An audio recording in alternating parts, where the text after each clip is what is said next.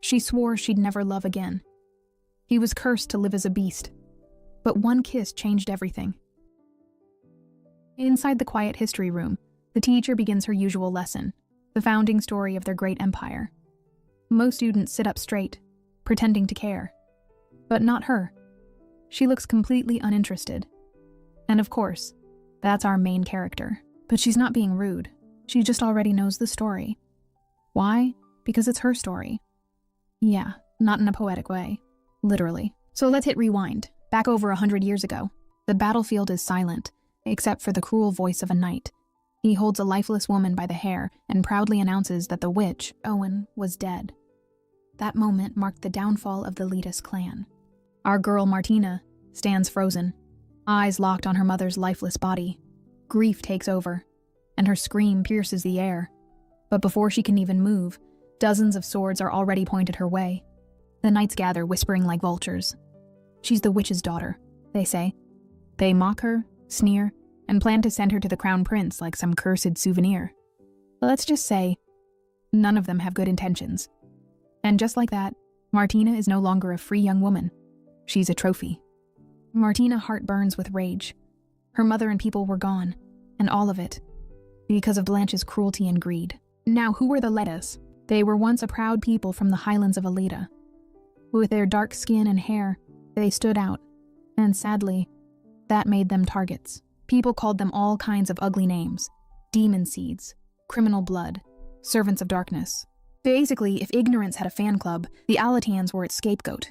After years of being hunted and losing their lands, they became nomads, wandering performers just trying to survive. They changed their name from Alatans to Letas, and over the centuries their appearance softened: lighter hair, fairer skin. But no matter how much they changed, the hate stuck around. Then came war, and with war came a need for a new villain. Enter Crown Prince Waldo. He sees Martina, now trembling and kneeling before him, and smirks. He asks her name, then insults it. With the charm of a spoiled snake, he says she's perfect for a night of entertainment. Not only was he a prince, but a schemer. He used Letus, the witches, to fuel a trap, one that wipes out his rival and Martina's clan. The man threw Martina onto the bed like she was nothing. He leaned over her and coldly said, "There's no point hiding who you are. People will always fear what's different." Tears welled in Martina's eyes. She realized then she was completely powerless. And so, the cycle of pain repeats again. That night, Martina realizes one brutal truth. History doesn't always stay in the past. Sometimes it claws its way back with sharper teeth. Waldo's twisted plan works like a charm. The king, impressed by his so-called bravery, declares Waldo the hero and gets the crown. And the Letas? Once again, they're branded as the people's enemy. Meanwhile, locked away in prison, Prince Theodore sat in silence, knowing his end was near. His own brother Waldo had branded him a traitor, claiming he was working with the witches. Theodore recalls how he shouted his innocence before, but no one listened. As he sat in his dark cell, he thought bitterly. He never even wanted the crown. And despite being only half-brothers, he had always seen Waldo as family. Then came a twist in fate. A cloaked figure appeared beyond the bars. It was Martina. Pulling back her hood, she said something no one expected. Even though Theodore carried Blanche's blood, the same blood that destroyed her people, she'd save him. But in return, he had to lend her his strength. Theodore looked hopeless. He had nothing left to give, no power, no freedom. But Martina didn't flinch. She quietly declared she would kill the king. And if Theodore wanted revenge for all the shame he'd suffered, she would be the blade to do it. That moment, it was the start of a bond that would last for years. Days later, King Waldo threw a grand feast to celebrate his rise to power. In the middle of the party, Martina was dragged into the hall like a sideshow attraction. To everyone's amusement, the king tossed her a sword and ordered her to perform the famous sword dance of her people. Martina's blood boiled. This wasn't just any sword. It belonged to her mother, the one Waldo had eliminated. Clearly, he wanted to humiliate her clan one final time. He thought even a wild animal would roll over when cornered. But Martina didn't roll over. She gripped the sword and began to dance. Not with grace, but with fury inside. Guests watched in awe. Then, with one swift strike, she took out a royal guard. Gasps filled the hall. Waldo leapt up in panic, shouting for the knights to stop her. But just as chaos broke out, someone unexpected appeared. Prince Theodore. Calm, collected, and surrounded by guards, he stepped into the room as if walking onto a stage. "Enjoying the celebration, brother?" he asked. While knights hesitated, Martina moved like lightning. Each move of her blade was lethal. It wasn't a performance. It was war. She made it clear, this dance was never meant to entertain. It was made to kill. Theodore, still unsure if she'd make it out alive, gave a final command. "Lock the doors. No one leaves." Waldo had to die, but the royal family couldn't afford a scandal. They'd make it look like a final desperate act by a vengeful witch. Hours passed. No sound came from the hall. Then, bang! The doors flew open. Martina stood at the threshold, covered in blood but alive. Everyone stared in disbelief. She had defeated over 200 people. Alone. Martina walked up to the trembling king, who now begged for his life. But she only sneered. After he had done, begging was just a disgrace now. Waldo turned to Theodore for help. But Martina walked away from the king and bowed before the prince. She kneeled and asked for permission to end Waldo's life. Theodore didn't waste a second. He gave the order, and just like that, Waldo's time was up.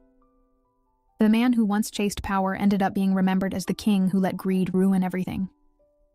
With Waldo gone, Theodore was crowned the new king. The people cheered for him like he was their long-awaited hero.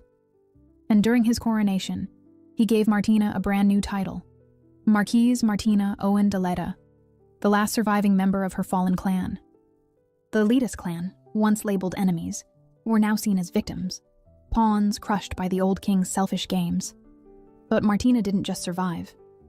From that day forward, she became known across the land as the Scarlet Sword, the fierce warrior who stood between danger and the royal family.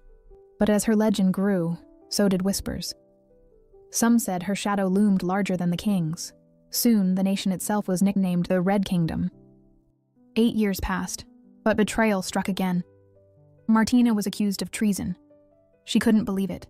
King Theodore, her closest ally, the one she once trusted with her life, had turned against her. Her servant brought news. The people were still on her side.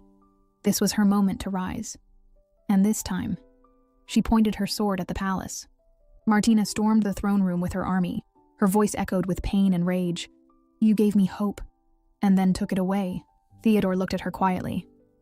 "I have nothing to say," he murmured. "I used you. I'm sorry." Then sitting in his throne, he said, "Do what you must." And so, just like his brother before him, Theodore fell. Eventually, Martina was crowned ruler. While many praise her military prowess, a few scholars questioned the nature of events leading up to Theodore's death.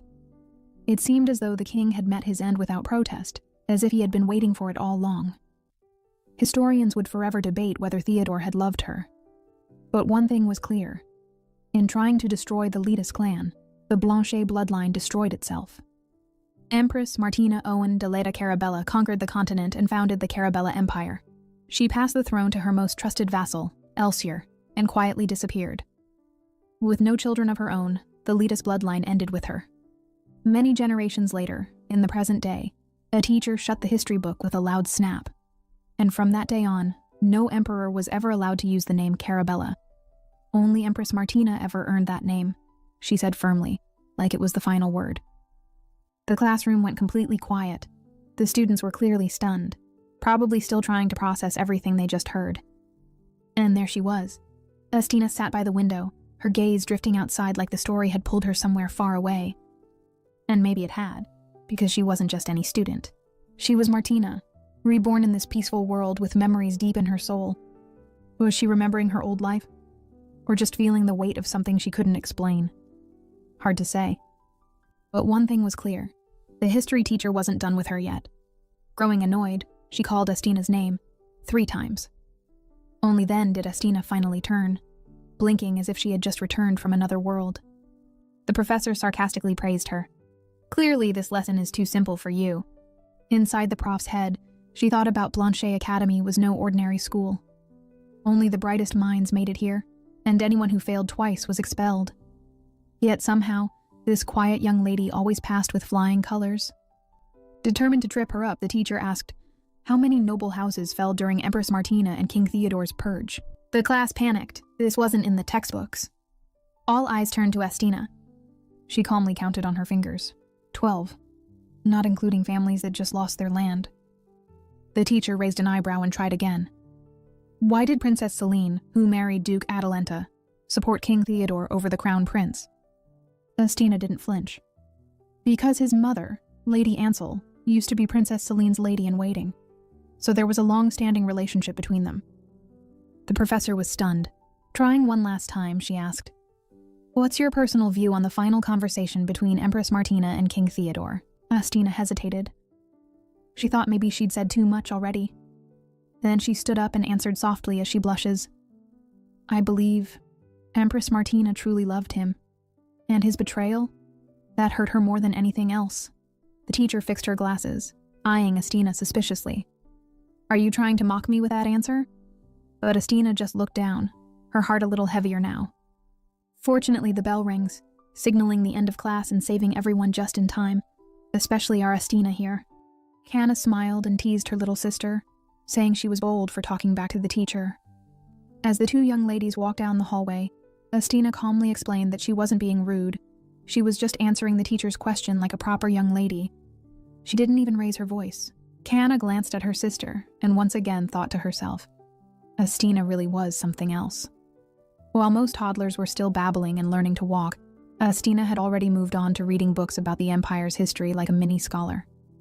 When their parents decided to teach both girls manners and etiquette at the same time, everyone expected the older sister to lead the way. But nope, Estina picked everything up in just 3 days, leaving little Canna in the dust. At the time, Canna was crushed. She felt slow, embarrassed, and completely defeated. So, like any emotional kid would do, she stormed off and locked herself in her room, loudly declaring she'd never study with her sister again. That evening, their mother found Canna crying and gently wrapped her in a hug. She reminded Canna that she was smart too, just in her own way. She wasn't some slow learner like she feared. Their mother explained that Estina was just a little unique and special, but that didn't change how much both of them were deeply loved. Canna, still sniffling, finally relaxed under the warmth of her mother's embrace. Later that night, she woke up to find Estina sneaking into her room. With the serious tone of a wise old lady trapped in a 10-year-old's body, Estina calmly warned Canna not to give up on herself so easily, or she'd end up being haunted by her own limits forever. Canna just blinked at her. She had no idea what Estina was even talking about. All she knew was that her little sister sounded like she was giving life advice from a fantasy novel. That was the first, but not the last time Canna was ever truly surprised by Estina. Years passed.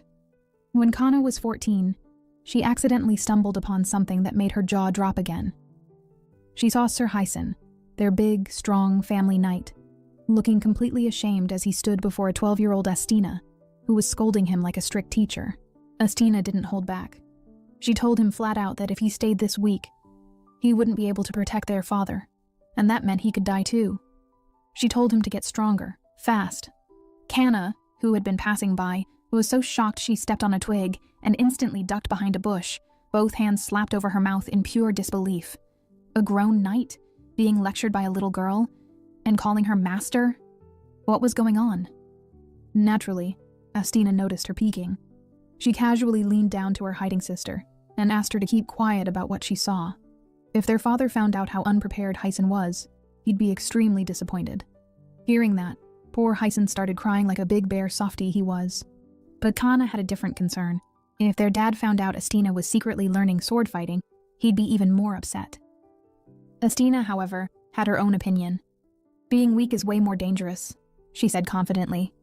Then, without missing a beat, Estina changed strategies. She offered Canna a full month of free desserts in exchange for her silence. And just like that, she disappeared, leaving Canna standing there, frozen, completely unsure if she'd just dreamed the whole thing. Canna couldn't help but reflect. Her sister had always sounded like a grandma trapped in a child's body. Even now, Estina still spoke like she had lived 3 lifetimes. And honestly, Canna had no doubt her little sister could outmatch that famously strict Professor Octavia from earlier. Still, being the older and slightly more cautious one, Canna warned her sister anyway.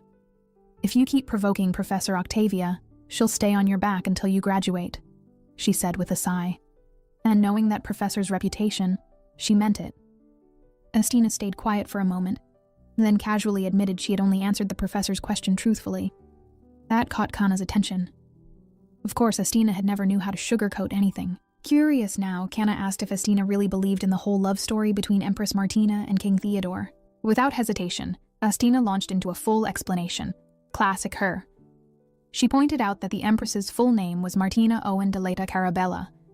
She went on to explain that the de prefix was used by marquises from the Kingdom of Blanchet, and even though Martina later became the first empress of their empire, she still kept the old name, one that King Theodore had once given her before he betrayed her. Kana blinked. She remembered the name from their school textbooks, but she'd never once thought about what it actually meant. Leave it to Estina to turn a basic history lesson into a deep emotional analysis. Then suddenly, Estina slipped up. While finishing her explanation, she accidentally said her own name instead of Martina's. Estina didn't want to throw away the name Theodore gave to her, she said, before quickly correcting herself. Kana's eyes widened. That was odd. Estina, caught off guard, admitted she misspoke and moved on. But Kana couldn't shake the weird feeling. How could her sister understand the Empress's feelings so deeply? Well, other than the fact that Estina was a certified genius, of course. The two eventually reached their destination and opened the door to a room, only to be met by Rachel, who came rushing straight at Kana with wide, worried eyes.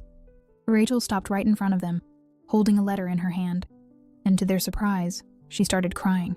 Apparently, Rachel had accidentally read the letter that was addressed to Kana. Estina snatched it from her and began reading it silently, her eyes moving quickly as she absorbed every word. Rachel, meanwhile, kept muttering how sorry she was. Whatever was in that letter, it wasn't good. Kana, now getting seriously nervous, demanded to know what was going on. But Estina stayed quiet. Her face becomes concerned too. Unable to take the silence any longer, Kana raised her voice and asked again, "What happened?" Finally, Rachel spoke. Her voice was shaky as she revealed what the letter said.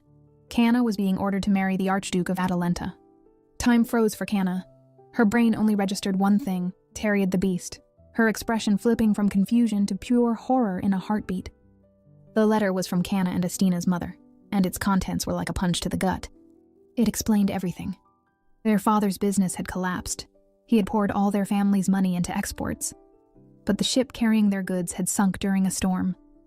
Just like that, everything was gone. And with a mountain of debt now crashing down on them, even their mansion was about to be taken away. But there was one lifeline. The House of Atalanta, an old business partner of their family, offered to pay off all the debts. But of course it came with a price. Kana had to marry the Archduke. At the end of the letter, their mother apologized over and over. She said they had no other choice. The fate of the entire family now rested on Kana's shoulders. The wedding was already scheduled for next week. Kana needed to return home immediately to prepare. As soon as she finished reading, Kana is stunned, but she's determined. She starts walking towards her room. Her heart was pounding, but still she knows there was no time to cry. Not yet. Now, about this so-called groom, the Archduchy of Atalanta wasn't just some random noble house. These people were old money, the kind of loyal vassals who had been serving the Kingdom of Blanchet even before the Carabella Empire was founded. Their name carried weight. Too much weight, honestly. Families like the Leyte could barely even dream of associating with the Atalanta. So how on earth had this marriage proposal even happened? Well, there was a catch, a very big one. The current head of House Atalanta, Archduke Teriad van Atalanta, wasn't just known for his power. He was known for something stranger. They said his entire body was covered in fur, and his eyes glowed like a snake's. A man once praised for his handsome looks had somehow turned into a walking nightmare. No one knew exactly when or why it happened. But ever since, terrifying rumors had spread like wildfire. Some whispered he was a monster who tore people apart with his bare hands. Others said anyone who looked into his eyes never came back the same. And now? Poor Kana didn't even get a warning. One moment she was a regular student. Next moment, she's about to marry to the beast of Atalanta. Inside her room, her chest tightened as the awful truth sank in.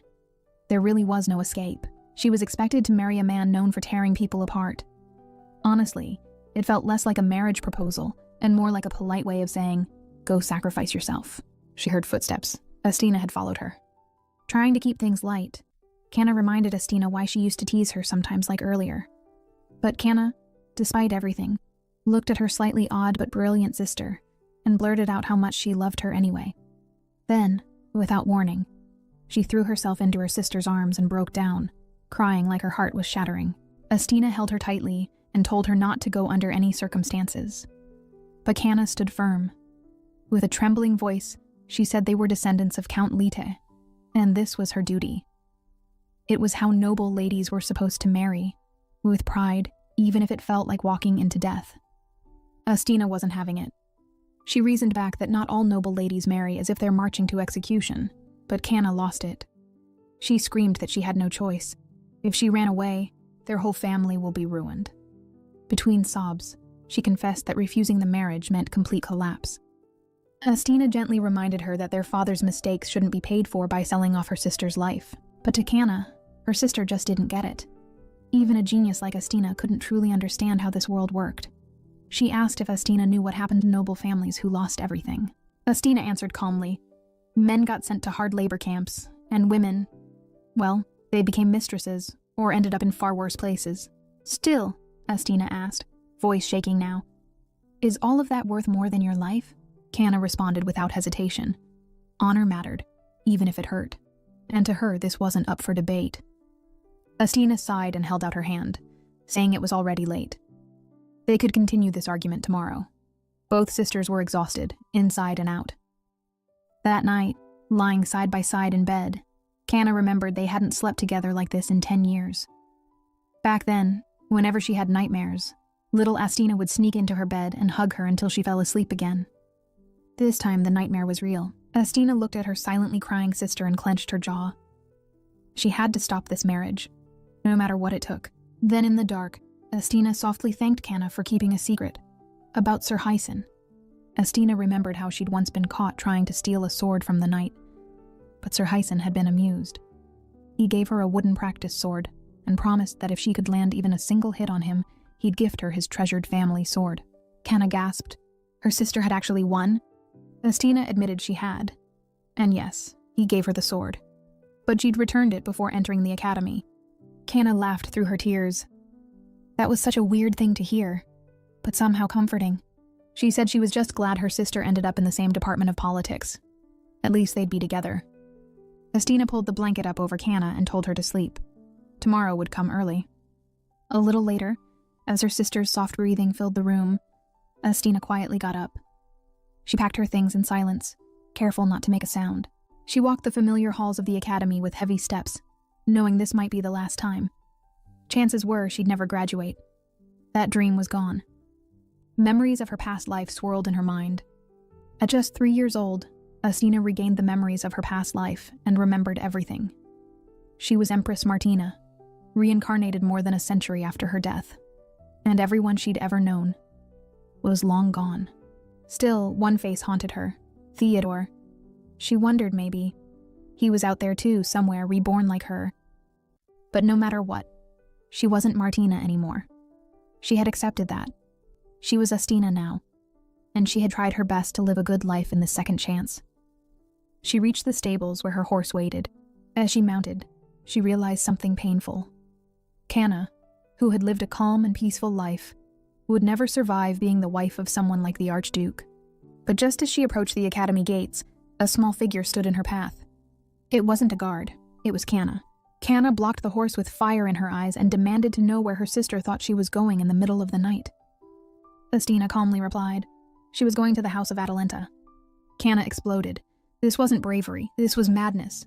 Her opponent wasn't a man, but a monster. Estina lowered her head and replied softly, "Then I'll kill him." Her voice didn't shake. Canna grabbed the reins, furious, begging her sister to take her too. But Estina refused. This was her decision. Canna insisted, clinging on, unwilling to let go. For a moment, Estina stared at her in silence. Then she acted. With a sharp motion, Estina pushed her sister aside. The force was enough to knock her off balance.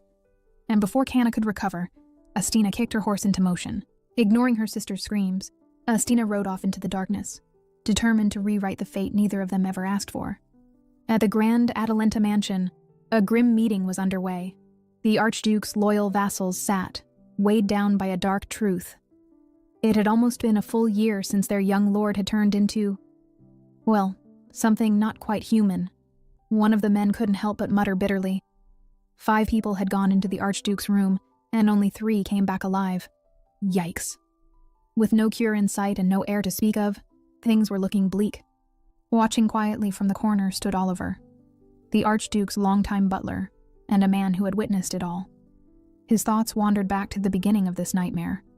It started a year ago. Terriad the Archduke had called Oliver with confusion written all over his face. Sleepless from constant attacks, he was starting to lose pieces of his memory. Oliver felt cold dread creeping in. There was only one explanation. The Atalanta curse had awakened. For over 100 years, the men of House Atalanta had been haunted by a deadly curse. 15 archdukes had carried the title. 10 died young, thanks to a mysterious genetic illness, and 5 barely managed to survive long enough to fulfill their duties. The signs were always the same: skin cracking, hair growing wild like weeds, nails sharpening into claws, and eventually, the mind fading into madness. There was no stopping the monster inside once it took over. Usually, the symptoms appeared before their 20s. But Terriad? He was already 25. Everyone had hoped the curse had skipped him. After all, it hadn't shown up for the last 2 generations. But now, his vassals were panicking, especially since he had no heir, and time was running out. Then came Baron Vernon, the type of man who could drop a wicked plan without flinching. He bluntly said what no one dared to think. If the Archduke couldn't be cured, they still needed a child. Even animals can breed, he said coldly. The room exploded in outrage. What kind of comparison was that? But Vernon, unbothered, simply suggested they find a noble family desperate enough to accept the proposal. And so, the plan was set in motion. Fast forward 1 month later, Oliver stood by the window, waiting anxiously. A noble lady from House Lete was supposed to arrive tomorrow. He didn't like it. The whole thing felt disgraceful. But deep down, a part of him still hoped. Maybe, just maybe, a miracle could happen. What puzzled Oliver even more was the family's choice. They were sending their youngest daughter, Astina. She was famously smart, poised, and beautiful.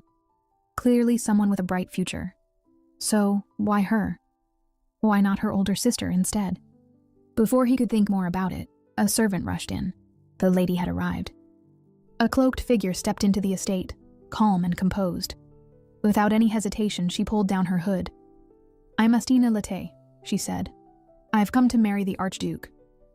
Oliver blinked. She came alone? No escort? And earlier than expected? Strange. She also asked to skip the formalities. She was exhausted from riding nonstop. As he led her to her room, he noticed something odd. She didn't look like a hopeful bride. More like someone who had already accepted her fate. But that was just Oliver's impression. No way Astina was the type to give up easily. Just before stepping into her chambers, Astina turned and smiled. "It's an honor to stand in the house of the Empire's first knight," she said with pride. Oliver was taken aback. Not many people still remembered the great legacy of Atalanta. For a moment, he just stared. So the rumors were true. Astina really was intelligent, refined, and sharp. But even with all her strength, Oliver couldn't help but feel a pang of guilt. The future of this bright young woman might end up being wasted in this cursed mansion. Later in the bath, Astina finally let herself relax, but her mind wouldn't stop racing. She had left home in a hurry, too fast for her sister Canna to stop her. When she found out her parents planned to send Canna to marry the beast, Astina had gone ballistic. Her mother broke down in tears. She didn't want this either, but they had no choice. So Astina made the decision herself.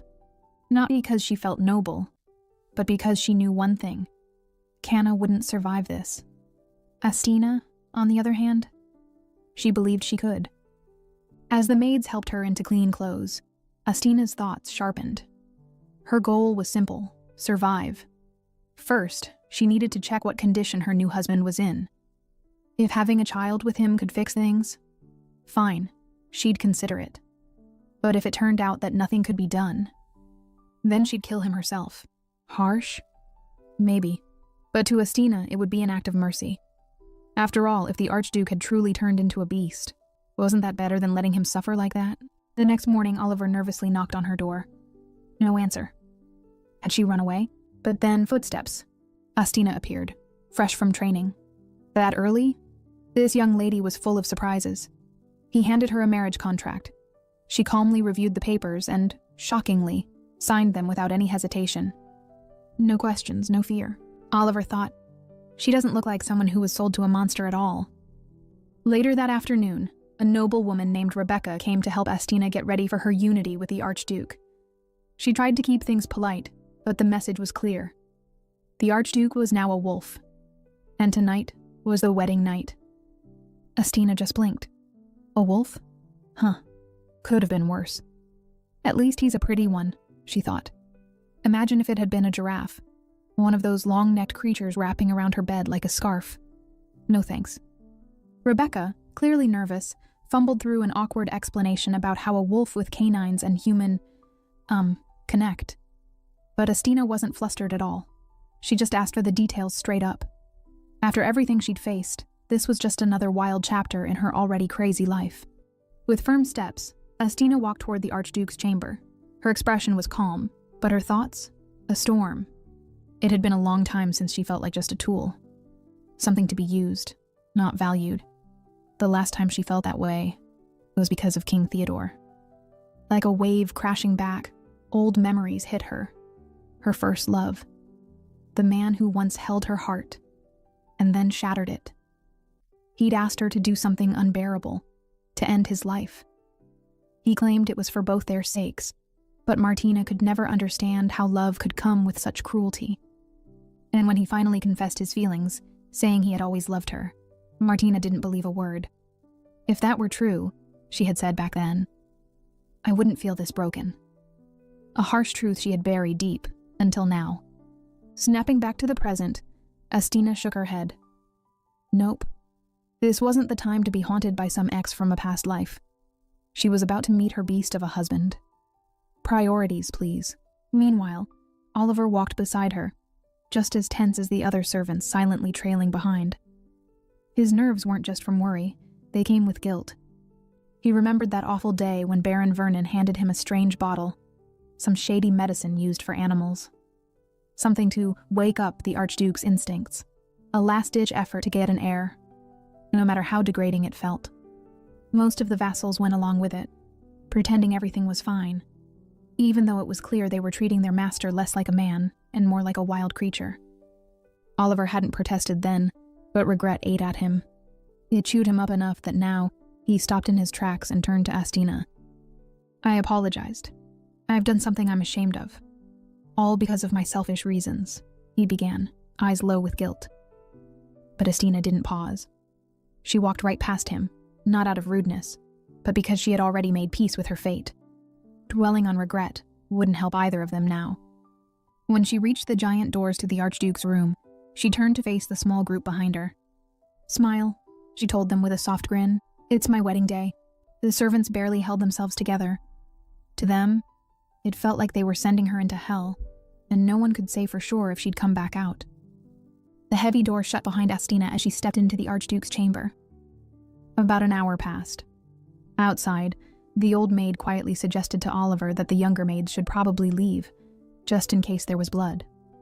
One man, tense and pale, replied that he had tranquilizers ready, strong ones, the kind that could put down a wild bear. The butler stood silently, ears straining. The eerie quiet behind the door was worse than any noise. He finally declared that if nothing happened soon, they'd have no choice but to go in. Just as everyone braced themselves, the door creaked open. And to everyone's shock, Astina strolled out of the dark room, completely calm, and casually dragging a massive white wolf by the paw. She simply said, "We have a problem." Apparently, the Archduke, who was still a wolf, had absolutely zero interest in mating. Let's rewind a bit. Astina stepped into the room, lit a lantern, and took one look around. And yikes. The place was a disaster. Dust everywhere, torn blankets, and the smell? Let's not talk about the smell. This was supposed to be the grand chamber of Archduke Teriad, the man once known as the kingdom's most eligible bachelor. Before the curse, he wasn't just powerful. He was the walking definition of a dream guy. Even back at Astina's academy, girls couldn't stop blushing over his looks. Yes, that handsome. Even Astina had heard the gossip, though she never paid much attention back then. But now, poor dude has a glow-down. Her eyes landed on a sword hanging on the wall. With a little grin, she took it down, unlocked the gate to his cage, and stepped in like she was just cleaning a closet. There he was. A gigantic white wolf sprawled across some shredded bedding. He was no charming, but just a grumpy, oversized furball living in a mess. Less like a nobleman, but more like a monster in a bedtime story. With a growl, he suddenly lunged at her. But Astina wasn't the panicking type. She dodged like a pro and raised the sword. The wolf froze for a moment, clearly confused. This human was fighting back. He charged again, and again. But no matter how fierce he tried to be, Astina kept avoiding every attack. It didn't take her long to realize, yes, he was powerful, but his moves were basic, predictable, and beast-like. When the timing felt right, she flipped through the air and drove her sword into his belly. Not deep enough to kill, but just enough to knock him out cold. Looking down at the unconscious wolf, she sighed. As far as opponents went, this one wasn't very impressive. Still, she had a job to do. She leaned down and lifted one of his hind legs. That's when the wolf's eyes snapped open. He blinked, then stared at her in shock. And then he whimpered. Astina calmly stood up, dusted herself off, and walked back out. She waved lazily and muttered that the Archduke was surprisingly heavy. From the looks of him, his condition was worse than she thought. There was no way she could hurt him in self-defense now. He was too weak. Ahem. For her. The real issue?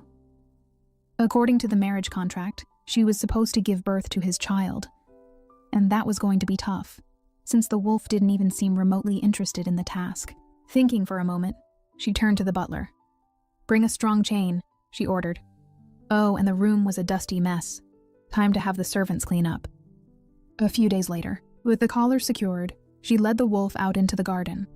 To everyone's surprise, the big scary beast followed her like a docile puppy. Near a tree, the wolf stood up on his hind legs and happily munched on some apples. Yep, apples. Astina watched him and thought. Maybe what he needed wasn't just medicine, but a little sunshine, fresh air, and maybe a bit of dignity back. Being caged for so long had probably crushed his spirit. Inside, the maids peeked through the windows in disbelief. Their new mistress wasn't just alive. She'd even tamed the beast. One of them sighed dreamily, saying it was like a fairy tale. Beauty and the Beast. Another rolled her eyes and said it looked more like a housewife walking her oversized dog. But not everyone was amused. Across the room, a maid glared at Astina with clenched fists. Why was she still alive? That maid rested a hand on her belly, filled with dread. If things didn't go according to plan, she was done for. While Astina quietly adapted to her new life, her older sister Kanna hadn't moved from her bed in over a week. Her friends tried coaxing her to eat, but she just lay there, drowning in guilt. She was convinced Astina had chosen death, all for her sake. And she hadn't even had the courage to face her own responsibilities. The truth was, Kanna had tried to follow Astina back home, but when she arrived, it was too late. Astina was already gone to House Atalanta. That news shattered her. Kanna collapsed, sobbing uncontrollably, while their father, overwhelmed with guilt, blamed himself for everything. Now lying in bed, a terrifying thought clawed at her. Was Astina already dead? Because of her? Then, like a light cutting through fog, hope came, in the form of a letter. A classmate appeared at her door, holding out an envelope. "It's from your estate," she said. Kanna tore it open with shaking hands. The moment her eyes scanned the cheerful handwriting, her body jolted. Astina was alive. Not just alive. She was doing well despite being married to the Archduke. And as if casually dropping a big news, Astina had ended the letter with, "I'll be back in about a year." Without thinking, Kanna jumped out of bed and bolted down the hall. In her rush, she didn't even see the student in front of her, until she slammed right into him. The man steadied her, then introduced himself as Benjamin Leandros. He explained he used to spar with Astina at school and had one burning question. Was it true? Had she really married Archduke Atalanta? As he spoke, Benjamin's mind drifted back to the training ground, specifically to his many defeats at Astina's hands. She had this signature move that left opponents stunned and utterly humiliated. She used to wipe her sweat with a grin, brushing off his compliments as exaggeration. But Benjamin remembered something else too. Her battered, pitiful excuse for a sword. He'd once asked why someone as skilled as her used such a terrible weapon. Astina had shrugged and joked that it was all she could afford. Then, laughing, she added, "Maybe you should gift me a better one next time, so I can go easier on you." Of course, she knew that wasn't happening. Benjamin's own family barely supported his training. They weren't exactly splurging on swords. Still, he had vowed to buy her that sword. And eventually, he did manage. But just as he was about to give it to her, he overheard something chilling. Students whispering that Astina had been sold off to the beast, Archduke Atalanta. Benjamin then spotted Canna. "They're not just rumors," she said bitterly. "It's the truth. My sister went in my place." Benjamin stood stunned. So it was true. But through her tears, Canna added one more thing. Astina was alive. She had the letter to prove it. Wiping her face, Canna took a deep breath. "It's time I went home," she declared. "I need to make things right." Back to Astina. She was deep into her new obsession, taming the beast, literally. She'd been poring over training manuals, observing the massive wolf. In the middle of her research, she stumbled across a peculiar book about how to tame a wolf at night. Curious, she flipped it open, only to slam it shut 2 seconds later. That wasn't training. That was steamy. Definitely not what she needed. Shaking her head, she opted for a more traditional method and calmly extended her hand. "Theo, shake." The beast grunted, then slapped her palm with just enough force to let her know who's boss. Astina blinked. "Does that count as obedience?" she muttered to herself. When he ignored her next command, to seat, she tried a more hands-on approach, gently pressing his back. Slowly, with a reluctant shudder, the wolf sank to the ground. "Good boy," she praised, patting his head like he was a grumpy puppy instead of a war beast. Maybe he couldn't be cured. But if she could teach him to live alongside people, then perhaps he wouldn't be a danger anymore. He was once the beloved master of this estate, after all.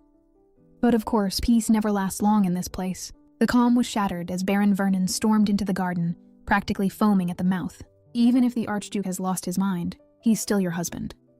Oliver, the ever-polite butler, introduced the intruder. "That would be one of our vassals, Baron Vernon." Astina gave a slow, cold smile. So the snake finally slithered out. Vernon, internally scoffing, sneered at her. A sold-off lady pretending to be Archduchess? Shameless. Astina, unfazed, narrowed her eyes.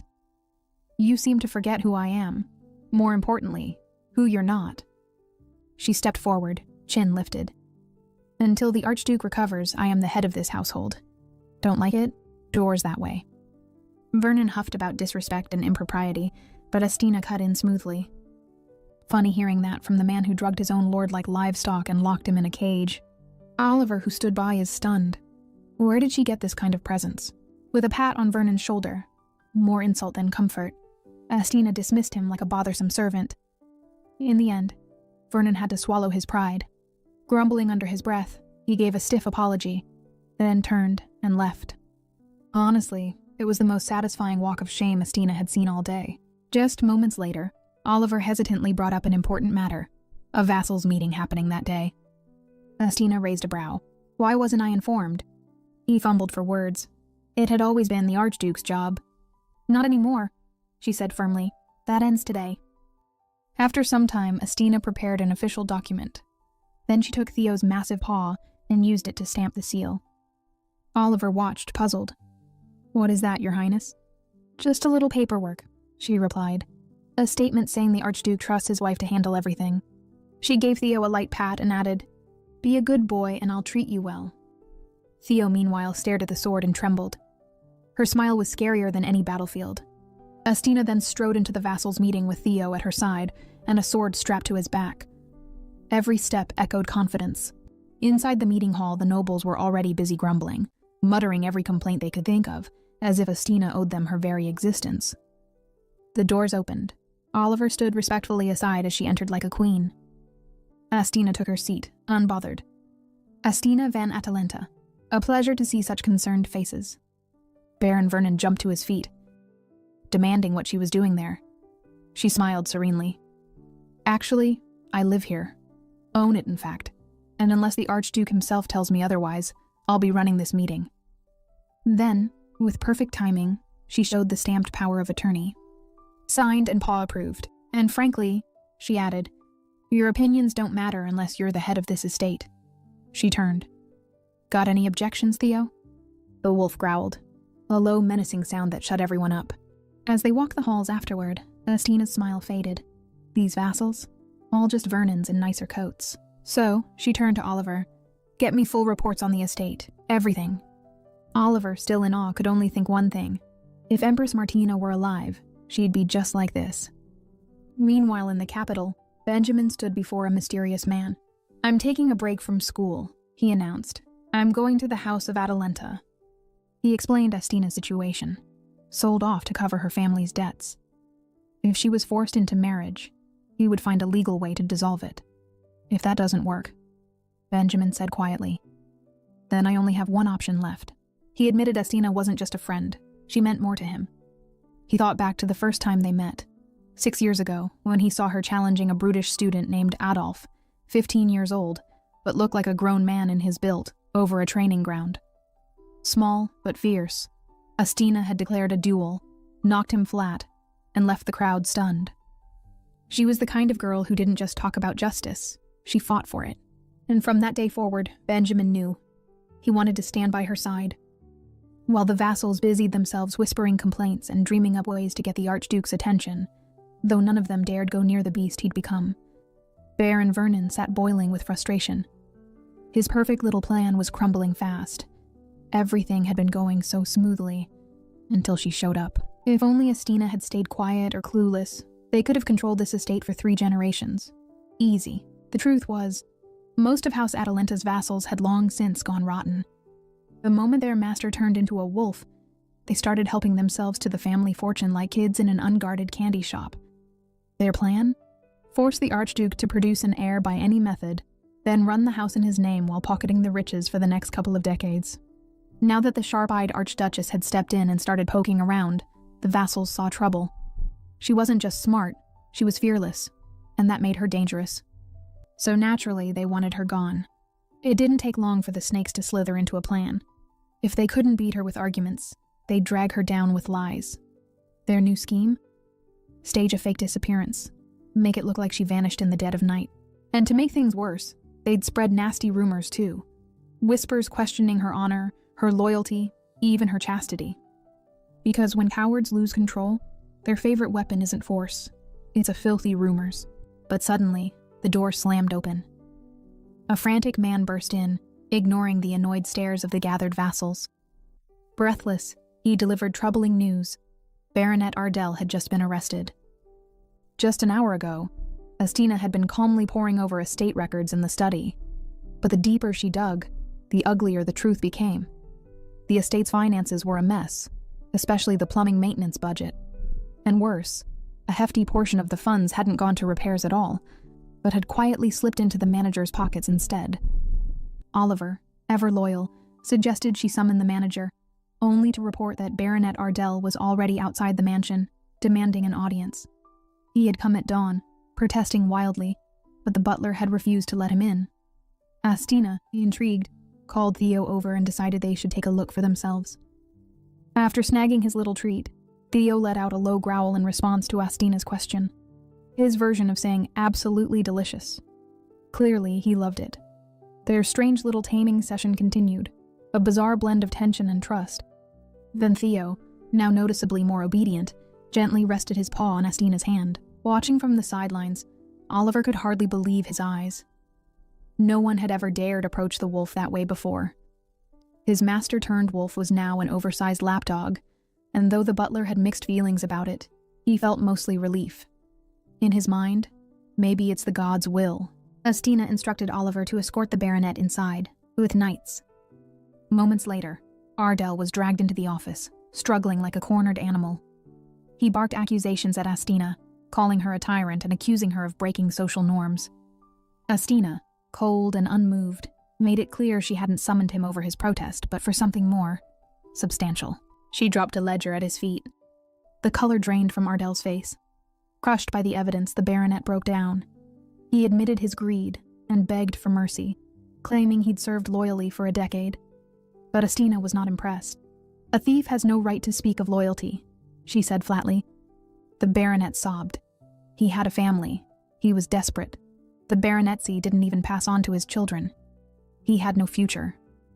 At that moment, Theo growled deeply and advanced. Ardell trembled. Astina then advised him plainly, "There is a way you can lighten your punishment. I doubt you committed this crime alone. So, why don't you tell me everything you know?" And he did. Thanks to Ardell's confession, every vassal who'd embezzled money was arrested. The worst offender was, unsurprisingly, the one who had flourished most during the Archduke's absence. Oliver had suspected something was amiss, but only now was the truth fully exposed.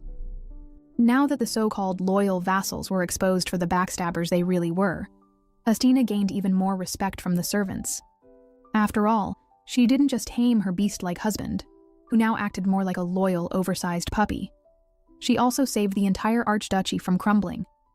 At this rate, even the furniture might start bowing to her. But seriously, the real question on everyone's mind, when is the handsome human Archduke finally showing up? If it takes 10 more chapters, someone might turn into a beast from waiting. Meanwhile, in the busy kitchen, the maids were buzzing like bees, but not with work. Gossip was flying. They were sure Baron Vernon would rot in jail. And as for Eliza, his ever-loyal little shadow, she was just pitiful now. "She brought this on herself," one maid said with a smirk. Suddenly, the kitchen door slammed open. Eliza stormed in and smacked a maid right across the face. Her voice shook with rage as she yelled at them to stop gossiping. But one of the maids snapped back, saying it was over for her now. With the Baron gone, her little reign of terror was finished. Eliza couldn't take the shame and ran off. And honestly, the gossip wasn't wrong. Just 4 months earlier, Eliza was tangled in a mess. Despite being engaged, she became the Baron's mistress, not by full choice, but under pressure.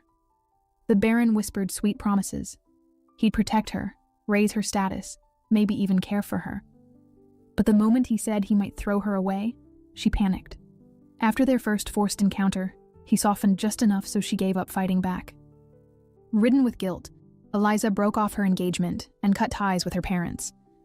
Over time, she grew cold, snapping at coworkers over the tiniest things. Sleep? A distant memory. Then came the big problem. She was pregnant. When she finally told Baron Vernon, he didn't even flinch. No support, no warmth, just cold manipulation. He told her if she wanted safety, she'd have to earn it, by spying for him. And if she refused, he'd vanish from her life completely. Desperate, Eliza even tried to end the pregnancy on her own. But the child held on. And so, with no one left and fear closing in, she gave in. She became the Baron's spy. Fueled by bitterness and backed by power, Eliza started lashing out, using her position to get revenge on those who once looked down on her. At last, she had a taste of control. But then came Archduchess Astina, a graceful woman who somehow tamed the fearsome Archduke like a scene out of a fairy tale. With her arrival, everything changed. Vernon's schemes, and Eliza's role in them, crumbled overnight. Now terrified for her life and her baby, Eliza made one last desperate move. She visited the jailed Baron, begging for help. His solution? A vial of poison. "Slip this into the Archduchess's tea. It's our only shot," he said. Eliza hesitated, but she had nowhere else to go. A few days later, she entered Astina's office with tea in hand, and a heart full of regret. In her mind, if she had been born with the strength of someone like Astina, none of this would have happened. She wouldn't have been so powerless, wouldn't have fallen so low. At the same time, Theo, the big furry wolf, was joyfully stamping his paw on a white sheet of paper, proudly leaving red paw prints like an oversized puppy. Clearly, he was living his best life under Astina's care. While watching Theo's cute antics, Astina glanced at Eliza. "Your belly looks rounder," she noted casually. Eliza quickly replied that she'd just gained some weight, but Astina wasn't fooled. She calmly asked whose child Eliza was carrying. Then came the real punch. "If you plan to poison me, it's better to do it in advance. I wouldn't recommend hiding it in your sleeve." Yep, the Archduchess was no fool. She already figured that someone from the inside had to be helping the vassals embezzle the Archduke's money. And Eliza? She fit the role a little too well. Shaking, Eliza collapsed to the floor and begged for mercy. Everything spilled out. The pregnancy, the threats, the betrayal. She argued that without a husband, her life was over anyway. What future did a pregnant woman like her even have? Astina listened quietly, then remarked that maybe Eliza should have chosen someone who could actually take responsibility. That broke something in Eliza. She confessed that this child wasn't even from love. It was fear. She admitted that she was just a scared, foolish girl who only wanted to survive. Astina, calm as ever, ordered her to hand over the poison. Then she simply said she'd call for Eliza later. For now, she could leave. Eliza didn't know what would come next, for herself or for the child she was carrying. But for the first time in a long time, she felt a flicker of hope. She thanked Astina, deciding to trust her. Because frankly, she had nothing else left. Once alone with Theo, Astina considered the next steps. She figured Theo had been trained enough by now. Maybe she could finally take off the sword strapped to his back. But the second her hand reached for it, Theo whimpered like a heartbroken pup, shaking as if she were about to scold or beat him. His eyes screamed, "But I've been good, so why?" Astina's heart melted. She wrapped her arms around his thick, warm neck and whispered gently, "Don't cry." Then ask him if he wants a treat, like a responsible mom. Yet behind that soft moment, though, her brain was already racing. How would she handle the mess Vernon left behind? Far from the estate, in a quiet tavern, Benjamin stopped to rest for the night. He still had 5 long days ahead to reach Atalanta. But peace didn't last long. A commotion broke out nearby. A waitress was being harassed by some rowdy men. Benjamin stepped in, not one to ignore trouble. But before he could act, a very drunk knight stood up, also ready to defend the waitress. He boldly claimed he was trained by a noble lady. Cue the laughter. The thugs cackled, thinking this guy had clearly lost his mind. Trained by a woman? Unbothered, the drunk knight proudly went on. At 6, she learned etiquette in 3 days. At 10, she mastered every sword move just by reading books. At this point, it was obvious. Yep, Hyzen was a full-fledged Astina fanboy through and through. Probably had a mental shrine for her too. Then he added, chest puffed out, that even if a bunch of goons like them attacked her all at once, they'd still lose. Benjamin froze. That over-the-top speech, there was only one person who fit that kind of praise. Yep, it had to be that Astina. He looked at the emotional knight and asked if he was talking about a lady named Astina. Hyzen's eyes went wide like he just caught someone sneaking into his secret fan club. He then asked, "How do you know my lady's name? Are you a spy?" Benjamin just let out a quiet sigh. His gut feeling was right. There really was no one else quite like her. To avoid any misunderstanding, he calmly explained that he used to spar with Astina back at the academy. That's how he knew her. And just like that, cue another drama. Hyzen's giant teddy bear heart cracked a little. That word spar hit him straight in the chest. He missed the days he trained with his lady. Honestly, the only reason he was this drunk in the first place was because of Astina. Then the floodgates opened. Big tears, sniffling, and yes, actual snot. He bawled his eyes out, wailing that he couldn't believe Lady Astina got married so fast, and to a beast, no less. As if that wasn't enough, he cried even harder over the sword move Astina never got to finish teaching him. While Hyzen was having his full-blown emotional meltdown, the thugs, who had been watching the drama with increasing irritation, decided they'd had enough. 2 guys too busy sobbing and bonding to notice anything? Easy target, right? Wrong. Before one thug even landed a kick, the entire fight was over in the blink of an eye. The thugs were sprawled on the floor like crumpled laundry. Meanwhile, Benjamin and Hyzen coolly introduced themselves like they'd just wrapped up a friendly sparring match. As for the defeated guys, they were forced to kneel, bow their heads, and say sorry. But the waitress? Oh no, apologies weren't gonna cut it. With righteous fire still burning, she asked Benjamin and Hyzen if she could properly teach those creeps a lesson. The two just shrugged and gave her the green light. The thugs, thinking a woman's punches would be harmless, braced themselves. But minutes later, they looked like trash that had been stomped, kicked, and rolled across the tavern floor. The waitress, finally letting out all her bottled-up rage, thanked Benjamin and Hyzen with a proud smile, calling them real gentlemen. With the chaos cleared and justice served, the two picked up the most important conversation of the night. Naturally, the topic was none other than our girl, Astina.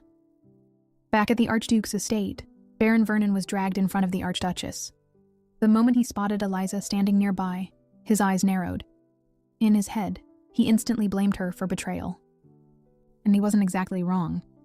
Eliza had already spilled everything to Astina, every dark detail of what he did to her. It all started when Baron Vernon forced himself on her. In their empire, once a woman lost her virginity to a man, society expected her to marry him, no matter the circumstances. Eliza was no exception. That pressure is what pushed her to surrender to the Baron's will. But instead of stepping up and taking responsibility, the Baron used her pregnancy to control her. He manipulated her into doing his bidding, including his twisted plot to poison the Archduchess. As expected, Baron Vernon denied everything. He played innocent like a pro. But the moment Astina brought up Eliza's pregnancy, his tone changed fast. Suddenly, he tried a different approach, playing the victim. With fake sorrow, the Baron claimed that Eliza seduced him first. He was just a weak man who fell for her temptations. Then, he took it a step further and questioned if the baby was even his. Eliza, shaking with anger, fired back that he was lying. But the Baron just doubled down.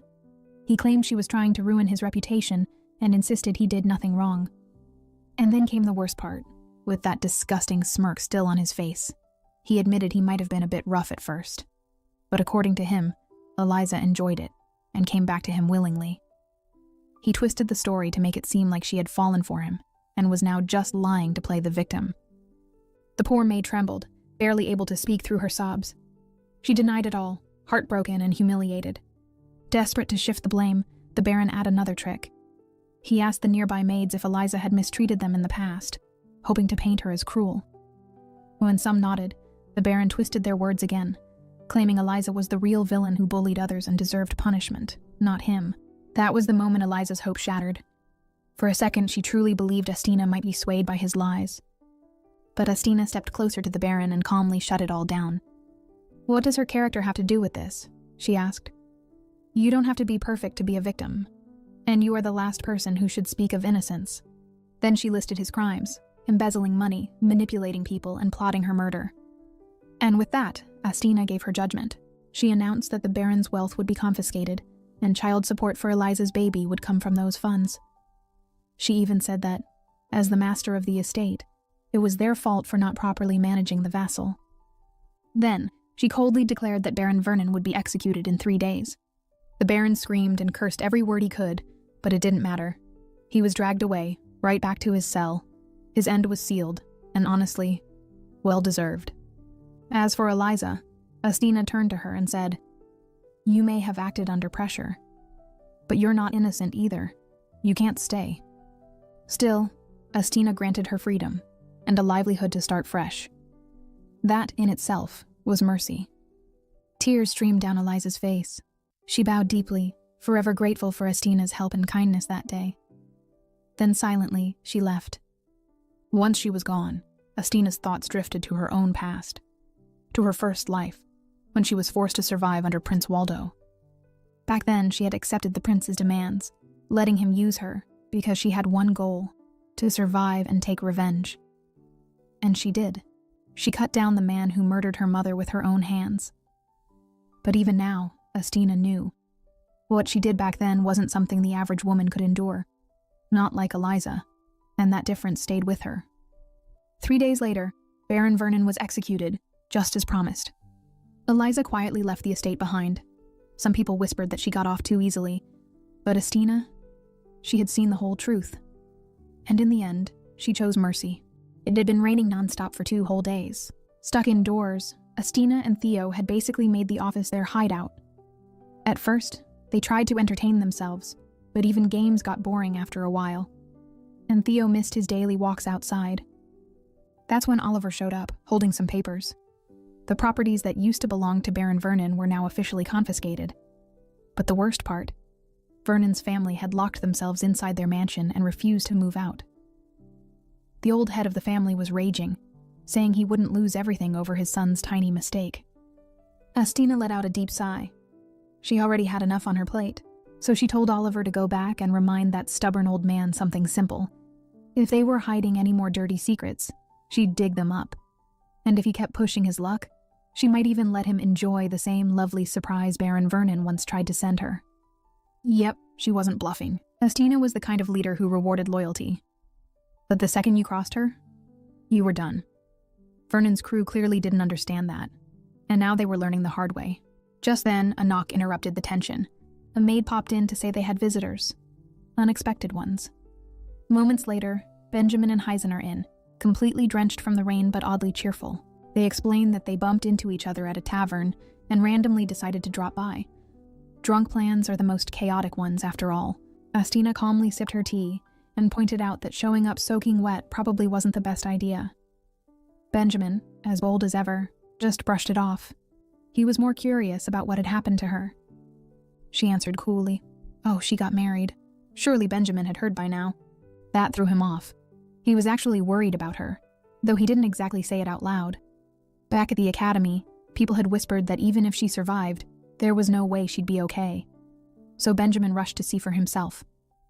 And now that he had, he found a woman who looked calm and more composed than ever.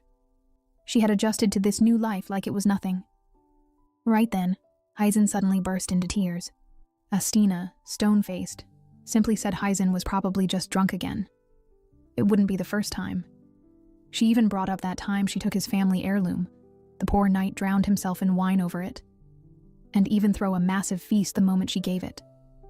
That memory instantly made the big guy blush and curl up in embarrassment. Heisen was clearly on the edge of throwing up, but trying so hard to keep it together.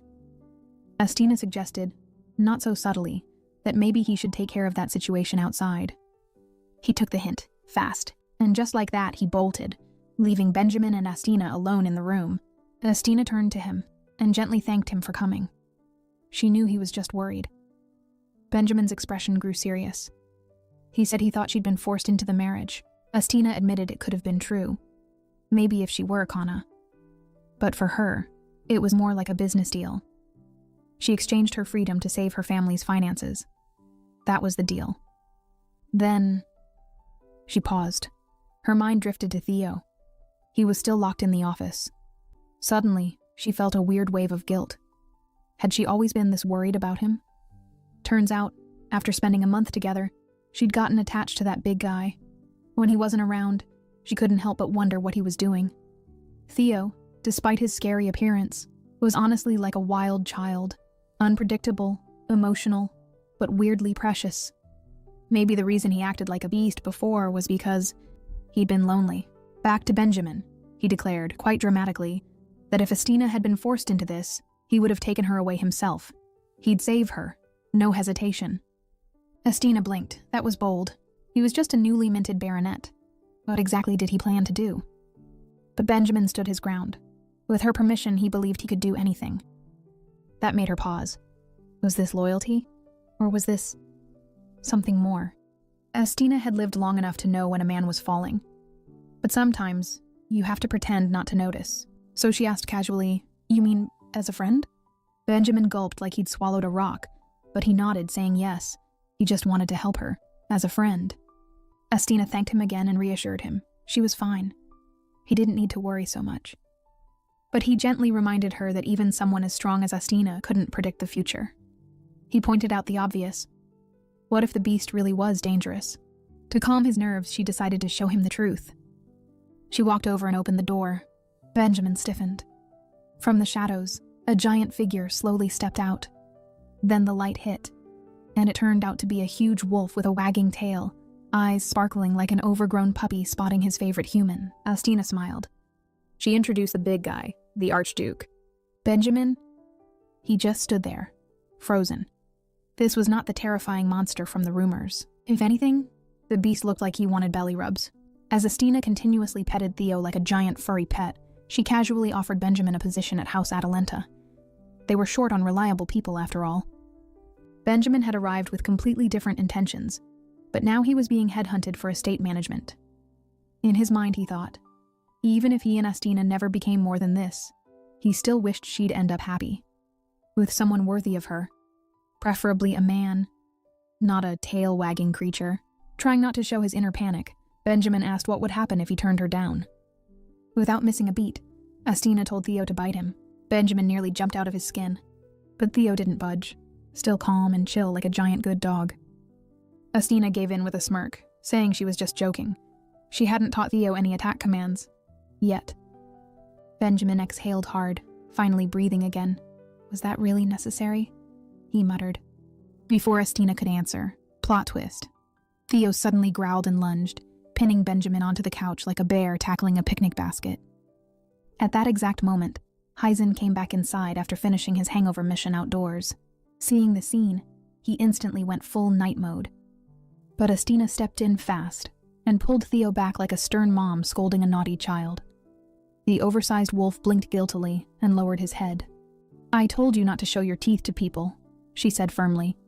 Theo whined like a scolded puppy. Hyzen, on the other hand, looked like his soul just left his body. His knees buckled, and he dropped right onto the floor. He looked up at Astina with a dazed expression. Is he even human?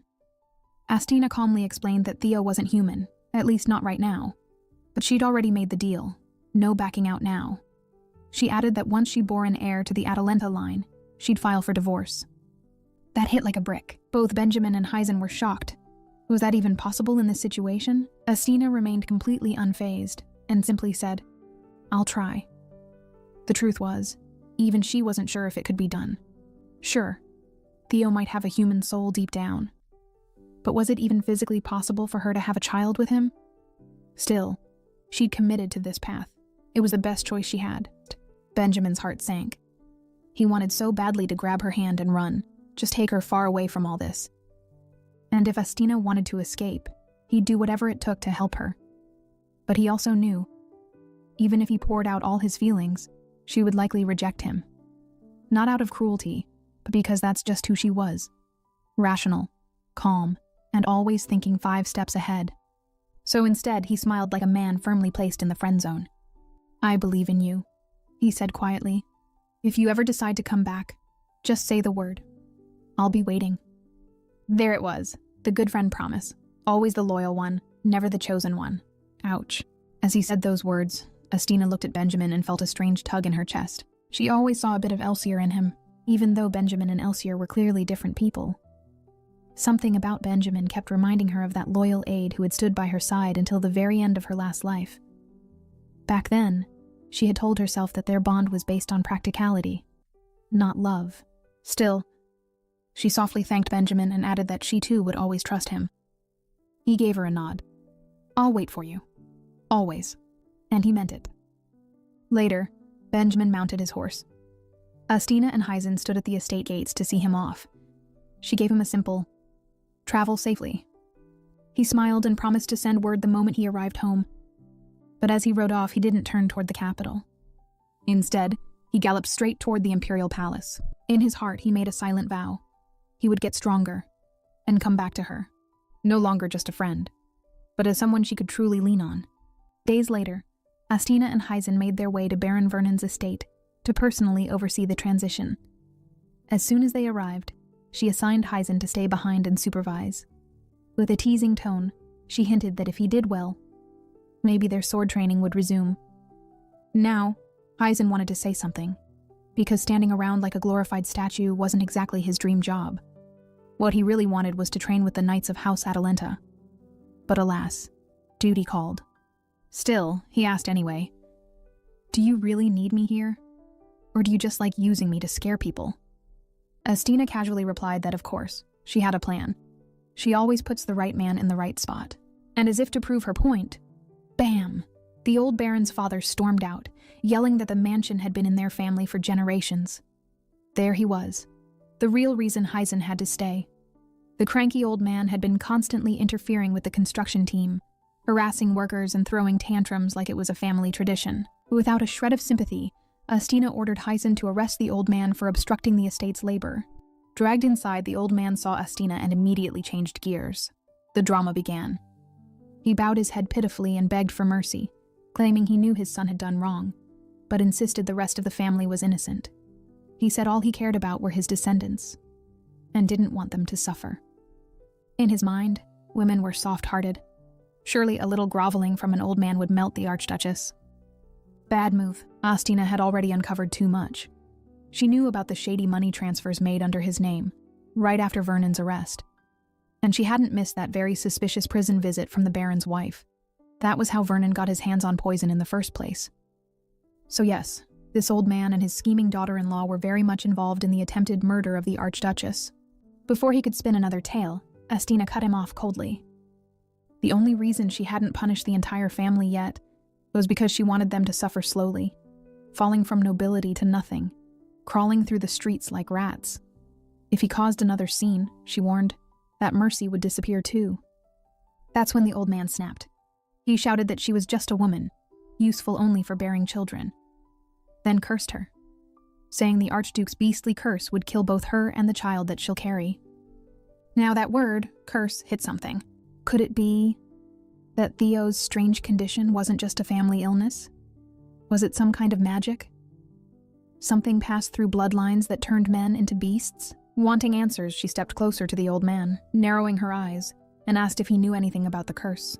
Instead of replying, he spat at her face. Then, with a twisted smile, he said only this, that her child with the Archduke will be doomed. Hyzen quickly offered her his handkerchief. Astina wiped her face calmly, but her eyes held fire. She'd let the old man live once, but now he was pushing his luck. She ordered Hyzen to toss him in prison for repeatedly trying to harm the Archduchess. Afterward, Hyzen cautiously asked if she was all right. She brushed it off. "It's nothing," she replied coolly. "You're just too soft, man." Truthfully, Astina had lived through far worse. A little spit and a few curses were barely worth a flinch. But what did shake her was the idea of Theo's curse. It kept nagging at the back of her mind. So at night, when she lay in bed with Theo, her thoughts circled back to that word, curse. Could Theo's condition actually be broken? Was there hope? Or was she walking toward a future where nothing could change? Sensing her unease, Theo gently licked her cheek. It was sweet, a strange kind of comfort from a big guy who couldn't speak, but always knew when something was wrong. Astina smiled softly. Honestly, she had grown so fond of him, more than she ever expected. At least Theo was far more decent than the snakes that once worked under him. She ran her fingers through his thick fur and gave him a soft kiss. Then, the two drifted off to sleep together, peaceful for the moment. But in the middle of the night, Astina felt something strange. A presence. Someone else in the bed. Instinct kicked in. She pulled the blanket away, half expecting an assassin, and her heart stopped.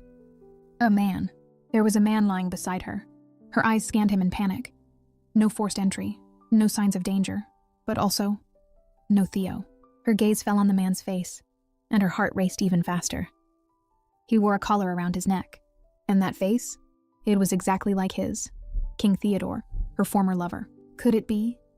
Was this truly him? Or had her cursed husband just taken a shocking new form? Astina's mind was pulled back to her first life, specifically that day, the coronation. She remembered how King Theodore reacted when she showed up. He seemed concerned, saying he thought she had vanished from the palace for good. But Martina, as calm as ever, just replied that she had already achieved what she wanted in life. So why would she need to run now? Theodore didn't deny it. He even confessed to locking the doors of the hall, planning to get rid of the witch. He told her she should understand why. Martina just gave him a bitter look. Honestly, what else could she expect from someone born into the Blanchet family? Then came the real sting. Theodore coldly wondered what would happen if he ordered the death of a woman who, to him, was no longer useful. But Martina didn't flinch. She replied just as coldly. If that happened, then she'd simply take another royal head down with her. No hesitation. That was Martina. Fearless to the end. And the king knew it. But instead of giving a command, he surprised her. He gave her a new name and a title. Something official.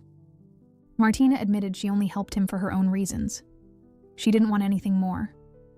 Still, Theodore said she could ask for anything, whatever her heart desired. But there was nothing left. Even if the monster was gone, the people she had lost weren't coming back. So really, what was the point of living anymore? The king looked at her quietly, with just soft eyes. Then, with a serious tone, he gave her a name tied to her own bloodline. Martina Wendeleta. He told her she must live, for her king's sake. That name, that moment, It all came rushing back as Astina stared at the man beside her now. He looked exactly like Theodore. Could it be? Had Theodore been reborn too? Just then, the man groaned and slowly started to wake up. His eyes fluttered open, confused but alive. Without warning, Astina grabbed the leash around his neck and yanked it hard. That did the trick. The man instantly snapped to full awareness. Astina's hands tightened around the collar. Her heart pounded. Rage swelled in her chest as she looked at the face she never thought she'd see again. Her voice trembled. Who was he really? Still shaken, Astina whispered bitterly, thinking back to everything after his death. Every single day had felt like torture. She never had a moment of peace. She couldn't even count the number of times she cursed him. And yet, she never forgot him for a single second. Tears rolled down her cheeks. She remembered that final moment. The king had forced her to do the unthinkable, to kill him with her own hands. And now here he was, daring to return to her like nothing ever happened. Her voice cracked. She calls him cruel, heartless, and cursed him all over again. But then, in a whisper barely above a breath, Astina admitted the painful truth. She still loved her king. And with that, she kissed him. A deep, trembling kiss that said all the things words couldn't. The truth was, Theo's past wasn't just painful, it was heartbreaking. In the Atalanta family, there was a hereditary illness. It usually showed up before the age of 20. Because of that curse, an heir was only officially recognized after reaching adulthood. Theo's parents had already lost 2 children to the same disease. So when the youngest son, Theo, was born, they didn't dare get too close to him. They were too scared. They showed him no warmth, no affection, as if love might jinx his survival. The poor boy was kept hidden inside the mansion, never allowed to leave. Every time he begged to go outside, even just once to see the ocean, his father would simply respond, "You have everything you need in your room." Then he'd walk away, leaving little Theo alone with dreams he wasn't allowed to chase. Still, the boy didn't waste time. Inside those cold walls, he studied every subject: books, swordsmanship, politics, all of it. And when he finally turned 20, something changed. Theo had grown into a man, so graceful and handsome it was like he had walked straight out of a royal portrait. Only then did his parents finally open their arms to him. Theo cried that day, not because he was happy, but because for once he didn't have to fear losing his mind. The disease hadn't claimed him. He was not cursed. From then on, he took on his duties. He managed the estate, learned the ropes. After all, it was his role to carry the Atalanta name forward. Soon he had finished all his studies and grown used to the heavy responsibilities. Everything seemed stable, until tragedy struck again. One day, news came. His parents' carriage had overturned. Both were gone. At their funeral, Theo stood silently. No tears, no sobbing. Only one thought ran through his mind. His cursed. He began questioning everything. Could he ever live a normal life? Could he ever hold a child in his arms? He didn't think so. Even when Oliver, his close aide, brought him portraits of noble young ladies, trying to help him choose a wife, Theo refused to look at them. Romance, marriage, family, he couldn't picture it. Then the symptoms began. The same disease that had taken his siblings slowly crept into him. It twisted him, changing the gentle Archduke into something else entirely. His episodes grew longer, his grip on reality weaker. The vassals panicked. They wanted to marry him off, fast, before it was too late to continue the bloodline. But when Theo heard their plan, he snapped. He shouted that they were treating him like livestock, just a stallion to make heirs. Not a man, not a person, just a tool. One night, the Archduke reached his limit. In a final act of self-control, Theo gave Oliver one last order, to lock him in his own room, to keep others safe, even if it meant throwing away his own freedom. That's when everything changed. And now, he wakes up, and someone is suddenly strangling him, sobbing, shouting, cursing him, and then kissing him. Theo had no idea if he was dreaming, or already dead. Astina finally let go. The man gasped for breath, sat up, and stared at her, completely baffled. Then, with a cold, angry voice, he asked, what man was she even talking about? And more importantly, who was she? Astina froze, and in that single moment it hit her like lightning. This wasn't Theodore. The man in front of her wasn't the one she thought he was. The Archduke's eyes narrowed. He demanded answers. If she valued her life, she better start explaining who she was and what the hell she was doing in his bed. Astina's chest tightened. She couldn't breathe. Then, without a word, she jumped off the bed, tears welling up, and ran from the room as fast as she could. Theo wanted to stop her, demand answers, hold her back, something. But there was one big problem. He was completely naked. Yeah, kind of hard to chase after a woman when you've got nothing on. So instead, he grabbed a blanket and threw it over his shoulders like some confused burrito, then stood there, taking in his room. Just then, the door flew open and Oliver came rushing in, breathless. The old butler's eyes widened with relief as he saw Theo standing there, in human form. He looked like he was about to cry out of pure joy. Thank the heavens. His master had returned to normal. But Theo? He was still lost. He looked at Oliver, completely serious, and asked, "What the heck is going on here? And who was that woman in the room earlier?" There was a heavy pause, before he finally answered carefully. "That was your wife, the Archduchess." He turned to the butler again, clearly still confused. Was he seriously married to that lady? Oliver explained. Everything had been done for the sake of producing an heir. And with that, reality hit Theo like a brick. Nothing had changed. His people were still at it, trying to play matchmaker behind his back, finding a woman to tie him down just so he could continue the bloodline. Theo then asked how Astina had even survived. How did she stay alive while he was trapped in his beast form? To that, Oliver answered without hesitation. She's special. And for once, that wasn't just polite flattery. The woman had done the impossible. Trying to shove the confusion aside, Theo ordered Oliver to bring him some clothes. He had work to do. Next stop, the office. The butler informed him that he had been gone for just under a year. Theo's eyes narrowed. That long? He hurried off to check the estate's affairs, already bracing himself for disaster. He was sure everything had gone downhill without him. First question, where was Baronet Ardell? But Oliver didn't answer. The butler just stood there, awkward and silent. That was never a good sign. Theo turned to face him. And finally, Oliver admitted that the baronet had been accused of embezzlement, removed from his post, now under house arrest. Theo tried to process that, and suggested maybe Baron Vernon could take over the matter. But Oliver's face turned grim again. Vernon? He was executed. Tried to kill the Archduchess. At this point, Theo was mentally exhausted, and he hadn't even reached his desk yet. He ordered Oliver to bring him the full document list. He needed to understand just what kind of circus he'd returned to. When Theo finally entered his office, he paused at the doorway. Okay, a lot of things were different. First, the smell. It reeked of dog. Theo wrinkled his nose. What in the world? Then, there was a fishing rod randomly leaned up nearby, and the ink pot had been moved. It was now way too close to his chair, not where he last remembered placing it.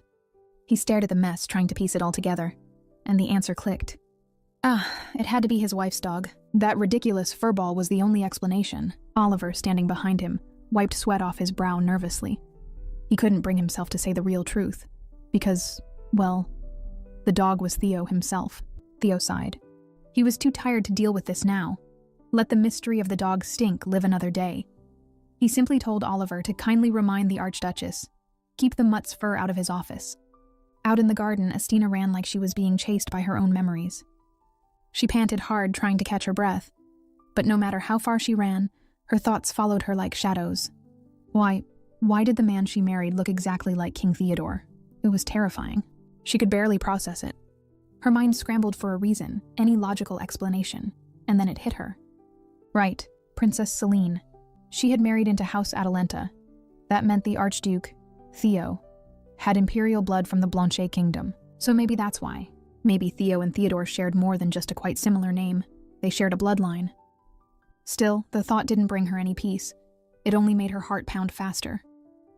Back inside, the former beast-turned-human Theo sat quietly at his desk, flipping through documents. What he saw? Absolutely shameless. He stared at the records, stunned at just how boldly he'd been robbed in broad daylight, while being a literal wolf. He turned to Oliver with wide eyes. Did Baron Vernon seriously manipulate a maid too? Oliver just nodded grimly. Theo scanned the list of charges: theft, corruption, and attempted murder. It read like a full-blown pile of cases. He shook his head, still trying to believe it. The Vernons had always served Atalanta loyally for generations. How did it all crumble like this? The Baron was once seen as a devoted husband too. None of this made sense. Oliver quietly explained that people in the castle mostly kept to themselves. They whispered their truths only behind closed doors. Theo sat back heavy-hearted. He'd never paid attention to his vassals' private lives before. That was probably why this betrayal felt so jarring. For the first time in his life, he didn't know what to do with this bitter, unfamiliar feeling. Then Oliver added that, thanks to the Archduchess, the maid had been sent away from the estate. But part of the Baron's property was handed over to her as compensation and child support. That was enough politics and backstabbing for the day. He asked Oliver for something, anything less stressful, like the plumbing maintenance report. To his surprise, it was all good news. Pipes? Working fine. Heating? Stable. No disasters. Even the toilet situation was handled. He raised an eyebrow. Did you call in some experts or something? Oliver puffed up with pride and dropped the truth. It was the Archduchess. She handled all of it, every single thing, while he was gone. And for once, Theo looked absolutely stunned. Apparently, while he was out there being a wild beast, his wife was running an entire estate like a queen with a toolkit. Early in the morning, chaos quietly brewed inside the castle. Word had spread like wildfire. The Archduke was back in his human form. Some servants cried in joy. Others dropped their trays. But the vassals? They weren't celebrating. They were panicking. Not because their lord was cured, oh no, but because they feared something else. What if the Archduke actually believed the Archduchess' words? She'd likely told him everything. The lies, the theft, maybe even the backroom deals. And if Theo got angry, well, there might be a few heads rolling before lunch. So, in a flurry of fear and fake loyalty, the vassals gathered outside, demanding a meeting with the now fully human Archduke. Meanwhile, in his office, Oliver peeked in and blinked in confusion. Theo was sitting on his desk, snacking on beef jerky. "What? Are you eating, Your Highness?" Oliver asked hesitantly. Theo munched calmly and asked if the Archduchess really liked snacks like this. Apparently, he found it in the drawer earlier. Not cookies, not chocolates, just good old dried meat. He even laughed, saying most women hide sweets, but his wife hides jerky like a knight hiding rations for battle. What Theo didn't realize was that he used to love that jerky. Back when he had fur and 4 legs. Oliver stood there awkwardly, sweating bullets, not knowing how to break the truth. How do you even tell someone that just yesterday they were on a leash, following their wife around like a giant shaggy puppy? To save himself from the awkwardness, Oliver quickly changed the subject. He reported that the vassals had gathered outside and were demanding to speak with the Archduke. Theo raised an eyebrow. Oh, he would speak to them. He doubted it would end without drama, but he was curious to hear the excuses they'd cook up with their slippery tongues. As Theo prepared to head out, he casually asked Oliver where his wife was. He hadn't seen her since last night. Oliver hesitated. He remembered Astina looked strange when she told him the news, like her soul had been shaken. But no, she wasn't the type to run away. Still, seeing her pet wolf turn into her very human husband might have knocked the wind out of her. Then, out of nowhere, Theo stopped walking and turned to Oliver. He had a favor to ask. He said he'd been thinking all morning and realized he owed his wife a thank you. She'd endured everything, managed the estate, handled disasters, and somehow survived living with a beast. But even more than that, Theo was haunted by what happened last night. He remembered her. Why did she cry like that? Why did she choke him in one breath, then kiss him in the next? Looking out the window, Theo's mind wandered again. How did he return to his human form? The last memory he had was sinking, drowning, like being trapped in a swamp with no escape. And right when he thought it was all over, she saved him. He would never forget the way that felt. At the front gates of the estate, the Archduke arrived, flanked by guards. Standing before him were a bunch of familiar faces. Familiar, but not welcome. Theo looked at them and remarked dryly that it's been a while. A long while. The vassals, trying to act thrilled, bowed and greeted him with fake smiles and eager words. They claimed they had so much to tell him. Oh, what a story they had. But Theo cut straight through the act. Oh? Will it be the one where you all played rat and ate through Atalenta's storerooms? Oof, that one stung. The nobles froze in place, clearly caught off guard. They stammered that the Archduke must have been misinformed, and he shouldn't question their loyalty. Theo, calm but firm, said he made one huge mistake. He trusted them. That trust, gone, and that loss was on him. Trying to twist the blame, the vassals suddenly pointed fingers at someone else. They said it was a mistake to accept a villainess as the Archduke's wife. They begged for forgiveness for that choice instead. Theo stepped closer to the gate, eyes sharp, voice low and dangerous. He asked if they'd enjoyed their little festival of betrayal while the master of the house was gone. The nobles, still trying to save face, snapped back, demanding the Archduchess be handed over. They insisted she was the one who had clouded Theo's judgment and ruined everything. They wanted to deal with her themselves. Theo scoffed. Was there anyone more shameless than vassals who betrayed their own lord? The men grew louder, like gossipy townsfolk at the market. They started ranting about how they'd heard that Astina trained the beast. Yes, trained their master like a wild animal. Like tattling toddlers, they hoped blaming her would save their skins. Theo had heard enough. He asked, wasn't it true that the Duchess tamed a deadly beast? Shouldn't that be admired?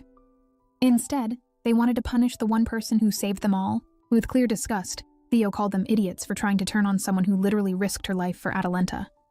He ordered the guards to make sure these fools never show up at his doorstep again. As the crowd dispersed, Theo looked up at the sky. Everything felt heavy, like he'd lost something. Maybe everything. But then again, he wondered, did he ever really have anything to begin with? He let out a dry chuckle. He couldn't even choose his own wife. While strolling through the garden, Theo unexpectedly came across Astina sleeping beneath a tree. He stopped in his tracks. Even in sleep, something looked off. Her face was tense, her brows furrowed. She was having a nightmare. Theo crouched closer, quietly observing. She dragged him last night with incredible strength. Hard to believe, now that she looked so delicate in her sleep. Without a word, he draped his jacket over her. There was a lot they needed to talk about, but it seemed their schedules never quite aligned. He recalled what the vassals had said, that she trained him while he was the beast. Oliver had also mentioned his monstrous form resembled a wolf. Suddenly, a flurry of memories hit him.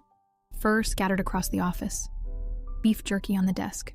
Toys. Wait. Theo sat up with a start, realizing the pet everyone was talking about wasn't just any dog. It was him. Meanwhile, Astina stirred. In her dream, Theodore was there, whispering love and lifelong devotion. She jolted awake, confused, blinking at her surroundings. Her eyes widened as she saw Theo right beside her.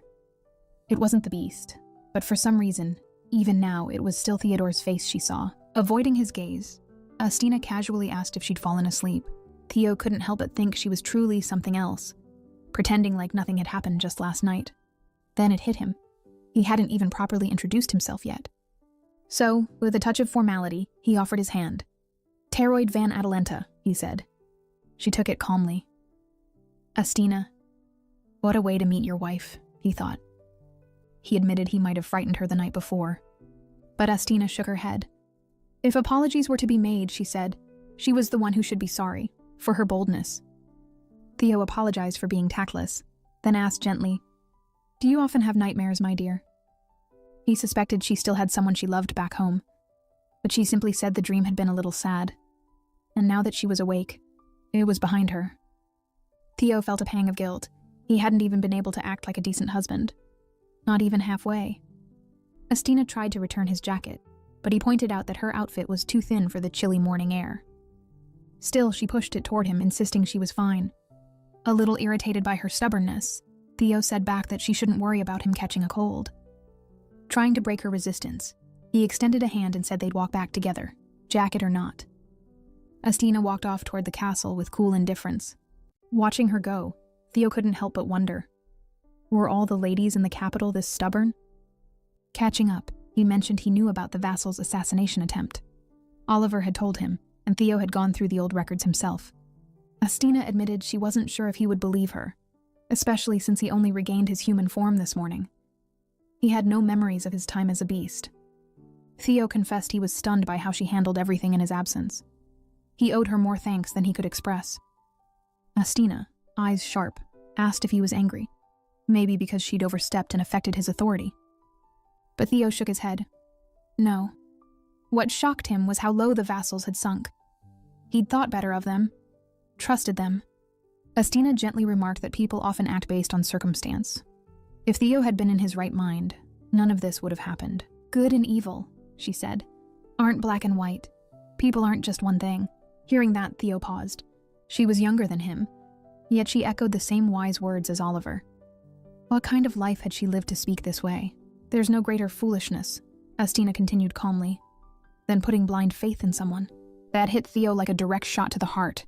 Back inside, Oliver received news from the guards. They had driven out all the vassals, but weren't convinced those cowards would give up easily. He fumed silently about their shamelessness, until he spotted the couple walking together. Stunned, Oliver asked how they ended up like that. Astina replied lightly. They met in the garden. Oliver blinked. She'd been out there all morning? In that outfit? Looking at Theo, he asked incredulously, "You didn't offer her your jacket, Your Highness." Astina quickly said it wasn't cold, but Theo interrupted.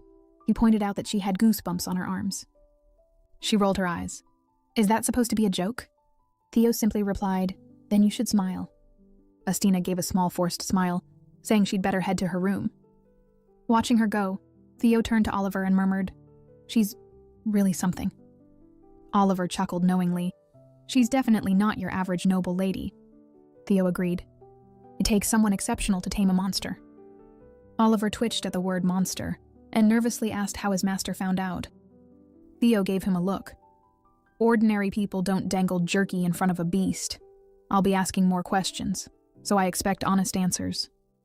Then after a moment of silence, Theo asked a serious question. "Oliver, is she even human?" The butler blinked, then reminded him gently that he was no longer in the confused state where fiction blurred with reality. But Theo still couldn't shake the thought. She was calm, far too composed for her age. Her words, her tone. There were just things he couldn't understand about her. Oliver warned that doubting her was like insulting Count Latte, who entrusted his daughter to them. Later in Astina's room, she invited him for tea. Watching her graceful movements, Theo felt oddly at peace. Leaning in, he commented, "You really are stubborn. It was cold today." Astina motioned for him to sit. "Sit first, or the tea will go cold too." Slightly embarrassed, he sat. In truth, he was trying to act important or dominant, but somehow kept digging himself deeper. Still, he had a question, and he hoped it wouldn't sound rude. "So how did you end up here?" Astina, unbothered, said plainly that she was sold to pay her father's debts. The deal? She would bear an heir for the Archduke, and the debt would be cleared. Theo was stunned. He didn't realize the Count's family had been in such a desperate position. After a pause, he asked, "Did she want to go back home?" He hoped for honesty. Astina, realizing what he was thinking, understood that he wasn't angry. In fact, he was considering letting her go. She looked at this noble young man, so unaware of the real world, and replied truthfully, "Yes, I'd like to go back." Disappointed, Theo promised to call for Oliver and begin searching for a new estate manager. He had hoped for a different answer, but he understood. No one would want to live alongside a monster, one who might turn again any day. But Astina wondered, what would happen to that poor beast if she left? Irritated by her pity, Theo growled, "Are you talking about me?" She simply noted that he had just regained his mind and couldn't possibly manage everything at once. He smirked. "Isn't it funny? A mouse worrying about a cat." Astina laughed. "And a cat worrying about a mouse is no less ridiculous." That set him off. He leapt to his feet, frustrated. He knew he wasn't perfect, but he was trying. Couldn't she see that? Approaching her, he asked her not to push too far. She may have saved him, but he wouldn't accept mockery. Astina met his gaze. She already knew he'd be angry. "If I am a monster," he said, "that's no reason to laugh at me." But she stopped him. "You're a human, just like me." Then she asked him, gently but firmly, to be more selfish, especially if he wanted to protect his people. She suggested that he should ask for her help. Theo clenched his fists. Ever since he returned, everything felt like some elaborate joke. But if pride meant losing her, then pride had to go. Swallowing his hesitation, Theo finally asked, "If I ask you to help me, will you stay by my side?" Astina looked at him with quiet satisfaction. "Good job. That's more like it." As they sat together again, Theo whispered to himself, "She really is strange. So very strange." Bowing his head, he said he couldn't promise love, or even a normal marriage. Astina understood. He had no real chance at a normal life, and neither did she. Suddenly, she looked him in the eye and declared that the original agreement from House Atalanta had one condition: to bear an heir. And now that Theo was human again, it seemed easier to fulfill that. Without wasting time, she began unbuttoning his clothes. Back then, she hadn't even known if he could. But now, there wouldn't be a problem, right? Astina suddenly pushed the Archduke onto the sofa. Startled, Theo eyes wide in shock, demanding to know what she was doing. But Astina, calmly and determinedly continuing to unbutton his shirt, declared that it was time for them to produce an heir. Flushing red, Theo tried to stop her, claiming she shouldn't concern herself with bearing a child. That only confused Estina further. He hurriedly tucked his shirt back in, but she reminded him that without an heir, all their lands would fall into the Emperor's hands. Theo began to realize, if he ever lost his mind again and couldn't protect her, then a child might be her only shield in this political jungle. So, her urgency made sense. Still, he awkwardly admitted that this sort of thing required a bit more emotional preparation on his part. Estina couldn't help but reflect. Unlike her, Theo was still quite young and clearly inexperienced. No wonder he couldn't stay composed. So, she decided she'd have to take the lead. As she gently reached for him, he trembled and confessed with a shaky voice that this was his first time. Trying to escape the situation, Theo nervously added that there was no need to rush. They were married, yes, but they could take their time. But Estina had grown tired of all the back and forth. Calmly, she stated that they were husband and wife. There was no reason to delay any longer, too. Theo hesitated again, asking if she was really okay spending their first night like this. But Estina had already made peace with it. This wasn't about love. It was a contract. It wasn't her first time. Ahem. Because she's including her first life experience, and it was just something that needed to be done. Watching him act so bashful, she couldn't help but think how childish he looked. But in a cute way. Meanwhile, Theo was torn. He didn't know when the beast inside him would resurface. Could he really risk intimacy when he might lose control at any moment? Estina calmly said that if he wasn't ready, then so be it. Theo agreed, sheepishly starting to remove his shirt. Then suddenly stopped, blushing, and asked if she could at least turn around. Estina sighed and turned away, thinking how absurd this all was. Normally, couples would have time to grow close, but their marriage was rushed, barely a formality. Then, as if out of nowhere, an image of Theodore flashed in her mind. Him whispering that he loved her, kissing her hand. Her heart skipped. Why did she think of another man at that moment? When the room fell completely silent, she got suspicious. Had Theo run off? She spun around and was met with a shocking sight. Theo had turned back into a wolf. He leaped at her, tail wagging, licking her like a loyal pup. Estina was confused. Barely any time had passed since he returned to his human form. Later, she shared the news with Oliver. The old butler didn't even seem surprised. He just sighed, saying that age had taught him to let go of many things. He explained that when the curse first appeared, the entire estate mourned. But eventually, everyone realized grief wouldn't change anything. Estina asked if Oliver seriously expected Theo to turn back so quickly. The butler admitted he'd been checking the time non-stop, hoping for something, anything. But even he was surprised that the transformation had lasted so briefly. Estina began to wonder, was she supposed to stay here until she got pregnant? Oliver reminded her that no one knew when, or if, the Archduke would turn human again. Even this last transformation had come without warning. Looking hesitant, Oliver politely asked if he could know what she and Theo talked about. With a small smile, Estina shared that her husband had actually said she could go home if she wanted. Shocked, Oliver asked if she planned to accept that offer. Estina stared directly into his eyes and answered, no. She revealed that Theo didn't order her to stay. He asked. And that made all the difference. It was a silent test. If he'd been arrogant or commanding, she would have left without hesitation. But instead, he'd been sincere. He wasn't someone easily forgotten. So, she told Oliver that whether he liked it or not, he'd be staying by her side too. The butler beams with joy. After all, he really wanted her to stay. News of the Archduke's return had spread fast, and the vassals were buzzing. Estina looked at the now calm wolf beside her and quietly wished Theo could always stay in human form. If only things had been different, no one would dare try to steal from the estate. Suddenly, loud banging interrupted her thoughts. Heisen burst into the room breathless. Is it true? The Archduke turned human? You missed it. Heisen blinked in disbelief at the wolf. Estina smiled, teasing. When he's in his usual form, he's so handsome he could make any lady cry. Oliver coughed awkwardly, and Heisen clarified that he didn't mean looks. Estina pointed out that Heisen had returned without finishing his task. He explained that she asked him to work on a water pipeline. But wasn't it too soon for that? She assured him that he had done well. In fact, the Archduke himself had thanked her for managing the estate. Still frustrated, Hyzen fumed that the Archduke had transformed back too quickly. What kind of bizarre curse was this? Astina recalled something. Baron Vernon's father once called it a curse too. She asked Oliver if he knew anything about its origin. The butler admitted that the curse had simply appeared. No one knew why or how. It started after the Atalanta family rose to power. Its strange symptoms earned it the nickname curse, but no cause or cure had ever been found. Astina considered the timeline. It all happened over 100 years ago. Perhaps someone had been angered by that first night, when the original Archduke rose to power in battle.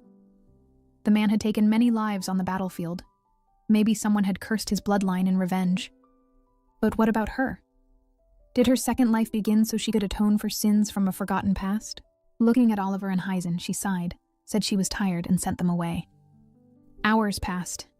As she settled into bed, she noticed Theo, still in his wolf form, standing by the bedside, whining softly like a child seeking comfort. She hesitated. After seeing her husband in his human form earlier, something about sharing a bed now felt strangely awkward. Still, it wasn't like she knew when he'd transform again. With a sigh, Astina patted the bed and let the wolf climb up beside her. Watching him curl up, she chuckled to herself and whispered, "You know, when you're human, you're even shyer than this." She leaned in, gently kissed him, and wished him a soft good night. At dawn, Astina woke with a jolt, and to her surprise, Theo had returned to his human form again. A little while later, she filled him in on everything that had happened during the night, emphasizing that, of course, nothing actually happened between them.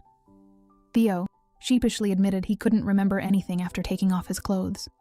Astina nodded and added that shortly after that, he'd suddenly shifted back into his beast form again, which had left everyone utterly bewildered. Theo looked down at his hands, trying to wrap his head around it. "I turned into a monster. And back again. All in one day." "What time did it happen?" he asked. "Around 5 a.m, Astina replied. He clung to that detail, his eyes lighting up with a faint glimmer of hope. "Then maybe tomorrow it'll happen again." But then came the question lingering in both their minds. Why now? After an entire year of silence from the curse, why was his body suddenly reacting? Theo turned to her. "Did you do anything different recently? Something unusual?" Astina frowned, racking her brain. Nothing had felt out of the ordinary. Then it struck her.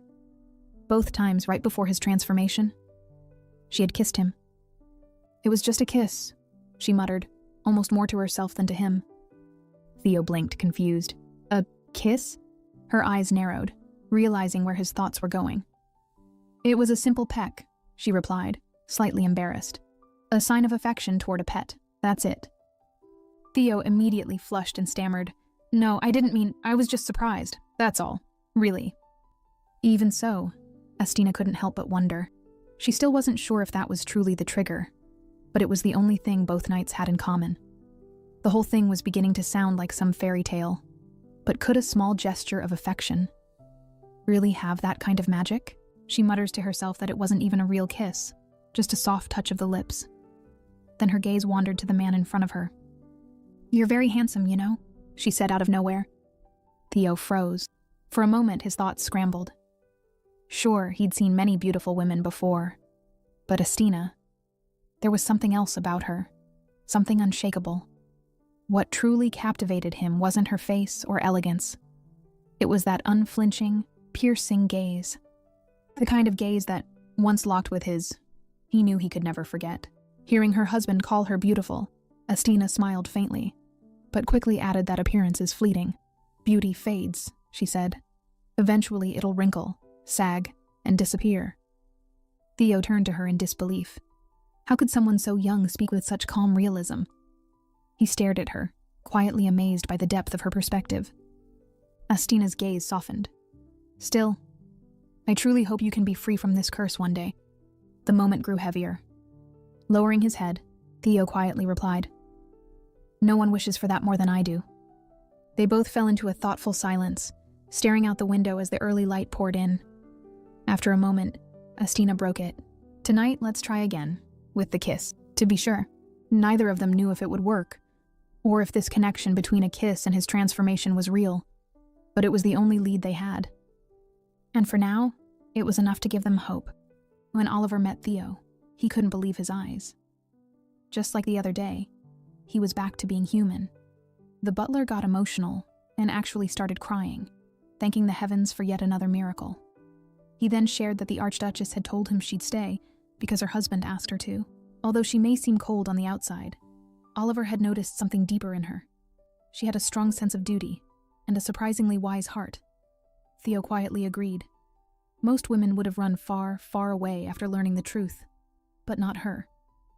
Afterwards, Estina sat in the library, surrounded by a mountain of books. She was flipping through pages, hoping to dig up anything on the curse. She calmly mentioned that these books might offer a clue, since they were all about curses. Looking at the pile, the Archduke raised a brow. Could she actually read Quilenian? To his surprise, Estina nodded. She could read and write it. Well, sort of.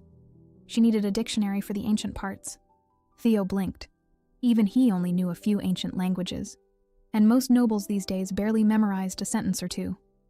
Meanwhile, Estina casually mentioned that she studied at Blanchet Academy, a top-tier institution. Theo bet there weren't even 10 people in all of that academy who could read Quilenian. Even in Phoebe, which had a linguistics department, experts were rare. Estina paused, realizing just how forgotten the language had become in 100 years. Still, she was part of the problem. So many civilizations had been erased in the name of unifying the continent. Glancing at her husband, she wondered, if she hadn't helped burn down that storehouse of knowledge, could it have saved him? But no use regretting it now. Seeing Theo still waiting for an answer, she told him plainly, she's just living the best she can. He gave her a look. She didn't strike him as the scholarly type. She smirked, saying she was definitely not the professor's favorite. He studied her for a moment and decided she actually looked more like the professor than a student. Just then, Estina raised her head, curious. What would Theo do once the curse was finally broken? Lost in thought, he admitted. Probably go back to how things were. That made her scoff. His old life was dull and miserable. Just duties and more duties. He sighed. She wasn't wrong, so how should he live? Estina suggested he try doing something for himself. Anything he liked, a hobby or just having a pet. After thinking it over, he wondered aloud if he can simply like a person. Estina replied that it's not a bad idea normally, but clearly, Theo understands that she means she was no ordinary case. Theo's mind wandered back to when they first met. She'd called him my Theo back then. Would she still call him that now? He started playing around with nickname ideas and asked what people used to call her at home. Estina's expression turned sour. She never had a nickname, and frankly, she didn't want one. But Theo wasn't giving up. He smiled and said Tina sounded cute. Estina studied him for a long moment. No, this wasn't Theodore, even if he looked just like him. Still, she played along. Fine, if he wanted, she'd call him Theo. The Archduke beamed. He didn't care what she called him anyway. However, Estina rolled her eyes. Pet names should be saved for important people. Theo tilted his head. If husband and wife don't count as important, then who does? Looking at him, Estina suddenly saw how truly lonely he was. But Theo thought the opposite. It was she who seemed more alone. He glanced at her again. So smart, so composed. She spoke and moved like someone far older, but somehow she still didn't feel like an adult. But Estina just slammed a book and told him to help with the research. It was his curse, after all. He immediately understands that his wife is subtly telling him not to cross the line again. Then, Theo opened the book, thinking this felt less like a marriage, and more like a business deal. Reading through it, he asked if the whole rumor about the Letus clan being witches wasn't just a clever lie. Estina explained that the Leda nomads were indeed descendants of sorcerers. The people of Alaton also held mysterious powers. They didn't need an advanced civilization to survive. Which was also the reason why Alatans or Letus were thought as devil's offsprings 400 years ago. Theo thought aloud. Maybe that's how Empress Martina managed to build her empire. Was it her bloodline? Estina shook her head. Nope. Martina was just a normal woman. No magic. If the Empress had magic, Estina reasoned, she wouldn't have needed to kill the king herself. She'd have cursed him instead. They then came across the details about the land of Alatan, a place near a volcano where magma boiled below the surface. People believed the Alatan's sacred power came from there. Theo asked if the volcano could really turn a person into a beast. Estina shrugged. Anything was possible. Theo sighed. Great. Now he had to look into that too. Checking the clock nearby, he shyly asked Estina to kiss him in the morning, if he turned into a beast again. Estina calmly said maybe this time there'd be real signs. Maybe they'd find a lead. She then noticed his hands trembling. He was terrified of changing back. Gently, she held his hands and offered to bring him some warm milk. Theo chuckled. Was he 6 years old now? Still, part of him appreciated it. His wife was finally trying to show some warmth. Estina teased that 26 wasn't that grown up anyway. The scene shifts as Theo vents his building frustration. With a deep sigh, he covers his face and grumbles to Oliver. His wife is seriously one strange woman. He couldn't stop thinking about how awkward he acted when she brought up that wedding night comment. Now he was sure she saw him as some clueless little boy. His thoughts were all over the place. Without warning, he shot up from his seat, making Oliver flinch in surprise. Putting on his jacket, Theo muttered something about someone calling his life dull and boring. Oliver didn't need a hint to figure out who that someone was, but the sun was already setting, and Oliver gently reminded him, tonight, he should be with the Archduchess, just in case. Theo let out another sigh. Would anything really change, even if she was right there beside him? Oliver didn't hesitate. Absolutely yes. The difference was night and day. They shouldn't be apart right now.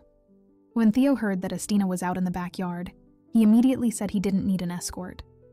Theo, still acting tough when he's clearly shaken. Now seated alone in the garden, Theo looked around. If not for her weird comment earlier, he'd probably still be drowning in reports and work right now. There was a small box on the table. He opened it, and there it was, the leash. He stared at it quietly. That thing had literally been wrapped around his neck this whole time, and somehow, it didn't feel as strange as it should. With a thoughtful expression, he clipped it on and sat down. Maybe by doing this, he could finally understand what kind of beast he had become around Estina. Meanwhile, Estina was hurrying down the path, worried she might have missed him, but as she reached the garden, there he was. Fast asleep under the table, the leash still wrapped gently around his neck. She paused for a moment. Then a memory hit her. Back when she was still Martina, her mother had given her some advice that stuck. Never trust men too easily. No matter how good-looking they were either helpless boys or untamed beasts. There was no middle ground. A younger, half-asleep Martina once even grumbled that maybe she didn't have a dad at all. Her mom just got tricked by one of those pretty-faced guys. Of course, her mother didn't let that slide. She pinched Martina's cheek for being cheeky. Now here Estina was, staring at an actual wolf. The sun had started to rise, but Theo still hadn't turned back into his human self. And if her theory about the kiss was right, once they had a child, the Archduke might trap her in the castle forever.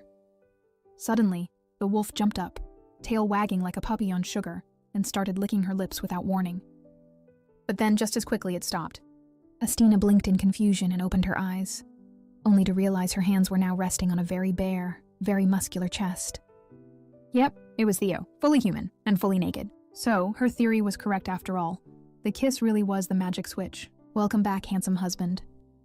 The moment Theo realized he was fully exposed, muscles flexing and absolutely nothing to hide his enthusiastic state, he panicked. Instinctively, he reached for the nearest thing to cover himself. Unfortunately, the nearest thing was a small decorative pillow. Yes, a pillow. Barely enough to cover a slice of dignity, let alone his entire package.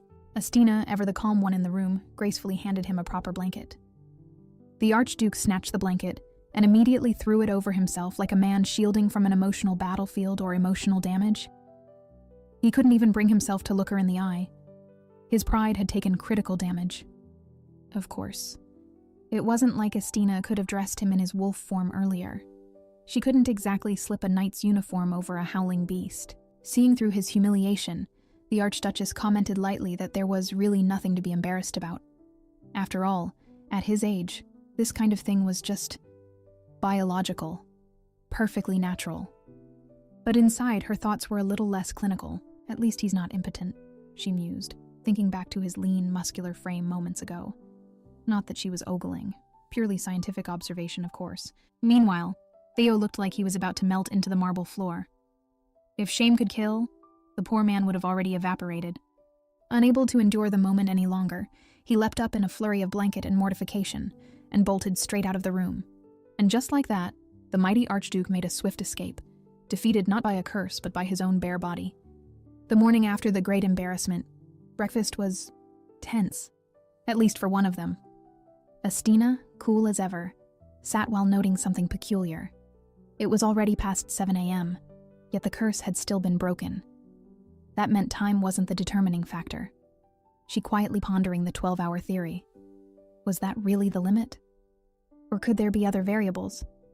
If this condition wasn't strictly about time, then maybe someone else's kiss could trigger the change too. Meanwhile, her husband was completely tuned out. While she mulled over experiments and theories, Theo was stuck on something else entirely. Her skin. Specifically, the sensation that had lingered on his lips since last night. No one warned him about that kind of aftertaste. He sighed, pretending to be focused on his breakfast while wallowing in silent despair. How could she act like nothing happened? Sure, it wasn't technically her fault, but he had been naked. Shouldn't a normal wife show even a hint of shock? Looking up, he squinted at her like some strange, unreadable puzzle. Finally, he blurted out the question that had been haunting him. Had she always been this shameless? Astina, without even blinking, replied that there was no point clinging to what was inevitable. In other words, he needed to grow up and move on. Naturally, Theo felt even more humiliated. He admitted that he'd been mortified ever since last time. Meanwhile, his wife acted as if nothing could faze her. Astina didn't deny it. She confessed that she had been a bit too hasty about their wedding night, and looking back, she regretted the urgency. But her thoughts now were more calculating. If the curse could be lifted without her involvement, if someone else could break it, then maybe she wouldn't have to carry the burden of producing an heir.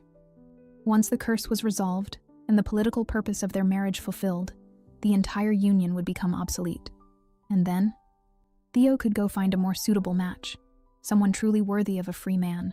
That thought hit Theo like a cold splash of water, especially now, when he noticed Astina no longer seemed desperate to rush things. No more talk of steamy wedding nights or immediate intimacy.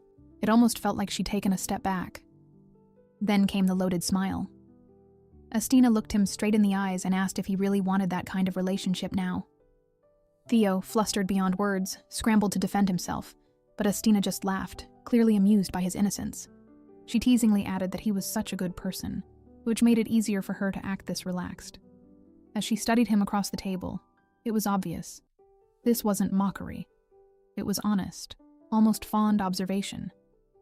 Then she smirked again. Did he think she was indecent? Theo, still blushing, frantically denying it. There was nothing indecent about wedding night's training. Especially not between two legally wedded spouses, right? Right then, their moment was cut short.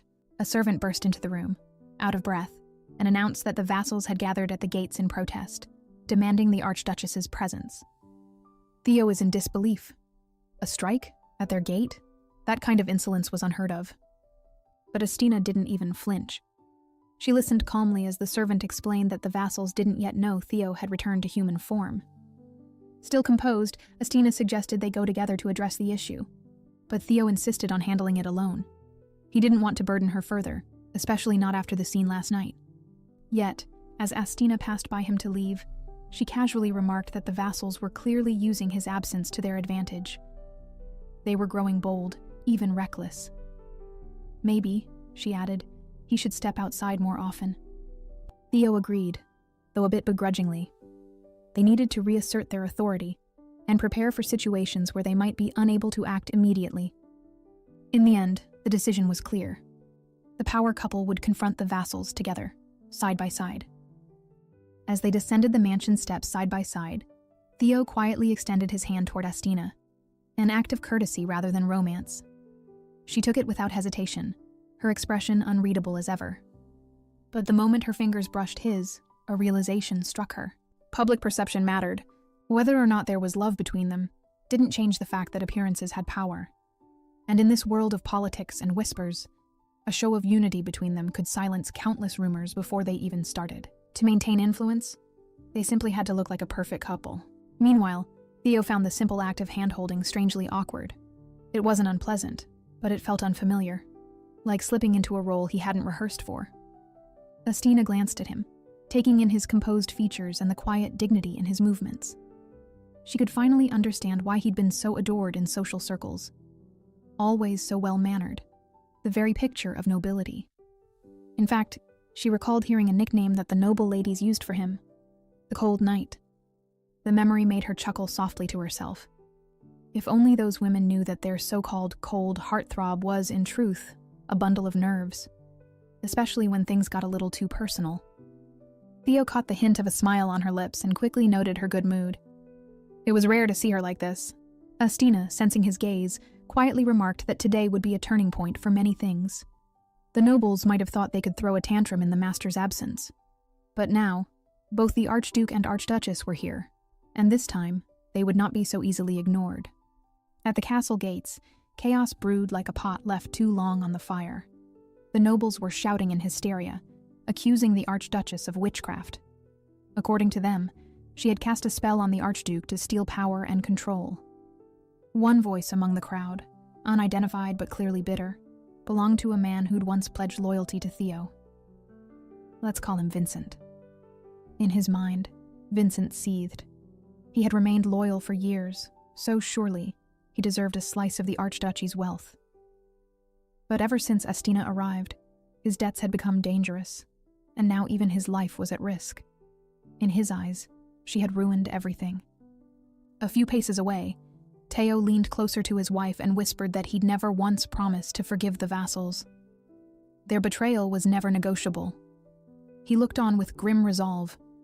If they refused to understand reason, then perhaps prison would speak more clearly. As the couple approached, Theo's footsteps echoed sharply across the stone. His voice rang with fury as he demanded to know why these men dared to cause such a scene. The nobles froze in shock. One by one, they scrambled to offer obsequious greetings, trying to mask their panic behind fake concern. They stuttered excuses, claiming they were just worried, afraid the Archduchess had cast a spell over him. But Theo wasn't buying it. He fired back that he was the one concerned that fully grown men were pretending not to see the woman they had summoned in the first place. The silence grew tense. One vassal boldly declared that the Archduke had clearly been bewitched. The Gaul, Astina, covered half her face with a fan and casually pointed out that this same man had stolen the Archduke's portrait, helped himself to vault treasures, and robbed the cellar blind. That alone should have shut them up. But of course, someone else took offense. Another vassal burst into crude insults, barking at her to shut her mouth. Naturally, she didn't. Astina calmly exposed him too, this time for embezzling funds from a trade delivery company. Yet again, her tone never wavered. Then came Vincent, the loudest of them all. He shouted desperately for the Archduke to listen, claiming everything the Archduchess said was nothing but slander. But Astina wasn't done. She revealed, in front of everyone, that Vincent had fabricated an entire fake business just to funnel funds out of the investment treasury. Watching this all unfold, Theo stood still, both impressed and slightly bewildered. His wife remembered every crime, and not only that, she was controlling this entire confrontation with unnerving ease. Still, on the outside, the Archduke's tone turned icy as he addressed the crowd. Did they really think he couldn't tell the truth from a lie? His gaze swept over them like a sword, branding them all as disloyal vassals. Turning to a nearby knight, Theo asked how these criminals were still roaming freely. The knight explained that the formal trials hadn't started yet. There were too many offenders to round up all at once. Theo's answer was simple. There was no need to wait. Panic finally set in. Vincent realized the game was over. Worse, if he wasn't imprisoned soon, the lenders chasing his debts might catch him first. In his twisted reasoning, every misfortune in his life traced back to Astina. She, in his eyes, didn't even deserve to stand beside Theo. She'd been sold to pay off her family's debts. Wasn't she supposed to be a servant? And yet, here she was, walking beside the Archduke like a queen.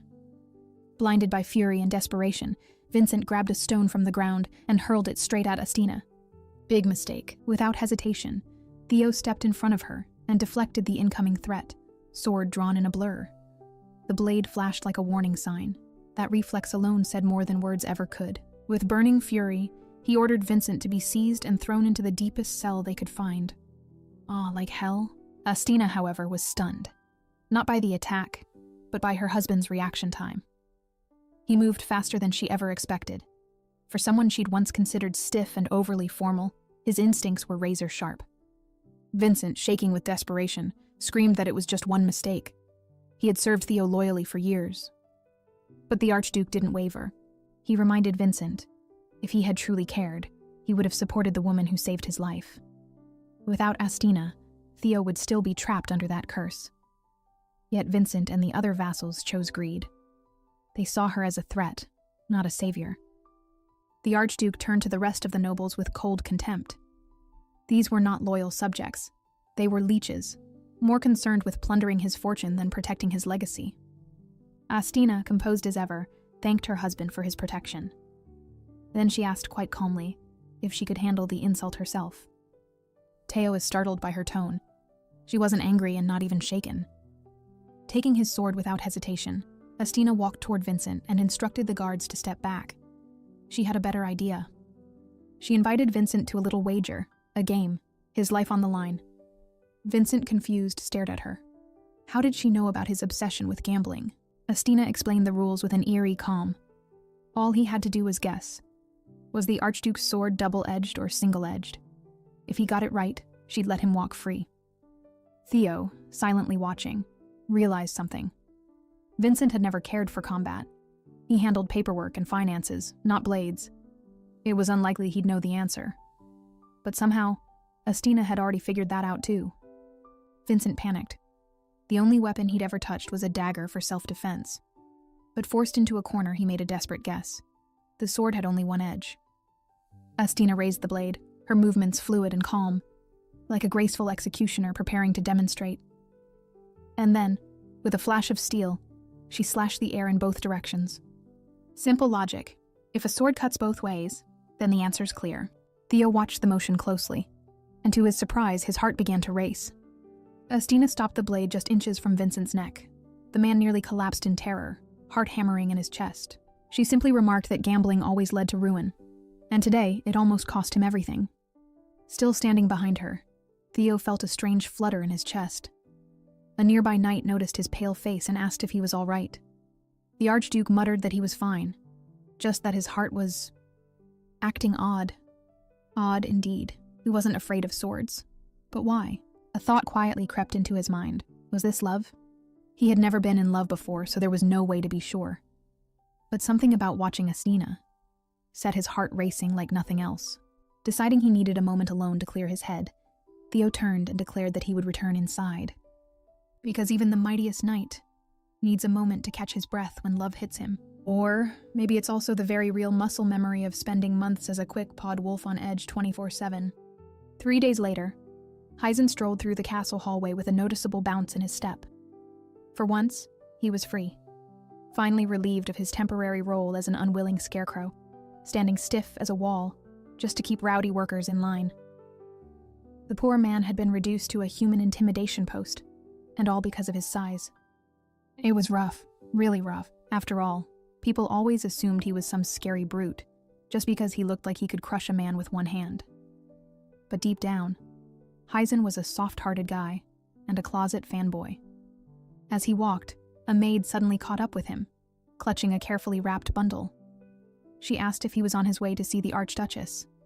When Heisen nodded, she handed over the package and politely asked him to deliver it. Curious, he glanced at the attached envelope and immediately recognized the sender's name, Benjamin. Now that guy, Heisen thought, was decent. Always polite, always thoughtful. When Heisen peeked at the contents, he saw it was a sword, and a finely crafted one at that. Definitely not the cheap ceremonial junk some people like to gift. Impressed, he grinned and announced that he'd deliver it personally. Hopefully the Archduchess would like it. And who knows? Maybe this was the perfect chance to finally ask her for that training session he'd been meaning to request. Full of purpose, he marched off toward her office, sword in hand and confidence in full swing. He pushed the door open and froze mid-step. Sitting inside was someone he'd never seen before. A man with flawless features straight out of a fairy tale. There is a Prince Charming in the office? Caught off guard, Heisen asked plainly who this stranger was, and more importantly, where the Archduchess had gone. Theo raised a brow at the question. Not only was Hyzen the first to demand who he was, but now he was also poking his nose into Astina's whereabouts. That boldness didn't go unnoticed. In response, Hyzen clarified that he was the personal guard assigned to Lady Astina by her father himself. Personal guard? That was news to him. As far as he knew, his wife never mentioned having a bodyguard. It wasn't until Hyzen processed those words that it hit him. Slowly, his eyes widened in disbelief as he stared at the man seated in front of him. Theo calmly explained that it made sense Hyzen didn't recognize him. Up until now, the poor knight had only ever seen him in wolf form. With slightly flushed cheeks, Hyzen offered a handshake. And as he grasped it, he silently acknowledged something Astina had mentioned before. Her husband really was absurdly, unfairly attractive. Not that Hyzen was interested or anything, but facts were facts. Just then, Theo's gaze drifted to the item in Hyzen's arms, a beautifully wrapped sword. Hyzen quickly explained that it was a gift addressed to the Archduchess. That made Theo pause. A sword? For Astina? His mind wandered for a moment, recalling his wife's words on the training field a few days ago. She'd said she needed to stay active because her body was getting stiff. Logical enough. But what confused Theo more was the way his heart kept pounding every time he saw her train. Every time she swung a blade with precision and focus, his body wanted to run. That reaction still baffled him. Back in the present, Theo took the cover letter and casually glanced at the sender's name. Benjamin Leandros.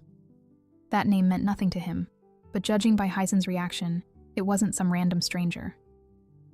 The knight explained that Benjamin was one of Astina's friends from their academy days. Friends, huh? Theo's eyes narrowed slightly. Hyzen, noticing the subtle shift in the Archduke's posture, scrambled to clarify. Just friends, he emphasized, probably a little too quickly. The man sounded like he was trying not to get caught hiding something. Theo, quiet and thoughtful, wondered why Hyzen was working so hard to defend their relationship. It wasn't even his. Taking the letter and the sword into his own hands, Theo announced that he would deliver the gift to Astina personally. But truthfully, he had a deeper reason. He wanted to ask her, face to face, whether Benjamin was that someone she'd left behind in the capital. As he walked down the corridor, Theo reflected quietly. If his curse hadn't sidelined his life, he might have attended the same prestigious academy as Astina. Maybe their paths would have crossed there too, between classrooms, sword arenas, or tucked away corners of the library. Looking down at the finely forged weapon in his hand, he could already tell Astina would appreciate it. She was far beyond average with a sword, and a high-quality blade was the kind of gift she would actually value. But then he remembered the other sword, the one hanging untouched in his room. A priceless blade he had set aside long ago. Maybe that would be even more fitting for her. But then, Theo realized that Astina didn't need two swords. A little jealous, sir? Out on the training ground, Astina was cooling off from sword practice, pleasantly exhausted, until she noticed someone approaching. There stood Theo, her ever-serious husband, holding something in his hand and eyeing her like she'd just stolen the sun. He informed her that a gift had arrived, from her friend in the capital. Reading the note, Astina smiled as if it were no big deal. "Ah, it's from Benjamin," she murmured casually. That one name made Theo's gaze sharpen. The way she recognized it so easily, it almost felt like she'd been expecting it. Astina examined the blade thoughtfully, noting it was exactly the kind of weapon Benjamin would send. The guy was reliable in her opinion. Meanwhile, Theo's chest tightened. It was happening again. That same erratic heartbeat he'd experienced days ago was back.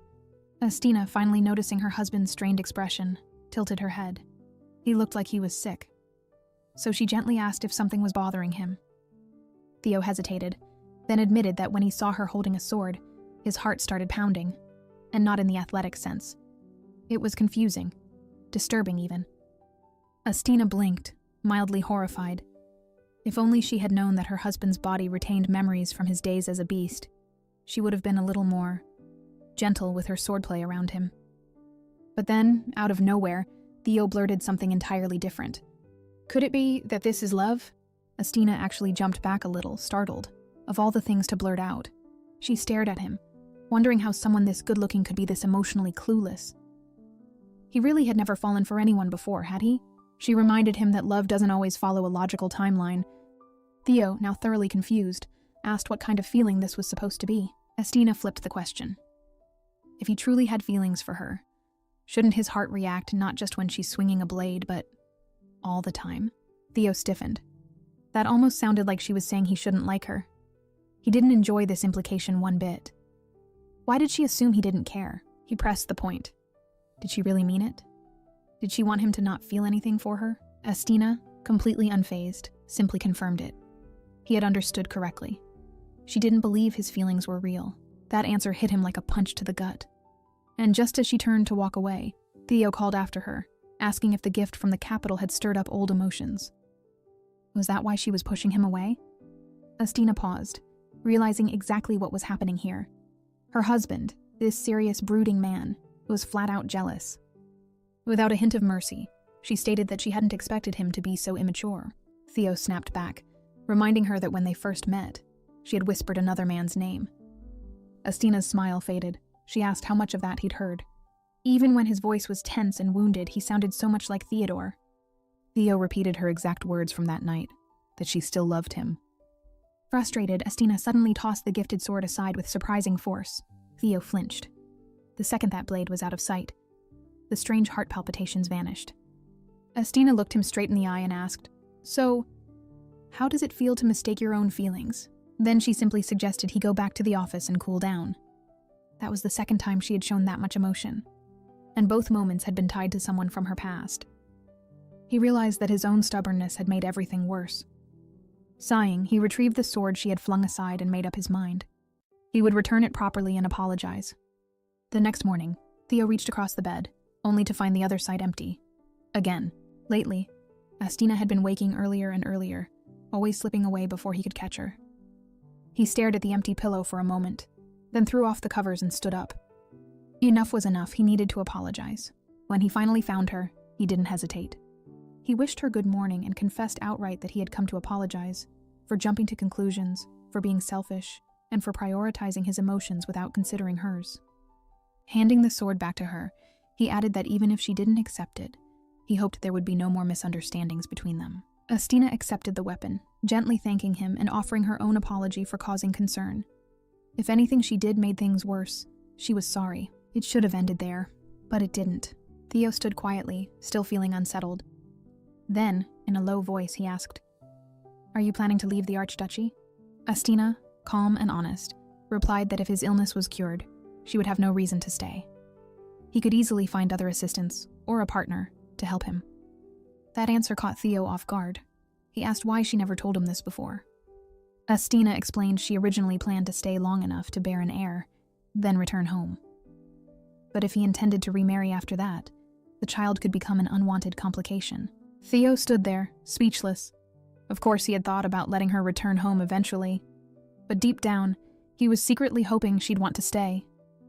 Just then, a loud and dramatic voice suddenly echoed through the hall. Leaning against the wall like a self-appointed prince of sass was none other than Arthur, Theo's younger cousin. With a mockingly raised eyebrow, Arthur blurted out how he never expected his cousin to actually get married, especially not while he was away. A short while later, the two were settled in the drawing room, though calling Arthur a grown man might have been generous. The brat was practically vibrating in his seat, glaring at Theo like he'd committed a crime. "Seriously? That's all you've got to say to me after 2 whole years?" Arthur demanded. Theo responded in his usual clipped tone. Arthur scowled, recalling how their aunt had tearfully entrusted him to Theo's care, only for this guy to become a husband behind his back. Apparently, 6 months ago, he actually returned to Atalanta, only to flee again after catching a glimpse of Theo's beast form. Defensive, Arthur quickly clarified. He didn't run away like a coward. No, he went off on a grand adventure to become stronger in every way, whatever that meant. Turns out, Arthur had spent most of his time down south where news barely reached. But the closer he got to Atalanta again, the more gossip he heard about some mysterious curse. Throwing both hands to his cheeks, Arthur howled like a town crier, declaring that it finally hit him. The family was doomed. Theo smirked at the confession, amused that even the dramatic brat cared enough to worry. With a straight face, Theo simply noted that Arthur hadn't changed at all, still a walking disaster with a loud mouth. Then came the real bomb. Theo casually confirmed that yes, the rumors were true. He really had turned human again, thanks to a kiss from his wife. Arthur stared at him like he'd grown two heads. A kiss? Surely this was a joke. The most renowned healers in Atalanta couldn't lift the curse, but one woman's smooch could. Arthur rolled his eyes and declared that he refused to believe such nonsense. Clearly, the woman just took advantage of a moment of weakness. That's when Theo cut him off, tone sharp now, and declared that Astina wasn't the kind of woman to be doubted. Arthur scoffed and dramatically claimed that any woman who sneaks her way into their household deserves a little suspicion.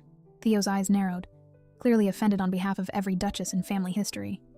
Arthur waved a hand, arguing that most of those marriages were fake anyway. Eventually, the brat calmed down enough to admit that Astina was, well, the only one who walked blindly into the mess without knowing it was a den of monsters. He said it like it was supposed to sound noble. Before Theo could respond, Oliver, the ever-loyal butler, butt in like justice personified. With fiery passion, he declared that Arthur was being terribly rude to the Archduchess. Astina, in his eyes, was a blessing to the Atalanta family. Arthur chuckled under his breath. Honestly, if even Oliver had been tamed by Theo's wife, there were only two possibilities. Either Astina was the real deal, or she was the most brilliant scam artist alive. Meanwhile, Theo observed that Arthur's manners had somehow gotten even worse since the last time they met. Arthur, immediately on high alert, asked if Theo planned to make him run laps again. Oliver, listening nearby, perked up with surprise when Theo casually mentioned a new, intellectual punishment, rewriting a book by hand. Arthur jumped out of his seat like the floor was on fire. "I'm not doing any of that. I didn't even do anything wrong." Classic. Just another day in the Atalanta household, where power, pride, and pettiness collided under one very expensive roof. Arthur burst into the hallway like a storm, with a voice louder than his reasoning, yelling that he was about to turn 19 and had zero intention of listening to his older cousin's nagging anymore. Somewhere behind, Oliver leaned toward Theo and softly asked if they even owned a book matching the punishment. The Archduke slyly smiled. He had no idea. Still, he calmly instructed the butler that if Arthur couldn't find it by nightfall, then just hand him something similar. But Theo suddenly paused, startled by a horrifying realization. Arthur and Astina were the same age. That alone felt illegal. Elsewhere in the library, Arthur dramatically flipped through shelves, mumbling curses about his cousin's twisted sense of humor, convinced the book was deliberately hidden to ruin him. Oliver, ever helpful, handed over a thick volume. "You can rewrite this one," he offered. Arthur squinted at the butler, instantly suspicious. Something smelled fishy. He leapt forward with full conspiracy mode activated, grabbing Oliver and demanding answers. The old man, who isn't used in lying, eventually admitted the truth. Arthur bolted out of the room, clutching the book and screaming his cousin's name like a wild goose chase had just begun. He burst straight into the couple's chambers without knocking, because manners apparently were optional. Astina spun around, startled, and immediately raised an eyebrow. "Where are your manners?" she asked dryly. Arthur froze for half a second before snapping back to his usual boldness, claiming he forgot that his cousin got married. Astina recalled Theo once telling her about this mannerless gremlin he called family, and figured the introduction could have waited. Introducing herself calmly as the Archduchess and Theo's wife, she asked if she should call him Sir Arthur. Arthur scoffed, proudly announcing that he wasn't a knight yet. Then, realizing Astina was also 19, he blurted out the most Arthur thing imaginable, asking how someone like her managed to snag someone as serious as Theo. According to Arthur, love wasn't real, and if Astina had something planned, she might as well spit it out. Astina, exhausted by the conversation already, pointed out that it was late, and if he had anything else to say, he should return tomorrow. But that didn't stop him. With a sharper tone, Astina told him to show respect when speaking to his cousin's wife. She tucked herself into bed like she was done for the night, which, really, she was. Staring at the peacefully sleeping Theo, she briefly wondered if it was fair to leave her to deal with this whirlwind of a boy alone. Arthur stood there, flustered and insulted. "I'm his cousin. You're seriously just going to leave me like this?" he whined. Astina, already done with the nonsense, asked if he'd prefer she treat him like a stray dog. Arthur, offended, pulled the blanket off her, demanding to know who she thought he was. Then, his cheeks turned red, because, well, back in those days, catching a glimpse of a lady's bare legs was practically scandalous. But Astina simply sat up, thinking to herself that Arthur was just as hot-headed as his cousin. maybe even worse. She suggested they talk in front of the Archduke, but Arthur simply scoffed at her. Suddenly, he pointed at the sleeping big dog beside Astina. That's when it hit him. The curse hadn't been lifted. The thing snoozing on the bed was Theo. Arthur's face twisted in horror as he screamed that she had turned his cousin into a dog and was planning to boil him into soup. Astina, unbothered, just blinked at the boy. Her expression clearly said, "Seriously?" She reminded herself that since he had barged in and caused chaos, she might as well switch up the plan. With a sly glint in her eyes, she licked her lips, looking every bit like a predator ready to pounce on her next victim. The moment she stepped forward, Arthur let out a high-pitched yelp and begged her not to come any closer.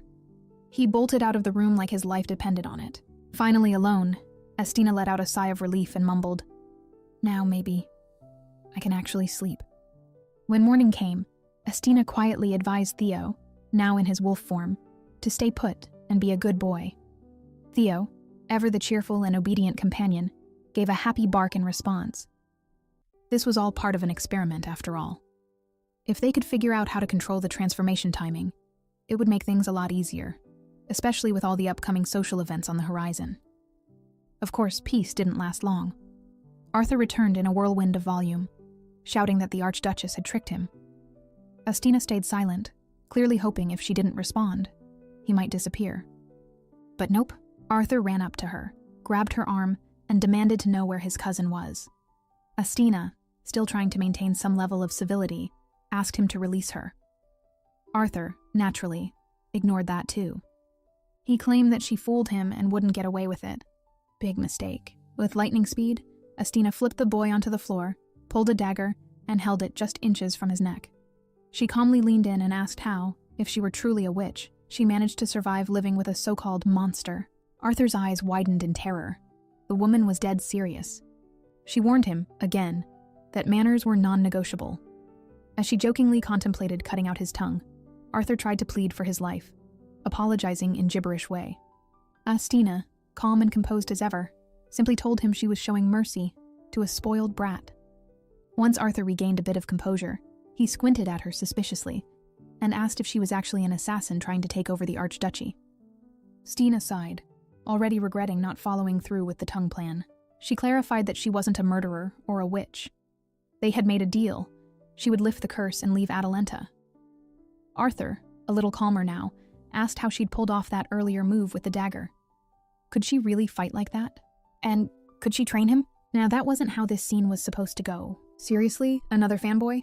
Meanwhile, Hyzen walks awkwardly, wondering why his request for a light training session with Astina ended with him being used as a punching bag.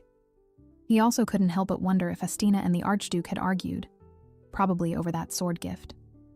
Hyzen entered the office only to find Arthur kneeling and begging Astina to train him. Spinning around dramatically, Arthur pointed at Hyzen. "Who's this guy?" Astina grinned, an idea forming. Since Arthur was so eager, she declared him Hyzen's new student. She introduced the boy with full flair. Age 19, cousin of the Archduke, name, Arthur Esteban. Hyzen blinked slowly, realizing his peaceful days were officially over. Later that night, Theo thrashed in his sleep. He was dreaming again, of that strange dungeon he'd stumbled upon as a child. A hidden hallway, torches flickering along the walls, and a terrifying monster locked behind rusted iron bars. When he finally jolted awake, Astina was there beside him, calmly saying that everything had worked. Their little experiment had been a success. And yes, he could also transformed into human at night. But still shaken from the nightmare, Theo immediately clung to his wife, pressing close to her shoulder like a frightened child seeking warmth. It took a while before he fully calmed down, and when he did, he felt a wave of embarrassment wash over him. With a low voice, he murmured, "Sorry for showing you such a shameful side." Astina brushed it off. It wasn't shameful. Everyone had their weak spots. Theo, however, felt like she was impossible to understand. One moment she was distant and indifferent, then suddenly comforting when he needed her most. Every time he tried to close the gap between them, she'd push him away. But this time, he wanted to know her more by asking what her weakness was. Astina stared back and said he didn't need to know. That answer stung more than he expected. He argued that she had seen every part of him, his flaws, fears, and worst days. So wasn't it fair he knew something about her? Astina let out a weary sigh. her voice laced with quiet bitterness as she admitted, "I was a fool, blinded by my own emotions." Theo disagreed. To him, no one was more fair and objective than she was, but Estina admitted she only acted that way with people she didn't care about. That hit hard. As she walked away, Theo whispered that if she could stay so composed around him, maybe she truly didn't feel anything. Then, he frankly asked Estina who made her emotional. Estina stopped, reminding him again not to overstep. It finally clicked for him. They were distant not because of circumstance, but because she didn't let him in. And he, foolishly, had hoped otherwise. He realized Estina was the closest person to him. Yet she could easily say she would leave one day. Desperate, he asked one last question. "If I die, would you cry?" Estina paused, looked at him quietly and said that of course she would be sad. But somehow, that didn't feel like enough. Oliver, who had barely recovered from the chaos of yesterday morning, found himself strangely at peace today. The manor was finally quiet. No surprise shrieking from Arthur, no doors slamming, no wild accusations involving witchcraft and dog stew. The butler smiled to himself, hoping the boy had at least apologized to the mistress for his dramatic meltdown. Entering the office to begin his morning duties, Oliver paused mid-step. There, seated calmly at the desk, was his master, already working this early. The Archduke greeted him plainly, revealing that he had come in at midnight. That bit of news made Oliver's brows rise with cautious delight. That meant his master could now remain human through the night. But despite the good news, Theo sitting before him wore a distant, brooding expression. When Oliver carefully asked if the two of them had fought, Theo didn't deny the tension, but explained that it wasn't a simple argument. No raised voices or petty disagreements. It was the kind of hurt that came from an unchangeable truth. After all, how could she love a man who had spent half his life trapped in the body of a beast? The butler fell quiet for a moment, the question lingering in the air like smoke. Then, in a calm and thoughtful voice, he reminded Theo of something important. Back when the Archduke had been cursed, locked in his wolf form, it was Estina who stayed by his side, day after day. Not because it was expected of her, or because someone told her to, but because she worried he'd feel lonely. That part she had never spoken aloud, but Oliver had seen it with his own eyes. And yet, now that Theo had regained his human form and everything should have been easier, Estina wanted to leave. That was what Theo couldn't understand. He knew the consequences all too well. Once word got out about a divorce, the rumors would spread like wildfire through noble society. Whispers, judgment, pity. But none of that compared to the ache in his chest, because for the first time in his life, Theo was making choices not just to survive, but for her. And that made his own selfishness hurt more than anything else. Outside, Estina arrived at the training ground. Arthur, full of teenage energy, ran up to her like a puppy waiting for a treat. He demanded to know where they'd begin. Hyzen, already stretching, suggested that since Arthur was now his student, it made sense for them to all train together. Estina let out a soft laugh. So this was how Hyzen planned his revenge. The knight only grinned, insisting he merely wanted to present his student to his teacher. Arthur blinked, staring at the two. "Wait, you trained him?" Estina tapped her finger on the boy's forehead and sighed. He was still as disrespectful as ever. Hyzen chuckled and explained that she had taught him when she was just 10 years old. Arthur's jaw practically hit the floor. He was going to be trained by a certified genius. That odd sense of inferiority was written all over his face.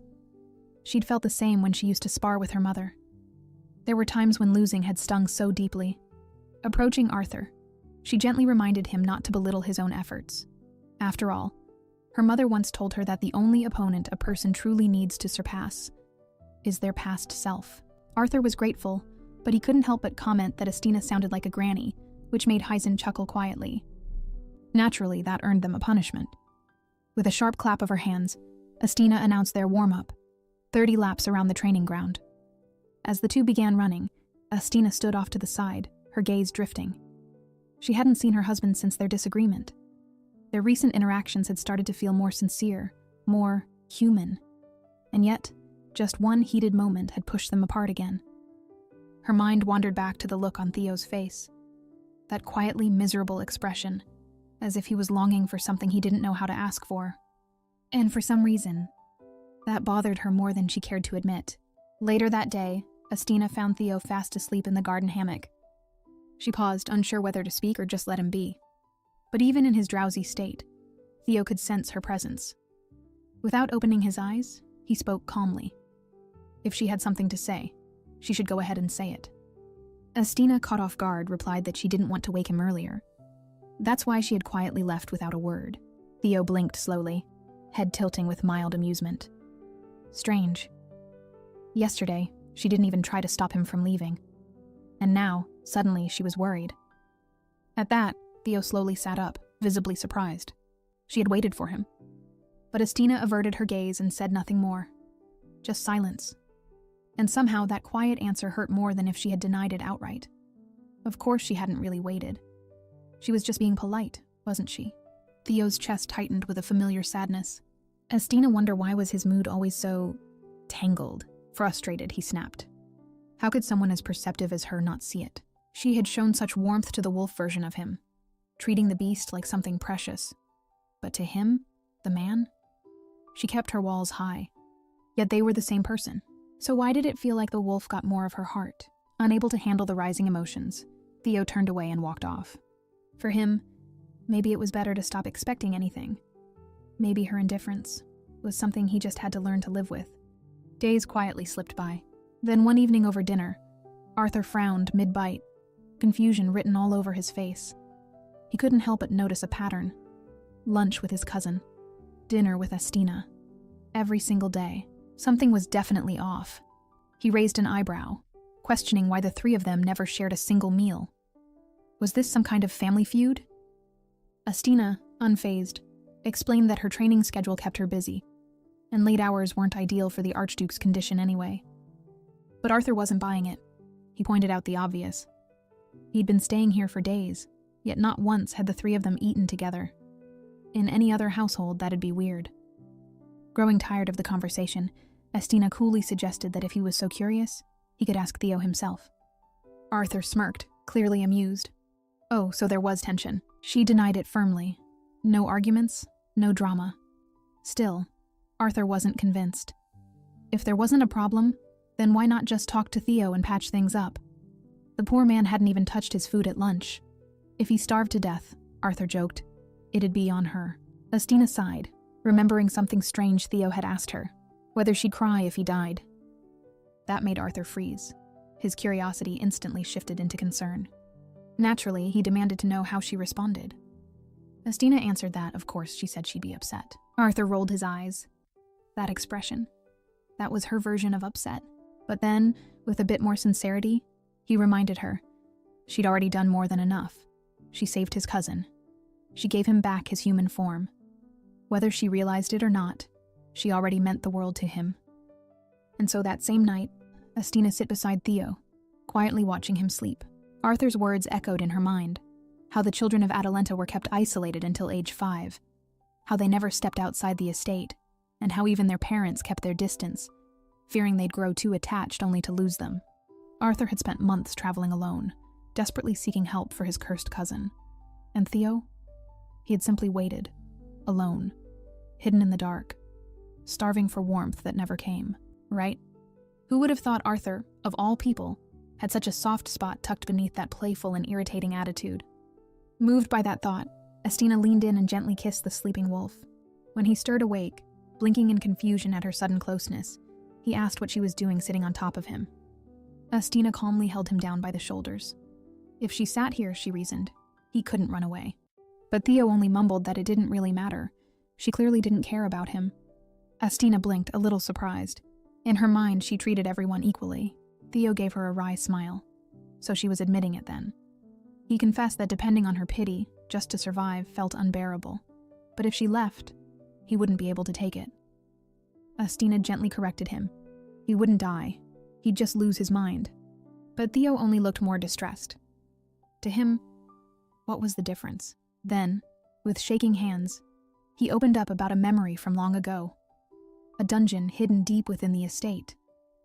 Inside it, a beast had been locked away.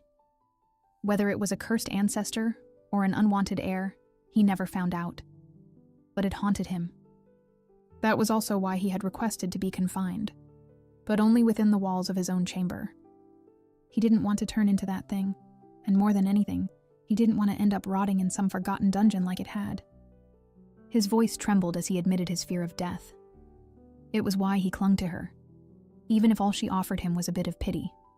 But as Astina looked into his eyes, she saw something far deeper than fear. She saw someone who had lived his entire life without love. Theo, on the other hand, couldn't bear to see his own pitiful reflection mirrored in her gaze. So, in a quiet act of desperation, he gently placed his hands over her eyes, shielding her from seeing him like that, or maybe shielding himself from being seen. Without hesitation, Astina gently reached for his hand. She didn't pretend to understand all his pain, but she did understand why he felt it, and that mattered. She went on to say that maybe he held on to this life so tightly because, for the first time, he belonged somewhere. He was part of something, a family, and even if she left someday, that connection wouldn't disappear. With a soft smile, she offered him something small, but meaningful. "Call me your closest friend," she said in a whisper. "Whenever you feel alone, I'll be there." He's grateful to have her. But at the same time, Theo felt something strange, something terrifying. He didn't want to be freed from her warmth. He just wanted to stay in it. A few days later, the estate buzzed with excitement as the servants readied the carriage. Word spread quickly. They were heading out for an official inspection. Naturally, everyone was talking. As Theo extended his hand to Astina, he couldn't help but admire how radiant she looked. But then his gaze shifted to her modest wardrobe, and something clicked. For a noblewoman, she really didn't have much to wear. That just wouldn't do. Astina simply nodded at the idea, which honestly caught him off guard. He'd expected some pushback, but instead she agreed, noting that new clothes were a must if they planned to attend more formal events. Just like that, Theo lit up. His dream of spoiling her with a tailor's best collection had been approved. Grinning to himself, he was already picturing colors, patterns, and embellishments. Astina, of course, noticed. With an awkward smile, she remarked that he was being unusually generous today. And while she appreciated the offer, there was really no need to go so far. But Theo leaned in, eyes soft with warmth, and said it was only natural. After all, weren't they close friends? Ah, yes. You really took that friends line to heart, huh? With dry amusement, she reminded him that real friends don't try to buy affection with jewels and lace. Sighing, Theo has no choice but to simply agree, and so they continue to walk. Holding her, he noticed that the gloves perfectly hide her calloused hand. Then, out of nowhere, Theo blurted out how good she looked in trousers. Not in a delicate, noble lady way, but more like, they suit you better than dresses. Astina smiles and remarks, no proper lady would call that a compliment. Though she didn't say it aloud, Astina genuinely appreciated the compliment. She had never considered herself the typical noble lady, nor had she ever been the kind to chase perfection in manners or appearance. But hearing those words from Theo made her feel quietly grateful. Theo, ever observant, added that while she might not be a model lady in the traditional sense, to him, she was already an exceptional person. He didn't say it to flatter, he simply meant it. Then, with a light-hearted tone, he shared a small story that proved his point. Apparently, when he once brought up Astina's modest wardrobe to the maids at Atalanta, their reaction had been less than pleasant. In fact, he joked that they glared at him so coldly, it was as if he'd insulted a queen. As they stepped into the carriage, Theo slipped into worrywart mode.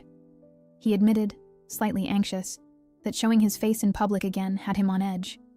But Astina, ever calm, reassured him. If anyone was born for the spotlight, it was him.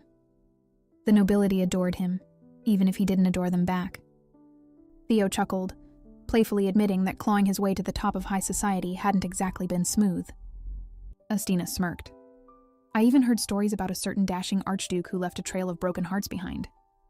But then, just as their carriage picked up speed, a young girl suddenly darted into the road, forcing the coach to screech to a halt. The scene shifts. Sir Hyzen had just heard what happened. Ever the overprotective knight, Hyzen instantly warned Astina that the girl could have been dangerous. But Astina merely muttered something about Hyzen grumbling his way into eternal bachelorhood. In the audience room, the girl stood trembling, clearly desperate, and begged the Archduchess to hear her out. Hyzen narrowed his eyes, wary, until recognition struck. You're the tavern server, he blurted out. His suspicions vanished instantly. The girl is equally surprised to see him, But the reunion wasn't exactly happy, because within seconds she burst into tears. This girl, Jessie, wasn't there to play games. She had one last hope left, and it was standing right in front of the Archduchess. Jessie's story spilled out quickly. She'd grown up rough, surrounded by boys, more fists than formalities. Fighting was second nature to her. Everything had been fine, until the day she beat up a group of thugs at her family's tavern. Unfortunately, those thugs had a powerful friend, specifically the lord overseeing Belua. What followed were threats, bribes, and whispered warnings that their tavern might mysteriously go up in flames. Hyzen stood stiffly, stunned that someone in power would defend lowlifes just to save face. So much for nobility and honor. Astina listened quietly, her calm expression unreadable. When she finally spoke, her tone was firm but not unkind.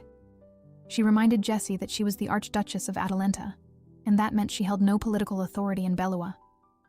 Then she asked plainly, "Did you truly expect me to provoke conflict with another lord over a tavern brawl?" Jessie's face fell. Her shoulders sagged under the weight of fading hope.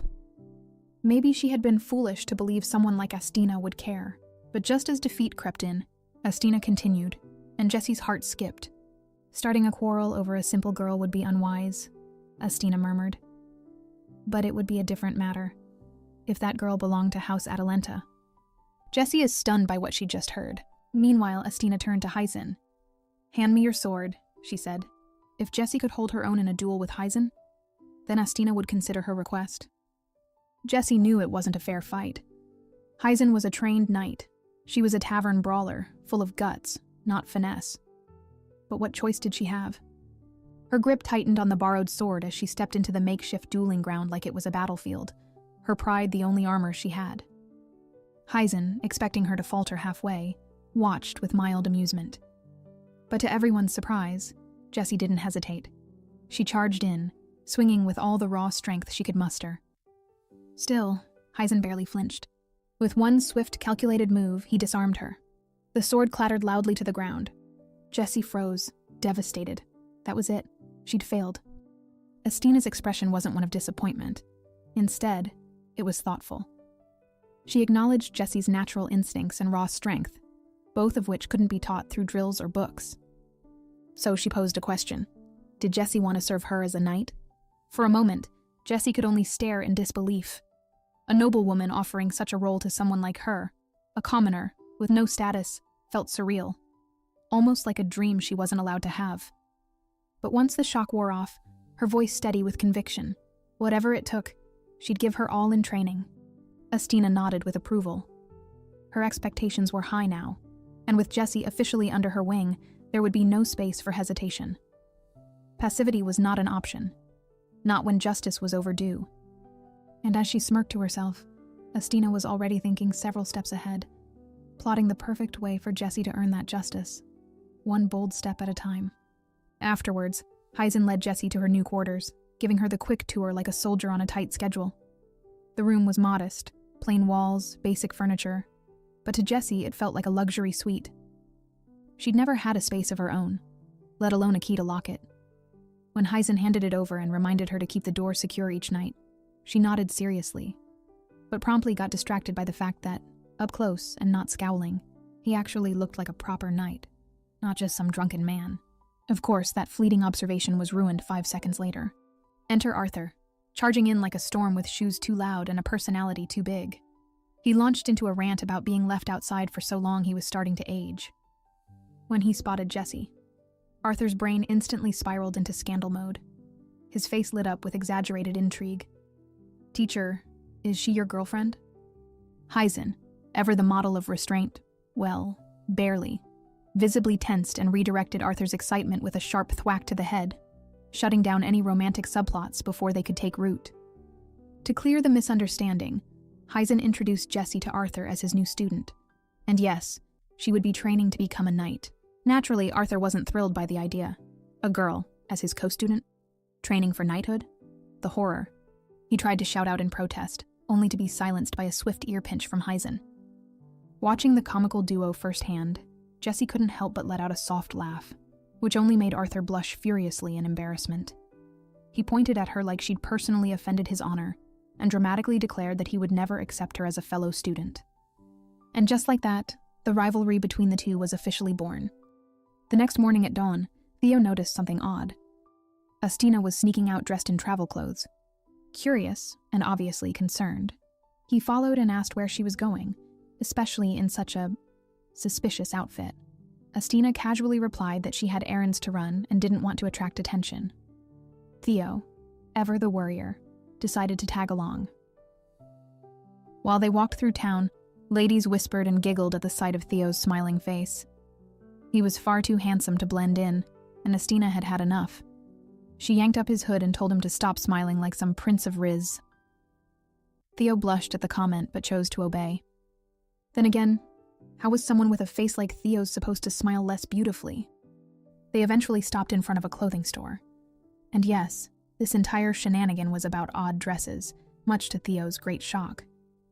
Inside, Astina tried on various outfits, mostly bolder than her usual style. She casually asked which one looked best, calling him Theo. That single word made him secretly blush. After all, she didn't like calling him by his nickname. So, of course, he happily played along, though in truth he was far too distracted by the sweetness of hearing her say Theo to properly judge any outfit. And before he even realized it, Astina had wrapped up her bizarre little dress shopping mission. With his arms full of shopping items, Theo jokingly remarked that the clothes she picked looked like something a newly rich noble's wife would wear. Astina smirked. She didn't disagree. When Theo asked if this whole outing had something to do with Jessie, Astina nodded. She explained that Jessie had raw talent, and it would be a waste not to support that. Also, the shopkeeper's fashion sense was an unforgivable offense. Someone really needed to tell her to change careers. The two laughed, teasing and lighthearted, as they decided to head back home. Walking side by side, Astina grew quiet. There was something she'd been meaning to admit. She cautiously brought up Theo's training sessions with her back when he was still in his wolf form. Then, she dropped the real confession. She had struck him with a sword. Theo froze. Before he could say anything, Astina rushed to justify herself.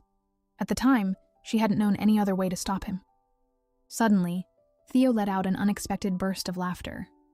So that was the reason his heart always raced like mad whenever he saw her wielding a sword. It all clicked now.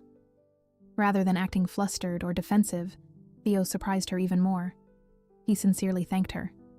Her strength, her presence. It had been the anchor that helped him stay grounded, to feel human despite everything. With his heart-pounding mystery finally solved, Theo began to convince himself that he wasn't actually in love with Astina after all. Surely it was just because of his beastly training with her. But was that really the truth? Or was someone simply in denial? At the training ground, Astina informed Hyzen of their upcoming trip to Belua, and assigned him as her personal guard. He didn't need much explanation. He could already guess it had something to do with Jessie. And as usual, he was spot on. Astina fully intended to confront the man behind the threats to Jessie's family tavern, the same man who had shamelessly protected known criminals. Naturally, Hyzen voiced his concern about the danger. But Astina, ever composed and a little too casual for comfort, brushed it off with a kind of comment that could make anyone question their safety. She calmly assured him she hadn't killed anyone since being reborn. Of course, that only prompted Hyzen to ask the obvious follow-up. How many had she taken before that? Astina's response? A deadpan, 100,000. Hyzen could only laugh, calling her a show-off. Whether she was joking or not, well, that remained a mystery to him. But considering she had once been Martina, nothing was ever completely off the table. Their planning session was cut short when the usual chaos erupted nearby. Another argument between Arthur and Jessie. Jessie was doing her best to stay respectful, while Arthur acted like someone had personally offended his ancestors. The bickering was relentless, but Astina stepped in with her usual calm authority, immediately cooling the tension. She turned to Jessie first, offering a few encouraging words about how much she had improved in her training, especially with the upcoming trip in mind. Jessie accepted it gratefully, while Arthur mumbled in the background, clearly feeling overlooked. To no one's surprise, he sulked and accused everyone of playing favorites. Astina, maintaining her composure, gently advised Jessie to be patient with Arthur, even if his personality was a lot to handle. That remark sparked another loud protest from Arthur, who leapt to defend his honor. But Astina wasn't having it. She reminded him, quite bluntly, that the only reason he hadn't gotten into trouble lately was because of her. But she made her expectations crystal clear. If he really wanted to prove himself, he needed actions, not complaints. Cornered by logic and rank, Arthur gave in with a sheepish nod, reluctant but obedient, like a scolded puppy who knew better than to bark again. But the second Astina and Hyzen walked away, Arthur started up again, muttering that Jessie must be thrilled to have the Archduchess in her corner. Jessie, keeping her calm, simply replied that of course she was thankful. Astina had saved her after all. That only fueled Arthur's grumbling. He accused Jessie of humiliating him just by being in the same training space. Jessie didn't flinch. She firmly reminded him that if he kept throwing insults at everyone, he'd find himself completely alone, and not even his temper would keep him company. Determined to get the last word, Arthur painted a terrifying picture of the upcoming night exams. Sleepless nights in tents, harsh routines, no luxury, and no mercy. A clear attempt to shake her confidence. But Jessie didn't budge. The Archduchess and Hyzen believed in her, and to her, that faith was worth more than comfort. Whatever the exams threw at her, she was ready, because quitting? Not even an option. A few days later, Astina began preparing for her departure to Belua. As always, she moved with her own sense of timing. Theo watched her quietly, his expression a silent mix of concern and resignation. The look in his eyes clearly urged her to stay safe. He also looked mildly horrified to see she'd pulled out that ridiculous dress again. Truly, she had no fear, neither of danger nor questionable fashion.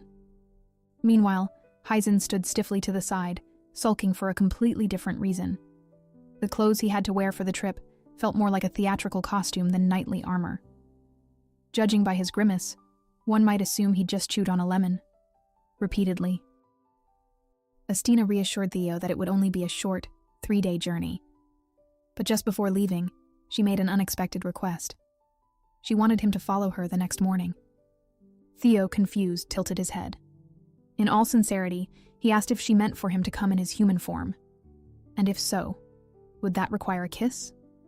Without hesitation, Astina rose on tiptoe and kissed him, a simple, unapologetically bold gesture that left Theo red-faced and speechless. Across the way, Arthur let out a dramatic screech about public decency.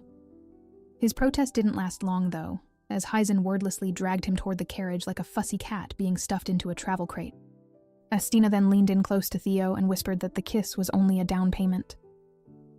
After all, they'd finally uncovered the key to lifting his wolf curse. 12 continuous hours in human form, and one perfectly placed kiss.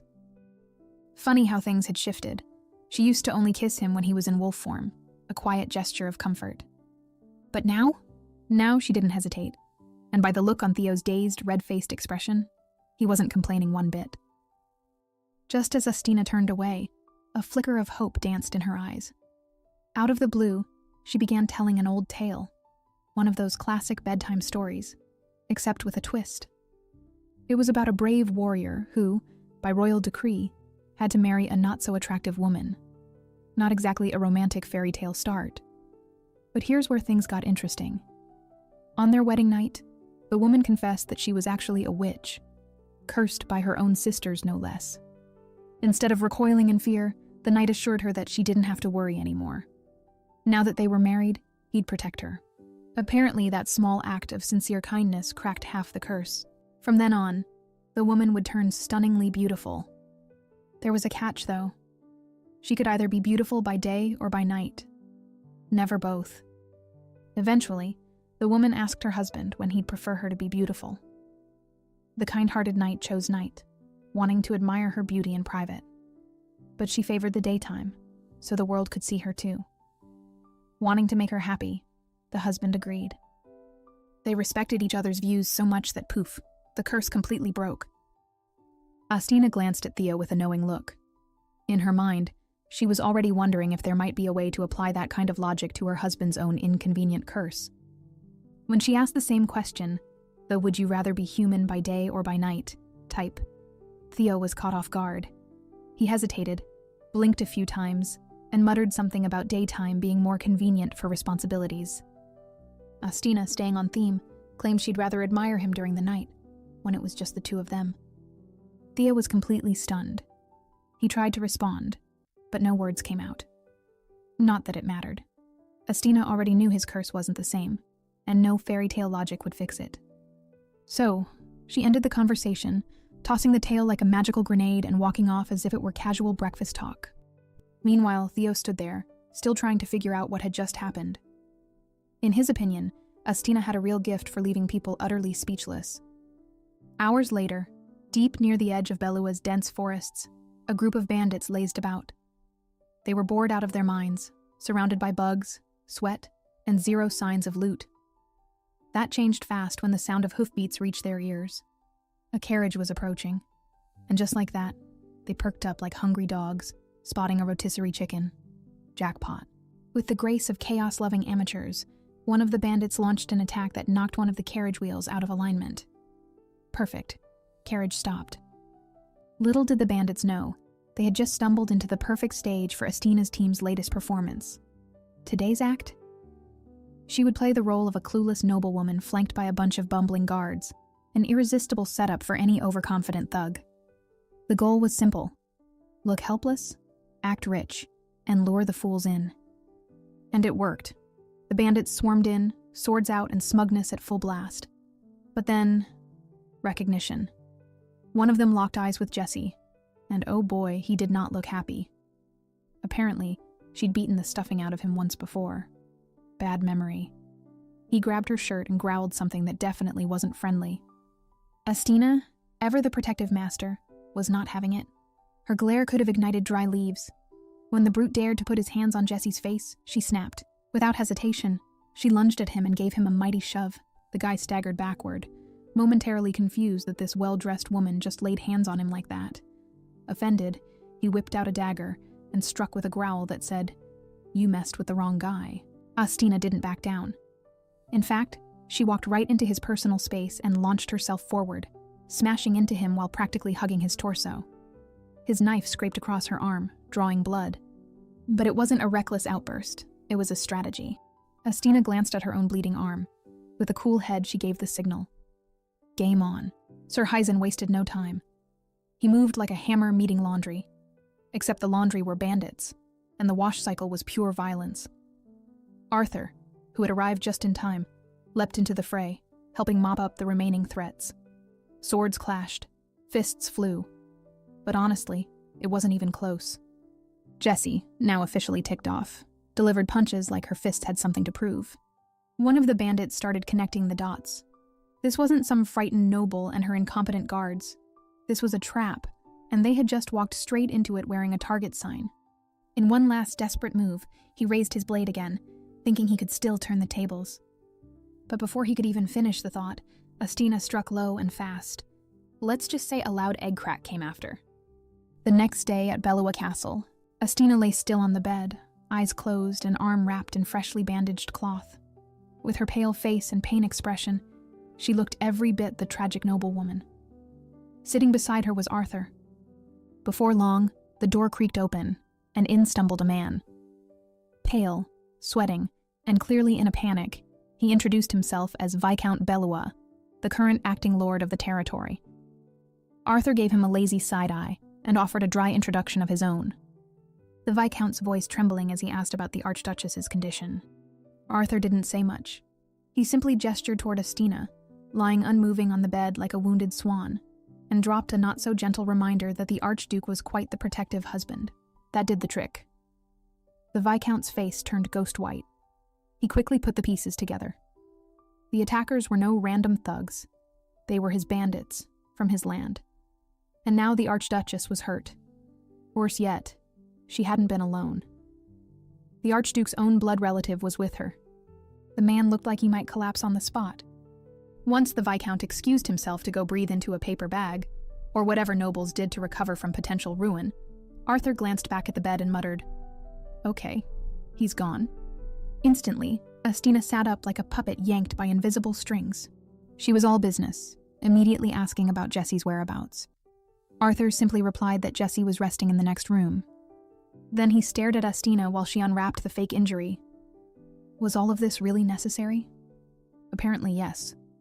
According to Astina's logic, the fastest way to trigger action was to make herself the victim. If the Viscount believed the Archduchess had been personally targeted, the investigation would move far more urgently. One fake wound was a small price to pay for speeding things up for Jessie. Arthur, still frowning, pointed out that Jessie had been horrified when she saw Astina like that. It was obvious the girl didn't want anyone, especially not her master, getting hurt because of her. Astina simply raised an eyebrow, teasing him with a comment about how she thought he didn't even like Jessie. Arthur scoffed. It wasn't like that, he claimed. Sure, he found it frustrating that a complete rookie was suddenly joining the Knights of Atalanta. But then, with a sigh, he admitted the truth. Jessie's path wouldn't be easy, no matter how determined she was. But Astina reminded him that Jessie already knew what she was getting into, and despite everything, she chose to walk this path anyway. More importantly, Astina hadn't supported her blindly. Jessie had genuine talent. That only seemed to fluster Arthur more. He threw up his hands in mock surrender, promising not to interfere again, even if Astina collapsed in front of him a second time. Astina smirked, clearly amused. Arthur was growing up fast, yet he grumbled something about her needing to grow up too, especially in situations like this. Before leaving, he paused in the doorway, tossing one last warning over his shoulder. She'd better start figuring out how to explain all of this to her husband. Because if there was one thing he knew for sure, Theo wasn't going to let it slide. Not long after, hurried footsteps echoed down the hall. In a panic, Astina tossed her book across the room like it had personally betrayed her, dove under the blanket, and quickly resumed her tragically wounded noblewoman pose. Timing was everything. Right on cue, the door burst open with a dramatic bang and Theo stormed in. Without hesitation, he rushed to the bedside, his expression frantic. Astina, ever the committed actress, threw herself into his arms. She trembled, whimpered, and clung to him like her life depended on it. But Theo's sharp eyes noticed something odd, a book, lying a little too conveniently by the bed. It only took a moment for the truth to click. He knew it was all an act. With an eerily calm voice edged in steel, he addressed the Viscount still hovering nearby. Whatever he said wasn't loud, but it was enough to drain the color from the poor man's face. The threat was clear. If those bandits weren't found and dealt with, someone else would be. The Viscount nodded in speedlight. It looked like he was practicing a quick head stunt, then bolted from the room before things could get any worse. Once the door shut behind him, the charade collapsed. Astina praised Theo for catching on so quickly, clearly pleased with how well he'd played along. But Theo wasn't in the mood for praise. His eyes narrowed as he gently inspected her arm. The cut might have been shallow, but the concern on his face ran deep. He reminded her that he'd trusted her, let her go alone because he believed in her judgment. And this was what she did with that trust. Astina, trying to brush it off, insisted it wasn't a big deal. Barely a scratch and no scar, but Theo didn't care about that. To him, the problem was much deeper. Why did she treat her own well-being like it didn't matter? She tried to explain. From her perspective, it was just a small cut. But Theo, still fuming beneath the surface, didn't agree. In his mind, even a scratch caused by a blade was serious business. Just then, Astina lifted her finger and pointed right at his chest. If there was a real wound, she said, it was there, in the heart. That kind of pain was hidden, but far more dangerous. The words hit Theo harder than any blade ever could. For a brief moment, his entire body leaned toward her, drawn in by something he couldn't explain. His flushed face and pounding heart said it all. He wanted to kiss her. But the moment shattered when a servant entered. The news was delivered. The Viscount had formally handed over sentencing authority. The bandits were now Theo's to deal with as he pleased.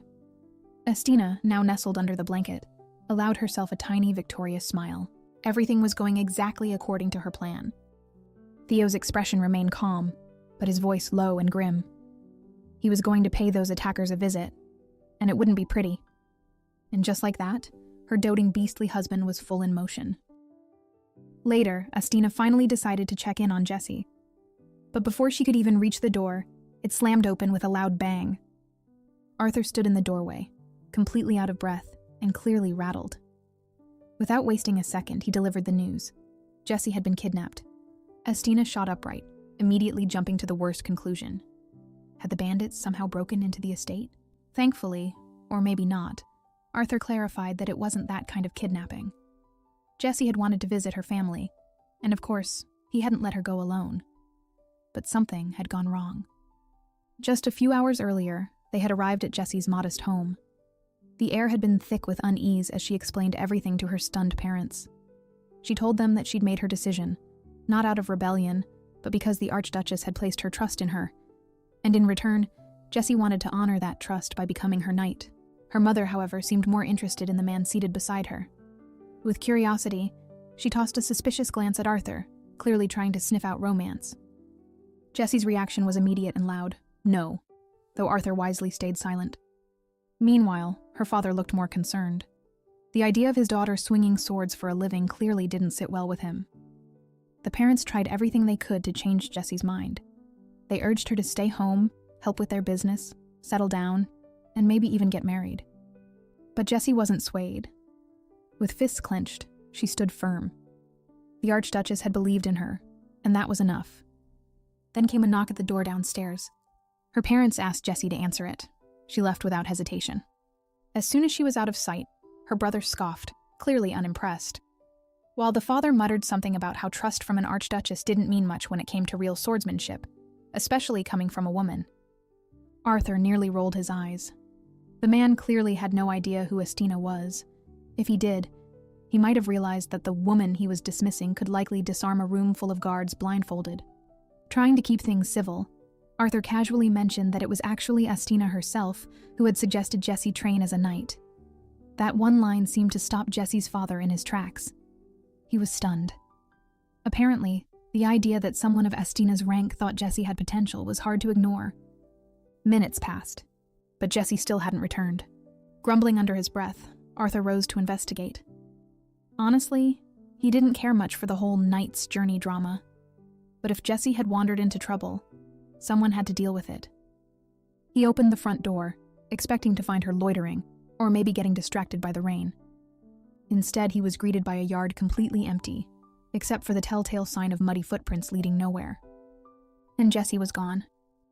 Inside a rundown house hidden among the trees, the bandit leader slammed his fist on the table in frustration. The news had just come in, and it wasn't good. The Viscount had officially washed his hands of the situation, and worse, the Archduke himself was now in charge of judging the captured bandits. In other words, game over. The leader hadn't expected things to spiral like this. Attacking a random carriage was one thing, but finding out the Archduchess herself had been inside? That was an entirely different mess. In the corner of the room, Jessie sat unconscious and bound, a silent reminder of their mistake. The leader barked out a command. Plans were changing, and they had to move fast. But not before dealing with her. Just as tension peaked, a knock echoed from the front door. One of the bandits opened it. Standing in the rain, completely soaked yet unfazed, was Estina. Her expression was calm, but her eyes held no patience for games. She had come to take Jessie back, and she wasn't asking nicely. The bandits hesitated. Threatening a noblewoman was dangerous. Surely she'd back down if warned. She didn't, not even a flinch. And when the bandit leader made the mistake of ordering his men to grab her, Estina reached for her sword. If they wanted a fight, Estina would give them one. The leader quickly realized the tables had turned. Their position was compromised. Whoever had followed her wasn't going to show mercy either. So, he shouted for his men to kill her. Estina moved like lightning. With each swing of her blade, another attacker fell. The bandits couldn't even land a single blow. The floor turned muddy with water, blood, and the weight of collapsing bodies. Still clinging to hope, the leader yelled for them to attack all at once. But as it turned out, one woman was all it took. And after some time, Estina stood victorious. Still, she had no intention of stopping there. Without a word, she marched toward the trembling bandit leader, who now seemed a lot smaller than he did just moments ago. He backed away, all his bravado gone. Just then, a hand grabbed her leg, one of the fallen bandits still clinging to life. Before she could react, the leader lunged forward with a hidden blade. Estina twisted just in time, blocking the strike with a flash of annoyance. Rookie mistake. She should have checked for movement. Without wasting a second, she kicked the man away and spun around. One clean strike, and the leader dropped. It had all happened in a blur, almost too fast. Honestly, it had been easier than expected. Then, She glanced up, just in time to spot the last remaining bandit making a run for it. He threw the door open and sprinted toward the woods in a last-ditch attempt to escape, only to run straight into the blade of another. The Archduke stood outside, drenched by the rain but unmoved. His sword was already drawn. The fleeing bandit didn't make it 2 steps before collapsing at his feet. Rain continued to pour as Theo stormed forward, his steps heavy and unrelenting. Without hesitation, he grabbed Astina by the shoulders, fury and panic flashing in his eyes. His emotions boiled over. She had gone to that place alone, faced danger without backup. Of course, he was furious. Astina, now glancing down at her soaked and blood-stained dress, quietly pointed out that the wound wasn't even hers. She hadn't been seriously hurt. Still, that didn't cool the fire in Theo's gaze. To him, the risk had been real. He couldn't believe how carelessly she treated her own life. Astina tried to reason with him. She had sent a message through Arthur, hadn't she? Theo already knew that. And yet, the moment he found out she was in danger, his mind had gone blank. He couldn't think straight. All logic had vanished. She was confused by the intensity of his reaction. Nothing serious had happened after all. But Theo just stared at her, eyes filled with disbelief. As if he were asking, did she not even fear death? And then came her quiet answer, barely a breath. Sometimes, it didn't feel like dying would matter at all. In truth, she hadn't always been like this. In her previous life, back when she still had something to lose, Astina used to be cautious, careful with her life. But over time, that value faded. Life and death had started to blur, and now, the weight of either barely touched her. She met Theo's gaze with a hollow expression. To her, life and death were just 2 sides of the same worn coin. Theo's face changed, pain crept into every feature. The sadness in his eyes ran deep, like a man who recognized the feeling all too well. He had nothing to say, because the truth was, he once felt the same. With tears threatening to spill, Astina finally admitted what she hadn't told anyone. She had nothing, wanted nothing. There was no grand cause she fought for, no one to protect, nothing worth clinging to. She stayed alive simply to search for something, anything, to make life feel meaningful again. Just then, Theo reached up and gently touched her face. It wasn't a dramatic gesture, just raw, quiet desperation. If she had no reason to live, then let him be the reason. Because if she disappeared, he wouldn't survive either. Astina stopped breathing for a moment. Those words, "Live for me," echoed through her like a ghost from another life. A sudden memory surfaced. A different man, from a different time, telling her that from that moment forward, she had to live for him. Her heart jolted. Again, her husband had managed to pull her back into memories she worked so hard to forget. It was maddening. This connection between them, this inexplicable string tying her present to a haunted past. It was cruel. Anyway, Theo kept talking with voice softer now. He said that if her life could save even one person, then maybe it wasn't so meaningless after all. Astina reached out, her fingertips brushing gently against his cheek. Her eyes searched his as a single question formed in her mind. Was he afraid of losing himself too? Theo hesitated, then admitted that yes, he was afraid. Not of danger, but of the way she seemed so detached. It terrified him more than any blade. And as she stared into the face of the man who looked at her like she was his entire world, something inside Astina shifted. A thought formed. Why did she stay? She, who had learned to run from attachments. Why did she remain here, in this place, beside this man? At first she told herself it was pity, the lonely, cursed Archduke. Then she decided maybe it was friendship. But now she saw through her own excuses. It wasn't duty, and it certainly wasn't just kindness. It was him, his face. The face from her memories, the one that still haunted her most tender dreams. She simply wanted to see that face again. And so she leaned in and kissed him. Theo flinched like lightning had struck him. He pulled back, eyes wide, mind scrambling for meaning.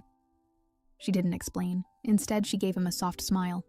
Whatever the reason, she made it sound like the kiss was just meant to help him stay in his human form. But we all knew that wasn't the full truth. How sad, really. As for Theo, he didn't know what to do with the pounding in his chest. He didn't understand why everything inside him felt like it was about to explode. There was no blade in front of him, just her.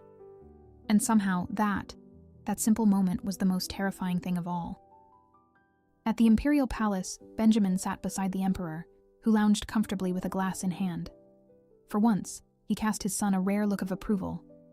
It wasn't the room that made Benjamin uneasy. It was the looming public stage he was about to face. The spotlight had never been his comfort zone. Still, the emperor was pleased. Benjamin's decision to reappear in the political scene might have come late, but as far as the emperor was concerned, better late than never.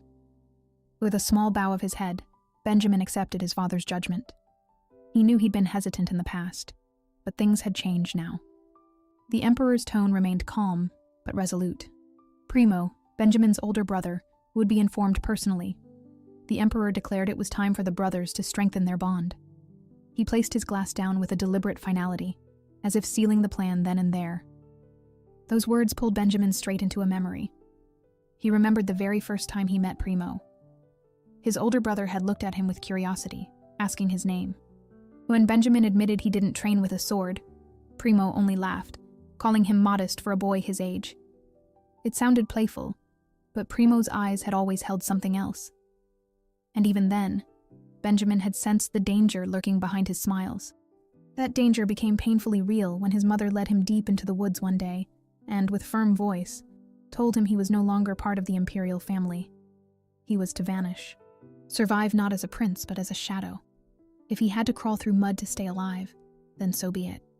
The only rule was never to utter the imperial palace again. But in the end, it hadn't been Benjamin who died. It had been his younger sister, the delicate one who stayed behind. Now, walking through the familiar palace corridors, Benjamin kept his stride steady. Primo wasn't proven responsible for that tragedy. No evidence, no confessions. And yet, the shadow of suspicion still followed. But Benjamin hadn't returned for the throne. That was never his aim. What he wanted was strength, enough to protect Estina. Even so, the warning in his mind never quieted. In this place, caution was survival. Primo wasn't the only danger. The Empress and her children had their power and influence. They didn't play games in this palace, but wars. Lost in thought, Benjamin walked without noticing the figure directly in his path, until it was far too late. A sharp, cold voice broke the silence. The one person he least wanted to see appeared before him. Princess Isis, Primo's sister. The elegant viper of the imperial court. She was infamous for orchestrating assassination plots, engineering disappearances, and eliminating any heir bold enough to challenge her family's grip on power. And now, she stood before him, wearing the smile of someone who'd just spotted fresh prey. With her usual air of casual cruelty, she tossed out a few biting remarks. She mocked his return to the palace, implying that a pitiful brother like him would have done better to stay hidden. Dead mice, after all, didn't cause trouble. Benjamin stood his ground. He made it clear he wasn't back for the throne. But Isis wasn't impressed. She twisted his words, questioned his courage, and hinted that cowardice might be the only thing keeping him alive. He fired back, refusing to stoop to her level.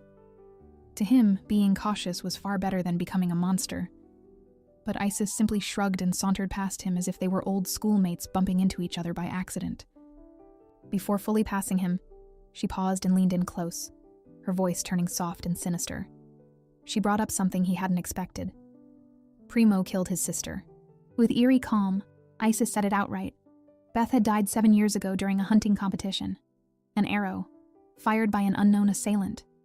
A mystery swept under the rug by the palace, hidden away like so many uncomfortable truths. After all, a powerless princess wasn't worth destabilizing the empire. The words hit Benjamin like a storm to the chest. He fought to keep his expression still. Isis, perfectly composed, wore a soft smile as she reminded him that since he'd returned to the palace, she had plenty more stories to share. But of course, Isis never gave without taking. She offered a reminder. There's a world of difference between holding a weapon and knowing the exact moment to use it. Benjamin's confusion deepened. What was she after? Then she said it. She wanted his help. Isis had set her sights on the throne. Not beside Primo, but for herself. Becoming Empress was her endgame. And to make it happen, she needed someone like Benjamin standing at her side. She positioned it like a gift, help her rise, and in doing so, secure his own revenge. Benjamin reeled. The plan wasn't just dangerous, it was utterly unhinged. His hesitation didn't offend her. She simply yawned at his resistance, brushing it off as predictable. She reminded him of Empress Martina, a woman who reshaped the empire through will and cunning. Why, Isis asked, should ambition belong only to men? Benjamin's expression turned cold. To him, she was no different from Primo, just another ruthless contender in a blood-stained game. But Isis didn't bother denying it. In fact, she embraced it. She openly admitted to killing many of their half-siblings. She never claimed innocence. That was the difference, she said. She never pretended to be anything but what she was. Then, in a twist of calm cruelty, she added that she, at least, didn't kill Beth. Benjamin stared at her, saying nothing, unsure if her words carried even a grain of sincerity. Still, one question burned in his mind. Could she really kill Primo? Isis stepped closer, resting a hand lightly on his shoulder. Her voice turned smooth, almost sweet. They would talk more, she promised, at the pre-harvest festival. On the flip side, Theo and Astina had received the imperial party invitation, and while most might have seen it as just another royal gathering, Astina's eyes sharpened with quiet resolve. The stage was set. This was the moment she had been waiting for. Theo, however, didn't share her enthusiasm. A shadow of concern crossed his face. He knew the risk wasn't hers. It was his. His human form came with a strict time limit, half a day. After that, the curse would return, and the Archduke's carefully guarded secret would unravel. If anyone caught even a glimpse of his transformation, he wouldn't be remembered as a nobleman, but as a beast. Astina remained calm. To her, this was a calculated move. No one outside Atalanta knew the truth yet, and showing up at the grand ball in full human form, under the glare of chandeliers and the judgmental eyes of high society, would be far more powerful than any rumor, especially with the master of ceremonies watching. If they were going to send a message to the Empire, this was the time. Theo let out a bitter laugh. The Emperor had always been a narrow-minded man, but refusing the invitation would raise questions. He knew he couldn't back out now. Of course, Astina had already thought through every detail. With a map laid out in front of them, she pointed to the planned route. Discretion would be everything. Theo couldn't be seen traveling in public like other nobles, and his transformation during the journey had to remain hidden. Fortunately, the ball would begin at night, giving them the advantage of darkness. A late arrival might even enhance their dramatic entrance. The servants, maids, and guards would go ahead to prepare the Atalanta mansion in the capital. Meanwhile, the Archduke and Archduchess would take an alternate path, secluded, quiet, and far from the eyes of curious nobles. Only a few would be allowed to accompany them: Jesse, Arthur, and Hyzen, a small, trusted group. Still, Theo had his doubts. His fear lingered. What if someone discovered the truth? Astina, sensing his unease, reassured him softly. He had nothing to worry about, she reminded him, because no matter what happened, she would be by his side. Then she reached for his hand, placed a gentle kiss on it, and smiled. The gesture was odd and sweet, completely unexpected, so it made Theo laugh. It was the kind of affectionate silliness he rarely saw from her. He joked in return, calling her his loyal knight and saying he'd follow her orders. Astina caught the teasing tone and matched it. She remembered what he had told her back in Belua, how he'd comforted her when she doubted herself. She even echoed his words from then, laughing softly as she teased him about making such selfish request. Theo flushed at the memory. But something about the way she repeated the phrase made him pause. It was almost like someone else had asked her to live for them once, long before he had. Astina didn't answer that question directly. Instead, she simply said that he wasn't selfish. She understood why he said those words. He only wanted her to feel better at the time. Her insight caught him off guard. The truth was, he hadn't said it just to comfort her. He had meant it. Every word. Still, he knew that if he let himself open up too much, she'd likely push him away, just to protect herself. Yet even knowing that, he couldn't stop himself. Watching her smile at him, so gently, something twisted inside him. If only she knew how desperately I didn't want her to leave me, he thought. Maybe she wouldn't smile at me like that. So he reached for her hand this time. He admitted that asking her to live for him had been bold, maybe even foolish. His life might never be enough to give hers meaning. But one thing he could promise, since she gave him this second chance, he would live for her too. As he kissed her hand, that promise settled deep in his heart. And in that moment, Theo knew the truth he hadn't dared say out loud. He really had fallen for her. Just outside the room, Arthur stood frozen. He had been about to knock, but after what he'd just overheard, he wasn't sure if now was the right time to step in. Then Jessie appeared beside him like a silent ghost. Arthur nearly jumped out of his skin. Jessie, of course, looked entirely unbothered. She casually held up her letter, explaining her presence with all the seriousness of someone announcing the weather. She was there to deliver Astina's punishment letter. Back in Belua, Astina hadn't exactly been thrilled about how things had played out. The mission may have ended in success, but discipline was discipline. Of course, her judgment was swift and creative. Each offender had to write 10 full pages detailing everything they regretted about their actions. Arthur's eyes narrowed the moment he saw the apology letter. Jessie noticed and, with a knowing smile, offered to delay handing hers in, just in case Arthur hadn't finished his yet. She admitted that it was mostly her fault anyway. She wasn't even supposed to leave the estate to begin with. Technically, Arthur wouldn't have been punished if it weren't for her actions. He had expected her to be mad, maybe even defensive. But instead, her voice turned soft, grateful even. She acknowledged what he did back there, how he'd stood up for her in front of her parents. Arthur flushed immediately and tried to brush it off. He hadn't done it for her, he insisted. He was only defending the Archduchess, nothing more. But Jessie smiled gently. She understood. Still, she wanted to thank him. The words caught Arthur off guard. No one had ever thanked him like that before. Not like this. It left him standing there, a little stunned, unsure of what to do with the warmth that crept up behind his usual scowl. As she turned to leave, Jessie reminded him that once he finished his 10 pages, he should let her know. Then she'd turn hers in too. Arthur stood quietly as she walked away, but something unfamiliar settled over Arthur. Was that a budding crush from a brat, perhaps? The next day, Theo sat in his office, fingers rhythmically tapping against the armrest as his thoughts drifted far beyond the walls around him. Eventually, Theo let out a long sigh. He wanted to give Astina something meaningful. A gesture that could show her that life, in all its mess and beauty, was still worth holding on to. But that was easier said than done. Astina wasn't like most women. She was poised, sharp, and frustratingly impossible to impress with flowers or trinkets. Simple gifts wouldn't move her. That's when Oliver, ever the practical one, quietly offered a different angle. Maybe it wasn't about giving her what she liked. Maybe it was about giving her what she needed. The thought stuck. They would be leaving for the capital soon, and with that came public appearances and formal events. She'd need dresses, ones that matched her status.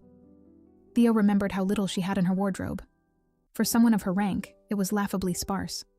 Without hesitation, he gave the order, tailors, immediately, and not just for a dress or two.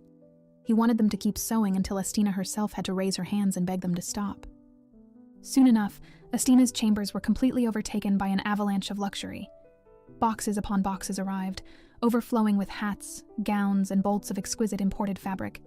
Astina stood at the center of it all, momentarily stunned by the sheer volume. It was hard to tell if she was impressed or overwhelmed. The head dressmaker, noticing her reaction, gently reminded her that these were the Archduke's orders.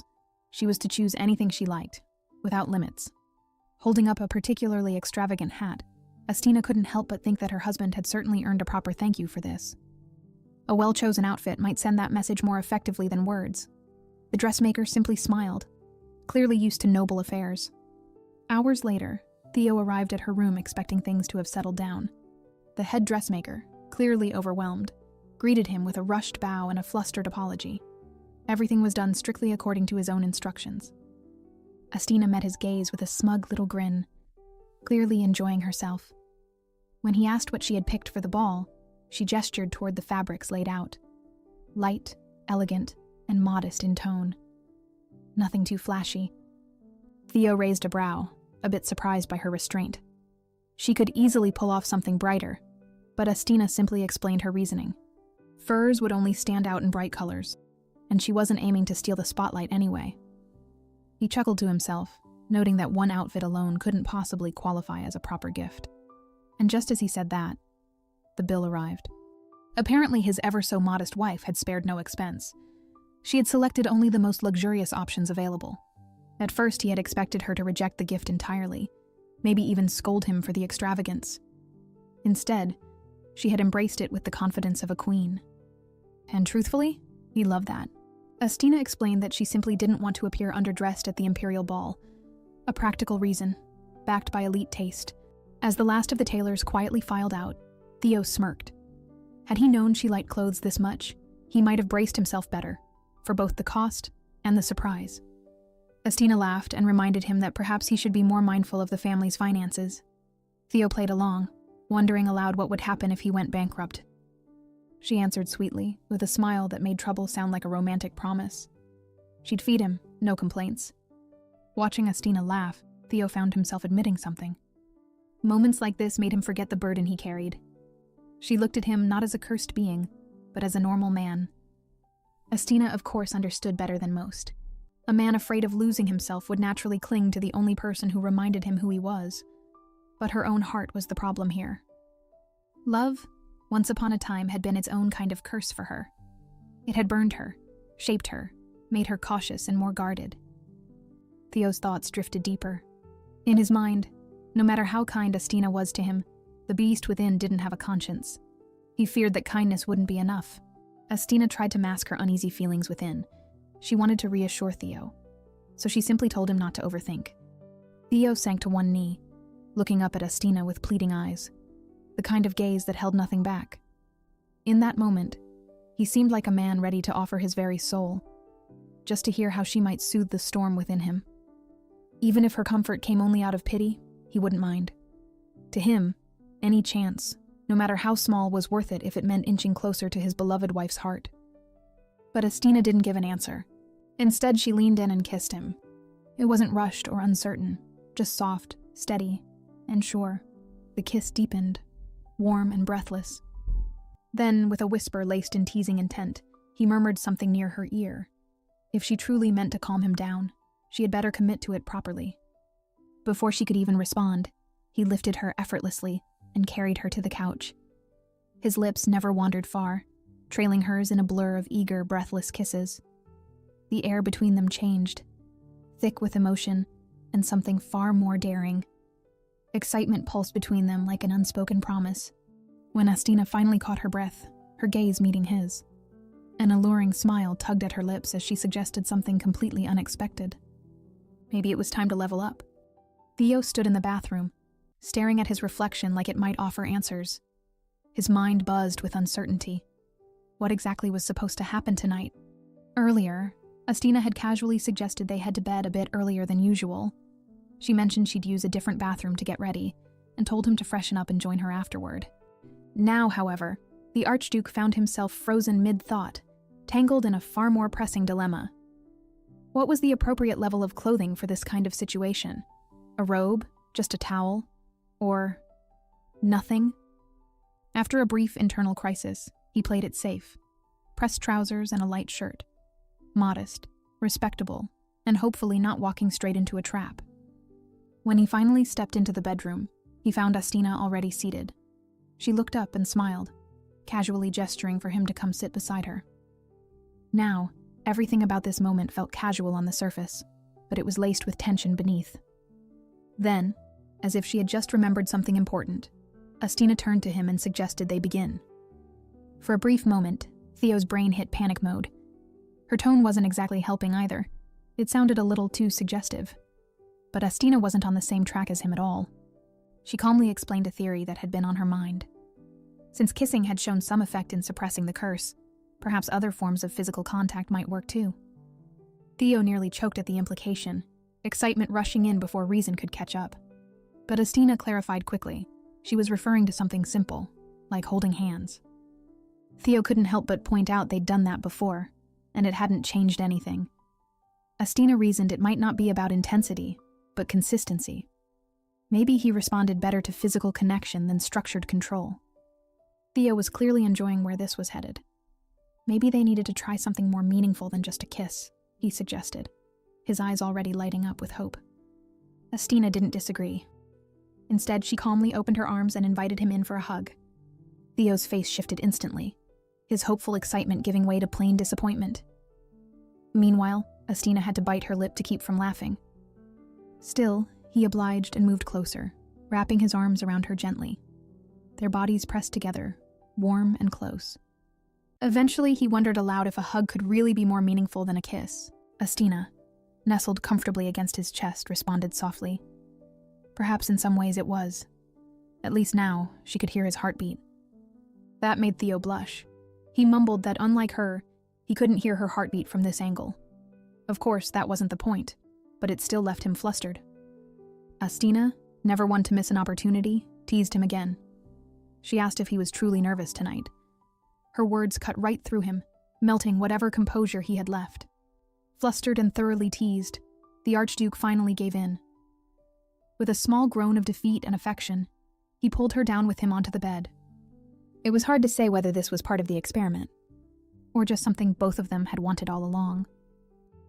Astina blinked, suddenly realizing she may have pushed her teasing too far. She tried to brush it off with her usual confidence, insisting that there was no need for him to be so bashful, but her attempt to lighten the mood only fanned the flames. Without missing a beat, Theo bent down and placed a kiss on her foot. A bold move, and definitely not one she expected. He then tossed her leg over his shoulder and glanced up, asking if she finally understood what real embarrassment looked like. Astina, who usually had the upper hand in banter, found herself momentarily speechless. Then, she muttered that if his goal was to catch her off guard, congratulations, he succeeded. Theo pointed out that she was the one who pulled him into bed in the first place. But Astina quickly clarified that it wasn't that kind of invitation. Somewhere between confusion and desire, Theo admitted he couldn't make sense of her signals. But Astina reminded him that he once had no interest in taking things further. Yet now, here he was. Theo shot back, saying that he could always change his mind. And judging by how he hovered above her like a man newly obsessed, that shift had definitely happened. But Astina stopped him. Not because she didn't want him close, but because for her, such intimacy should come from love. That single word, love, brought the entire room to a pause. It hit Theo square in the chest. He stared at her, trying to make sense of what she just said. Eventually, he backed down. Letting out a sigh, he collapsed beside her and muttered that words would never be enough to win her over. At this point, he knew actions mattered more. He even joked that after what just happened, maybe they'd moved past hugs altogether, then asked what they'd do if kisses stopped having an effect too. Astina, ever the rational one, replied that they'd simply keep raising the level. Simple as that. Now that made Theo pause. He looked at her like she'd just opened Pandora's box. Did she mean she'd do more to him than just kiss him? The way she calmly nodded sent a visible chill down his spine, but not the bad kind. Of course, then came the awkward follow-up. What if they accidentally had a child? Astina assured him. She knew that he wasn't the type of man who'd turn away his own child, even if the mother was no longer around. But that answer only rattled him more. He grabbed her hands and asked if she truly planned to leave him and raise a child alone. Why would she choose a life of shame when she could simply stay? Astina didn't have a solid answer. Even she couldn't explain why this desire to walk away still clung to her. She knew staying made more sense. But logic and emotion rarely walked the same path. Theo, holding back his own frustrations, quietly said that if she ever left, he'd still make sure she had everything she needed. But if it were up to him, he wanted her to stay. Astina sat in silence, eyes locked on his. Sensing her emotional shift, Theo wrapped his arms around her again and whispered a quiet promise. He wouldn't ask her any more painful questions tonight. He knew her heart still bore invisible wounds. And if she couldn't open up to him yet, that was okay. But as Astina rested her head on his chest, she quietly scolded him. Somehow, this man always managed to turn her into a coward at the exact moment she thought she had things under control. And as he gently stroked her hair, she muttered for him to stop. Because the truth was, she wasn't just protecting herself from the world. She was protecting her heart from him.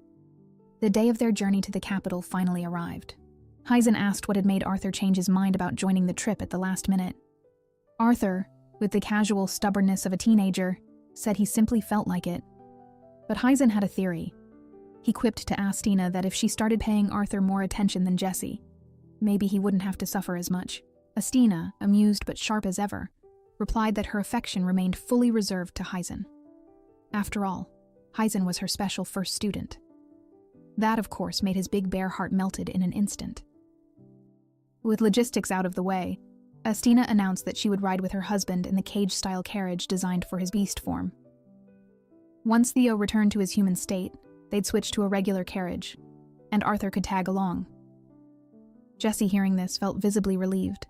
Lately, she'd noticed Arthur glaring at her like she'd stolen his favorite sword. Now she could breathe a little easier. As Jessie hauled her suitcase into the carriage, she noticed something. The cage carriage actually had enough space to fit both her and Hyzen comfortably. But apparently Arthur noticed too, and his reaction was swift and dramatic. The very idea of a young woman and a knight traveling alone in a carriage for several days was, to him, a scenario that needed urgent correction. In full overreaction mode, Arthur decided this was the time to act. He squeezed himself awkwardly between Hyzen and Jessie, claiming he couldn't possibly ride in luxury while his master endured hardship elsewhere. Jessie gave him a look, one that said she'd seen this nonsense before, and suspected this was just his newest brand of troublemaking. Hyzen, sensing the awkward tension rising like steam in a kettle, stood up and calmly offered to sit elsewhere. The carriage bench clearly wasn't built for three, and Hyzen valued his sanity. Jessie, now shoulder to shoulder with Arthur, frowned and asked why he'd sat so close. She didn't like it. Arthur, flustered, shot back that she'd thanked him recently. Didn't that count for something? Jessie explained that while she no longer hated Arthur, she still definitely didn't like him either.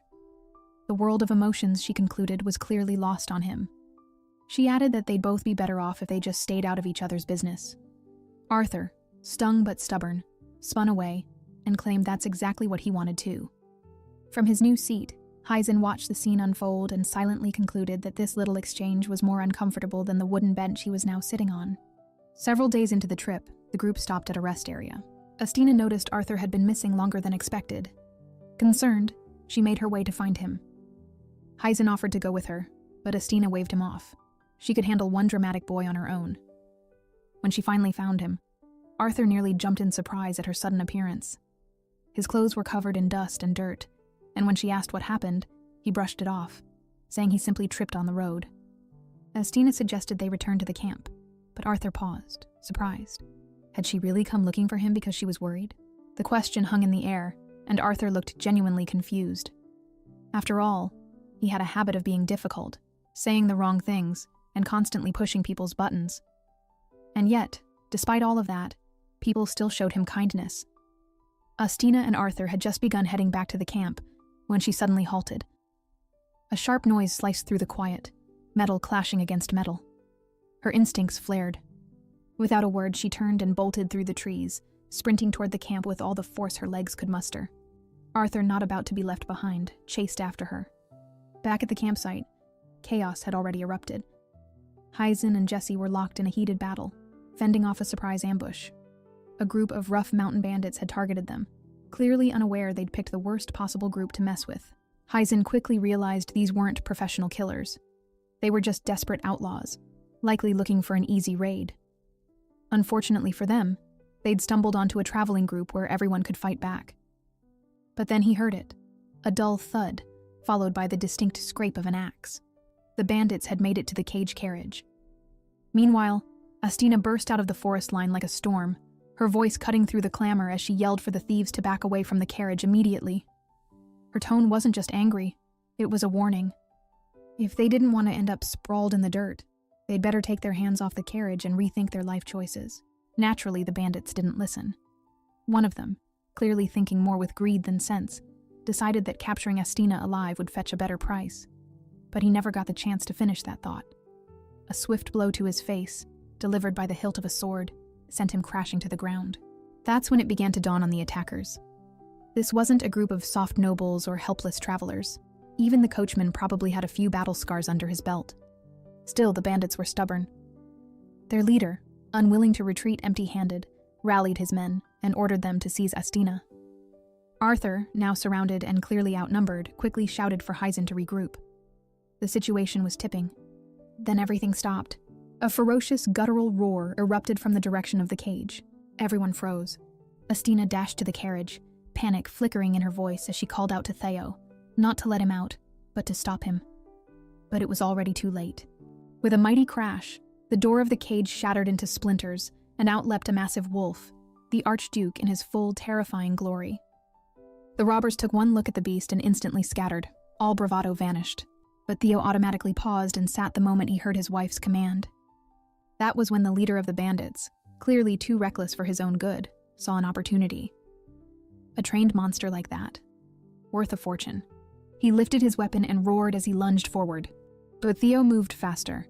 With a single swipe of his paw, he knocked the attacker off his feet like he was nothing more than leaves in a storm. After that, the scene had drastically changed. Theo now trotted happily alongside a carriage, the one holding several very bruised, very defeated robbers. From the driver's seat, Heisen chuckled, half joking that they probably looked like human traffickers now. Of course they planned to hand these criminals to the authority later. Stina glanced up at the sky. Dawn was still a couple of hours away, plenty of time to make a quick stop. She looked over to see Jesse and Arthur fast asleep, leaning against each other with surprising peace. Smiling faintly, the Archduchess moved closer and gave Arthur a sharp nudge to wake him. She had some business to do at the carriage. Calling Theo over, she noticed how relaxed and playful he seemed. It had been a long time since he'd gotten to run freely like this. She kissed the wolf affectionately. But the moment was cut short. A sudden scream echoed near the carriage. Stina turned sharply to see a man brandishing a dagger and threatening them. But before the man could make another move, Heisen silently crept up behind him and struck with precision, knocking him unconscious. Stina leaned over the fallen stranger, studying him more carefully. He didn't look like a rugged forest outlaw, which meant they couldn't just leave him behind. Sometime later, in a quiet village inn not far from the capital, the man finally stirred. His head throbbed like someone had used it for target practice. He sat up in a panic, recalling fragments of the attack. For a brief moment, he thought he'd been kidnapped, and then he noticed the man sitting near the window. The figure looked serene, almost glowing under the sunlight, like an angel. Theo turned to the bed and smiled when he noticed the stranger was finally awake. A little while later, the man, still embarrassed by everything that had happened, lowered his head and apologized sincerely. Now that he was fully aware of the situation, waving a weapon at the very people who'd saved him felt beyond foolish. Stina brushed it off kindly. Misunderstandings in high-stress moments weren't uncommon, she assured him. No harm done. Still, the guilt clung to him. He looked like he wanted the floor to open and swallow him whole. But Stina reassured him again. She pointed out that anyone who risked their life to protect others wasn't someone they could just abandon in the forest. That simple truth struck a chord in the man, who, humbled by Stina, thanked her once more, genuinely and from the heart. Then, Theo approached and rested a hand on his wife's shoulder. He asked if everything had been cleared up, and as usual, he'd already taken practical action. He'd ordered breakfast ahead of time. Stina gave her husband a thankful look and silently hoped that the local cook was better than average. No one needed a bland meal after a near-death experience. The man, watching this quiet exchange between the two, curiously asked what kind of relationship the two had.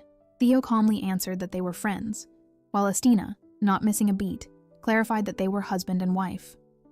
She glanced at her husband, clearly baffled by why he would downplay something so obvious. Theo, unfazed, smoothed things over with a grin, adding that they were also good friends. The man watched them, oddly inspired. If he ever married, he thought, that's what he wanted, someone who could tease, comfort, and stand beside him like that. Curious now, he asked where they were heading next. Theo replied that they were en route to Vasil. The man's interest deepened. He asked if the couple already had somewhere to stay in the city. It wasn't just small talk. He seemed eager to repay the kindness he'd received, and helping them secure housing felt like a start. Theo politely declined, but the man cleared his throat and shifted into something more formal. He introduced himself properly this time. His name was Edwin Tristan, the eldest son of the noble house of Tristan, and older brother to its current head, Marchioness Antherine Tristan. He admitted with slight hesitation that he didn't get along well with his sister. Still, she was the kind of person who knew how to show gratitude when it mattered, and he hoped they'd pass that kindness along. That noble house, Tristan, made Theo pause. He recognized it immediately. The House of Tristan and the House of Atalanta weren't just old names. Their rivalry was the stuff of legends across the empire. Their feud dated back generations, supposedly over a high-stakes game between distant ancestors. And ever since then, the two families had remained tangled in political tension. Tristan, with their history in weapons manufacturing, once sought to expand into the southern territories. But Atalanta refused, insisting that weapons shouldn't be used to conquer fortresses on their soil. The argument spiraled into accusations of dictatorship and barbarism, and neither side had forgotten. Even though the war had stopped long ago, the bitterness never truly faded. And now here they were, Atalanta and Tristan, seated at the same table by sheer accident. Theo felt the weight of it. He understood now that getting any closer to Edwin might not be wise.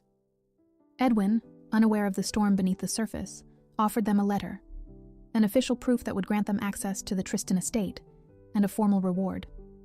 Theo looked down at the letter in disbelief. Who would have imagined that he, the Archduke of Atalanta, would end up rescuing the heir of House Tristan? Estina, sensing the tension, gently shifted the topic. She asked Edwin if he was heading to the capital for the harvest festivities. Edwin shook his head, a little sheepishly. The truth was, he'd left his family behind long ago and hadn't made a public appearance in years. Theo realized then why they hadn't recognized each other sooner. Though Edwin had always been frail as a child, his appearance now was surprisingly healthy. He still coughed from time to time, but far less than the rumors claimed. Estina noted that since Edwin wasn't heading to the capital, their paths would soon diverge. Edwin confirmed that he planned to head east. Anywhere far from home would do. Estina warned him gently to avoid trouble and stay away from unnecessary risks on the road. Edwin stood and gave one last heartfelt thanks to the couple. He insisted on paying for their breakfast as a small gesture of gratitude. And as he left, he asked for a favor. If they ever crossed paths with his sister in the capital, he hoped they'd let her know he was doing well. Estina promised she would if the chance came. Theo eyed the letter again and made a quiet remark. If they did deliver it to the Marchioness, she'd likely be furious. So of course they both decided to never deliver that letter at all. Theo headed upstairs, his mind crowded with doubt. He couldn't shake the thought that maybe his wife would eventually lose interest in someone like him. He recalled what had happened earlier. What caught Theo off guard wasn't the stranger. It was how polite his wife was being to him. Suspicion flickered behind Theo's calm expression. He glanced at Estina and hesitantly asked if she was still thinking about Edwin. Was she disappointed to see him leave? Her manner had certainly seemed curious around him. Estina gave a neutral reply. She explained that it wasn't about sympathy. She didn't warm up to people so easily. If anything, Heisen had simply overreacted and attacked the man due to a misunderstanding. To her, Edwin wasn't some intriguing mystery. He was just a man who took propriety a little too seriously. Theo, trying to read between the lines, asked if that meant there was truly no hidden meaning behind her actions. Estina didn't miss the jealousy tucked into his question. She gently assured him that his worries were unnecessary. In marriage, what mattered most was loyalty, and she was nothing if not devoted. But Theo, still bothered, admitted he'd prefer if she kept her distance from other men altogether. Even if nothing improper happened, it was the idea of it that unsettled him. Estina paused and looked at him, her gaze firm but not unkind. She pointed out that he was overthinking things again. For her, what mattered when judging people were their intentions. And to prove her point, she reminded him how furious he'd been during their trip to Balua, even though, deep down, he must have known the danger wasn't nearly as dire as he made it out to be. Still, he had blown up like wildfire. Theo, caught off guard by the sudden shift in tone, looked at her carefully. Was she really bothered by how much he worried for her? He asked almost hesitantly if she would have preferred he just waved her off with a polite farewell next time, instead of being anxious. But that wasn't her point at all. Estina clarified that she hadn't been in a bad mood back then, because she already knew how worried he was. It didn't annoy her. If anything, she'd accepted it. Theo was touched by her words. Then, without waiting for more explanations, he lifted her chin and kissed her gently. What surprised Estina was how much his kisses affected her now. It was no longer just a kiss meant to lift his curse. Theo noticed that change too, because his next kiss was deeper, more possessive. He pushed her lightly against the wall, closing the distance with growing intensity. Breathless, the two stood there, trying to collect themselves. Still half serious, he noted that she wouldn't be able to do this kind of thing with the wolf version of him. Theo brought up a lingering question. He really wanted to know what she had meant when she once joked about leveling up. Estina was not sure if he was offended or just playfully suspicious. Had he taken her teasing that seriously? But Theo was already on a roll. He said, with mock seriousness, that kisses had levels, and as someone cursed to transform unpredictably, he needed to study the subject carefully. Then, like a man presenting a lesson, he began listing them. A kiss on the hand? That meant loyalty and admiration, just like knights offered to their lieges. He kissed her palm and added that it could also mean jealousy, depending on the intent. Startled, Astina pulled her hand back quickly and told him to stop. But Theo wasn't done. He pointed out that understanding these layers wasn't just about his curse. His wife should also know what was acceptable, and what wasn't, when it came to sharing moments with other men. Astina let out a long, exasperated sigh. Clearly, arguing with him would get her nowhere, so instead, she just told him to keep things short. Theo, enjoying every second, kissed her on the forehead next. That, he said, symbolized trust and faith. Then came the final one. He explained that kissing someone's eyelids held a romantic meaning, often associated with courting. Before the moment could escalate further, however, someone appeared on the staircase. It was Hyzen. Looking like he'd just walked into a melodrama. The night froze. There was a strong wind outside, but that wasn't what had him trembling. He took one look at the couple, and instantly covered his face in horror. "I saw nothing," he insisted. Astina bolted in the opposite direction, slamming the bedroom door behind her, clearly mortified. Meanwhile, Theo turned to Hyzen with a sigh and muttered that they needed to talk. Probably to do some little punishment. On the Tristan family's private training grounds, the Marchioness stood tall and focused. Her posture was flawless as she pulled back her bowstring with confidence, taking precise aim at a distant target. But just as she released the arrow, a breathless servant rushed up the stone steps, yelling that something urgent had happened. Calm as ever, the Marchioness simply swapped out her arrow and asked what the fuss was about. The servant, still catching his breath, reported that the rumors were true. Archduke had reappeared in the capital. At the news, Chirby remarked that with the Archduke away from his duties, their long-standing petition over customs tariffs might finally gain traction.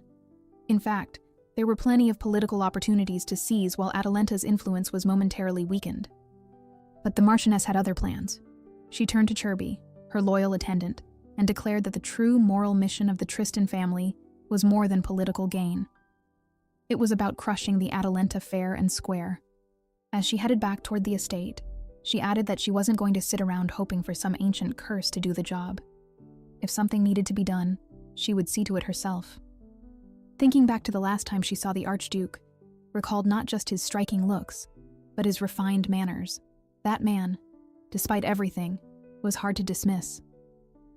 And yet, it bothered the Marchioness deeply, trying to stake her place in an elite noble society that barely tolerated her, often whispering behind her back about how she dressed and behaved more like a man than a lady. Still determined, she asked aloud why Theo had even come to the capital. Chirby promptly answered that the Archduke was there for the imperial ball. Without hesitation, the Marchioness decided she'd attend as well. Chirby then mentioned that the Archduke and his companion had slipped into the capital at dawn, without using their titles, a clear sign they were traveling discreetly. He asked what she planned to do next, and her first move was to visit the horse market. To anyone else, it might have seemed like idle shopping, but Chirby knew better. This was her version of reconnaissance. The Marchioness was already thinking ahead to the hunting tournament after the ball, and she had no intention of the Tristan name being shamed. After inspecting numerous mounts, the Marchioness finally spotted the one. A fine beast, elegant and strong. But just as she stepped forward, someone else reached out for the reins at the exact same time. Astina. Both women paused, then politely acknowledged one another's interest in the same horse. The Marchioness graciously offered Astina the first trial ride. Hidden under her travel cloak, Astina gave a small nod and accepted. After a brief test ride, Astina declared she'd take the horse. She then thanked the Marchioness for the opportunity, admitting that it had helped her to have a companion during her hunt. The Marchioness lit up at the idea. A lady taming a horse for a hunting competition? Intriguing. Her curiosity only grew when Astina noted the calluses on her hands. Those weren't from riding, but a sword. The Marchioness asked for specifics about the blade, and Astina answered with confidence. But Astina had a question of her own. How successful was her conversation partner with her own weapon of choice? The Marchioness was caught off guard. How had Astina guessed she was a woman? Astina explained matter-of-factly that it was her build. A trained eye could tell, and though she hadn't meant to expose her secret, she apologized. To her surprise, the Marchioness didn't take offense. In fact, she seemed almost delighted. She admitted she had underestimated Astina. Only someone truly skilled would notice something like that. The conversation shifted toward archery. Astina, amused, said becoming a master archer required not just good vision, but an enormous amount of control and strength. The Marchioness proudly declared that no weapon was more elegant than the bow. No true competition could exist without it. She even quoted the Empress herself. Martina had once told those who mocked archery that they ought to drown in a sea of arrows, a sentiment that still resonated in noble circles like the Marchioness. Astina smiled faintly and added that if those critics could still talk after being submerged in arrows, then maybe they had earned the right to speak. The two women, clearly more alike than they'd expected, began to connect in subtle ways. But their budding conversation was suddenly interrupted. Loud shouts echoed through the market. One horse had broken free. It was now charging full speed toward the two women. Antherine instinctively stepped forward, thinking she needed to shield Astina, but Astina moved fast. With one smooth motion, Astina sidestepped the chaos, leapt onto the horse mid-charge, and steered it aside with expert control. As she did, her hood fell, revealing her scarlet hair. The Marchioness froze. There was no mistaking that fiery shade. The woman before her looked astonishingly like the late Empress Martina herself. Astina calmly dismounted, handed the horse back to the workers, and passed her payment for her purchase. Meanwhile, Chirby reminded the Marchioness that it was time to choose their own horses, but her attention remained fixed on Astina, who was about to leave. Not ready to let her disappear so quickly, Antherine stepped forward and blocked Astina's path, politely asking if she could spare just one more minute. Astina lifted the cup and took a small sip of the tea. Antherine, noticing her interest, explained that the blend was a precious import, brought from lands far beyond the continent. According to her, this tea wasn't something one could simply buy with money. It came only through personal connections and trusted friends. As Astina quietly watched the refined woman across from her, an unsettling realization began to creep in. Fate had a twisted sense of humor. She'd sat down so casually, without knowing she was face-to-face with Marchioness Tristan. If she had known earlier, she wouldn't have even accepted the invitation, let alone the tea. Now it was too late to undo any of it. The Marchioness, noticing her guest's subtle discomfort, gently asked if the atmosphere was making her uneasy. Astina admitted that she had never imagined this kind of situation, that the woman she'd formed a connection with could be the head of House Tristan. The Marchioness responded with a knowing tone, confessing that if she had introduced herself at the very start, her guest would have surely walked away, Antherine's curiosity finally breaking the surface. She acknowledged the question might be impolite, but she couldn't help asking for the name of the woman who had helped her. After a brief pause, Astina answered simply, Tina. The name was vague enough to avoid raising alarms, but the Marchioness wasn't so easily fooled. She asked for a last name. Astina politely explained she didn't have one. And the Marchioness, half amused, remarked that if Tina were truly trying to pass as a commoner, she might want to act a little less poised. Still, the Marchioness expressed her gratitude and told her guest she could ask for anything in return. Astina chuckled softly and remarked that this whole interaction reminded her of someone else she'd met recently, someone who said almost the same thing. Reaching into her cloak, she pulled out a neatly folded letter from Edwin. Astina explained that she had met the man on the road and was asked to deliver the message to his sister. As she handed over the envelope, the Marchioness tensed slightly. She opened it slowly, her eyes scanning the contents with focused precision. Then, Antherine asked where exactly her guest had encountered Edwin. Astina replied that they had met not far from Chelbourne. After placing the letter gently on the table, the Marchioness asked whether her brother had mentioned his destination. Astina answered that Edwin hadn't said much about where he was going, only that he intended to travel east. The Marchioness reminded herself that Edwin was a grown man, capable of making his own choices. She told herself she had no reason to worry. Astina, with quiet detachment, said she had fulfilled her duty by delivering the message, and it was time for her to leave. The Marchioness, clearly reluctant to end the conversation, tried to keep her guest a little longer, but Astina claimed she had another appointment waiting. Accepting the excuse with some reluctance, the Marchioness gave a respectful nod and said she wouldn't dare keep a busy guest. As she escorted Astina outside, she offered a polite invitation. If the mysterious traveler ever found herself nearby again, she was welcome to visit. Inside the carriage, Astina stared out the window, thoughts quietly swirling. Perhaps the rift between the Tristan siblings wasn't complete distance. Maybe it was more like a fracture, subtle, but deeply rooted. Meanwhile, the Marchioness turned to Chirby and admitted that she still didn't know who their guest really was, or why she chose to hide her identity. But there was something about her that lingered in the mind. With a quiet intensity in her voice, she murmured her final thought aloud. The woman looked uncannily like a reincarnation of Empress Martina. Upon arriving at the Atalanta estate in the capital, Astina stepped inside, quietly scolding herself for returning so late. But the moment she opened the door to the sitting room, she froze, then broke into a delighted smile. There, waiting on the couch, was her sister Canna. Without warning, Canna leapt from her seat and wrapped her arms around Astina, practically crashing into her with a loud, teary cry. Her words came in a flurry. Was Astina safe? Had she been sleeping enough? Eating properly? Every question spilled out through choked-up emotion. Her eyes shimmered with tears as she admitted how deeply she had missed her and how worried she had been all this time. Astina pulled her sister into a firmer hug, gently reminding her that she'd written to say she was doing fine, but Canna only shook her head, guilt washing over her. She began to apologize for everything, for walking away, for leaving her sister to carry the burden alone. Astina listened silently, remembering the moment her sister once said that no man could live without his honor. Now, Canna seemed to carry the weight of that belief like a wound. With a sad voice, Canna admitted how foolish those words were. Her ideals, she said, had only been able to survive because Astina had shouldered the cost. What good was honor, she asked, if she couldn't protect it herself? Astina didn't argue. She simply replied that for her, life always mattered more than reputation. But Canna couldn't help but ask, if that were really true, why had her sister gone to the Archduke in her place? Astina answered softly. She had done it to protect Canna. Then, she leaned in and kissed Canna on the forehead, whispering that she missed her just as much. A knock at the door broke the silence. It was Theo asking if he could come in.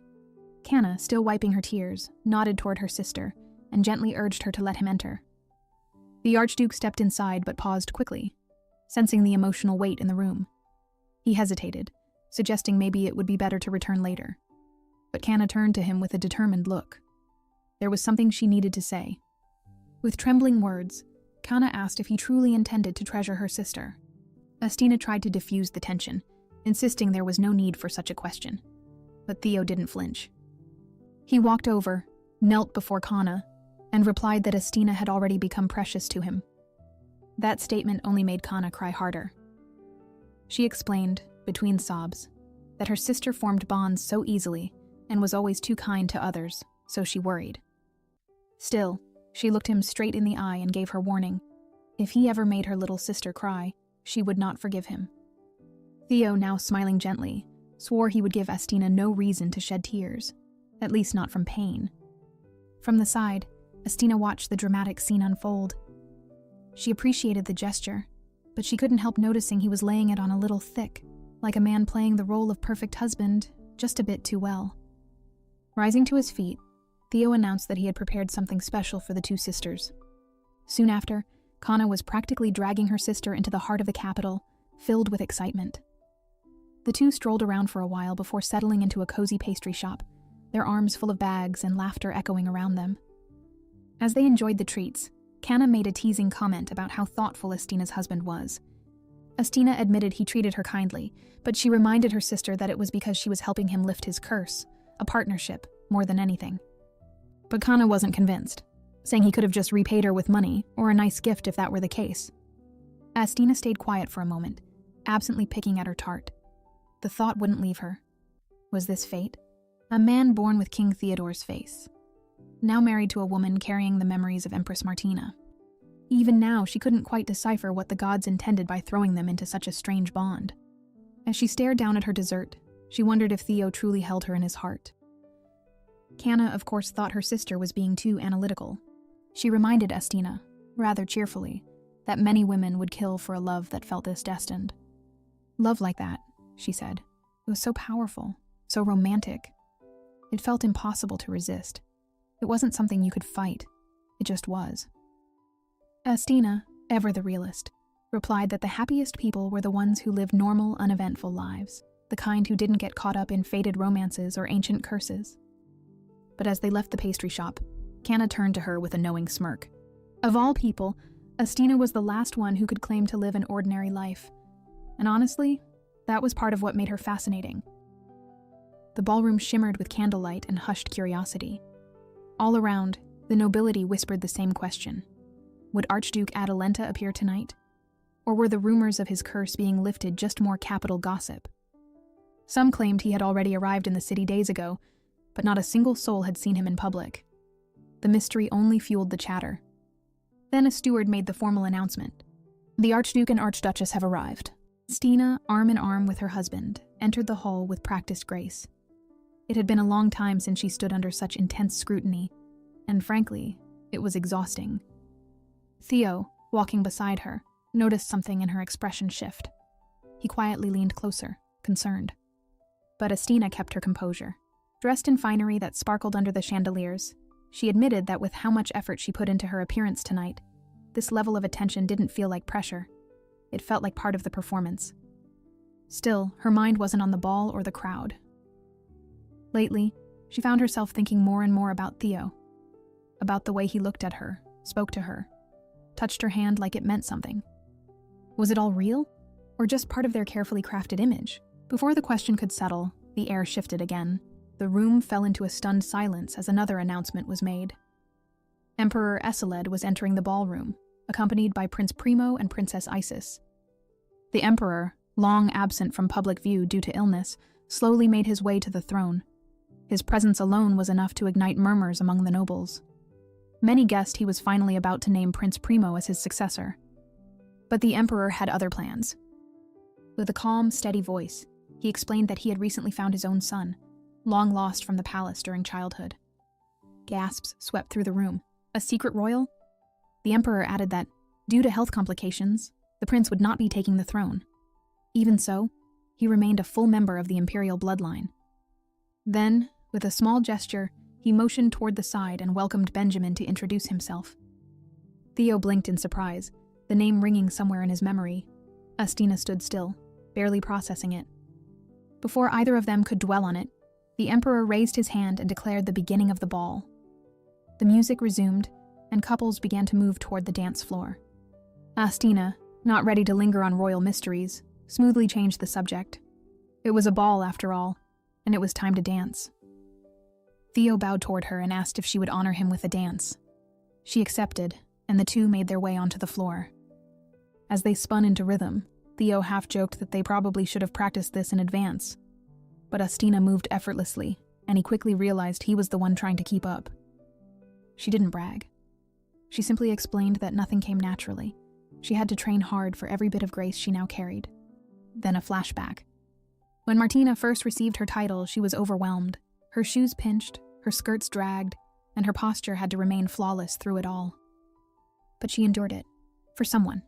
Back then, Theodore loved dancing, and at every ball, he asked Martina to join him. Even before she understood what love really meant, she tried her best to keep up, for him and his throbbing royal feet. As the dance floor swirled with color, the couple nearly collided with another pair. Theo quickly pulled Astina aside, steadying her before anything dramatic happened. She looked at him, amused, and remarked that he danced surprisingly well.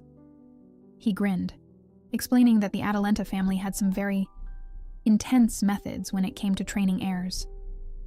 She suspected it must have been a lonely childhood, and he admitted that it was. The question lingered in her mind, and eventually she asked it aloud. Did he resent his parents for raising him that way? Theo paused. He wasn't sure which was worse, to hate them, or to feel nothing at all after they were gone. He confessed quietly that sometimes he just wished they had hugged him, even once. Astina understood more than he knew. As Martina, she'd spent years wondering what kind of pain was harder to carry, suffering for the sake of love, or living with the ache of being alone. Hours after the ball, Astina found herself on the terrace. She was waiting for Theo, expecting him to join her for a peaceful end to a long evening. But when the door opened, it wasn't the Archduke who stepped outside, it was Prince Benjamin. The sight of him caught her off guard. They hadn't spoken in ages. Astina quickly masked her surprise and asked, half-jokingly, whether she should start addressing him by his new title. But Benjamin, avoiding ceremony, assured her he'd never intended to keep anything from her. Benjamin went on to explain that his mother had pulled him away from the palace during his youth, hoping to keep him out of the brutal succession politics.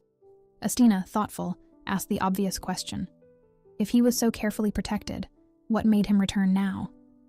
Benjamin clenched his fists. It wasn't politics that brought him back. It was her. News of her marriage to the cursed Archduke had been the final push. And since Benjamin Leandros had no power on his own, he decided to return under the name of his powerful birth family. Astina was confused. They'd always been friends. Nothing more. But Benjamin shook his head. To him, it was never just friendship. He admitted what he had buried for years. He had fallen for her. Meanwhile, Theo was still inside, obsessing over his hair in the mirror.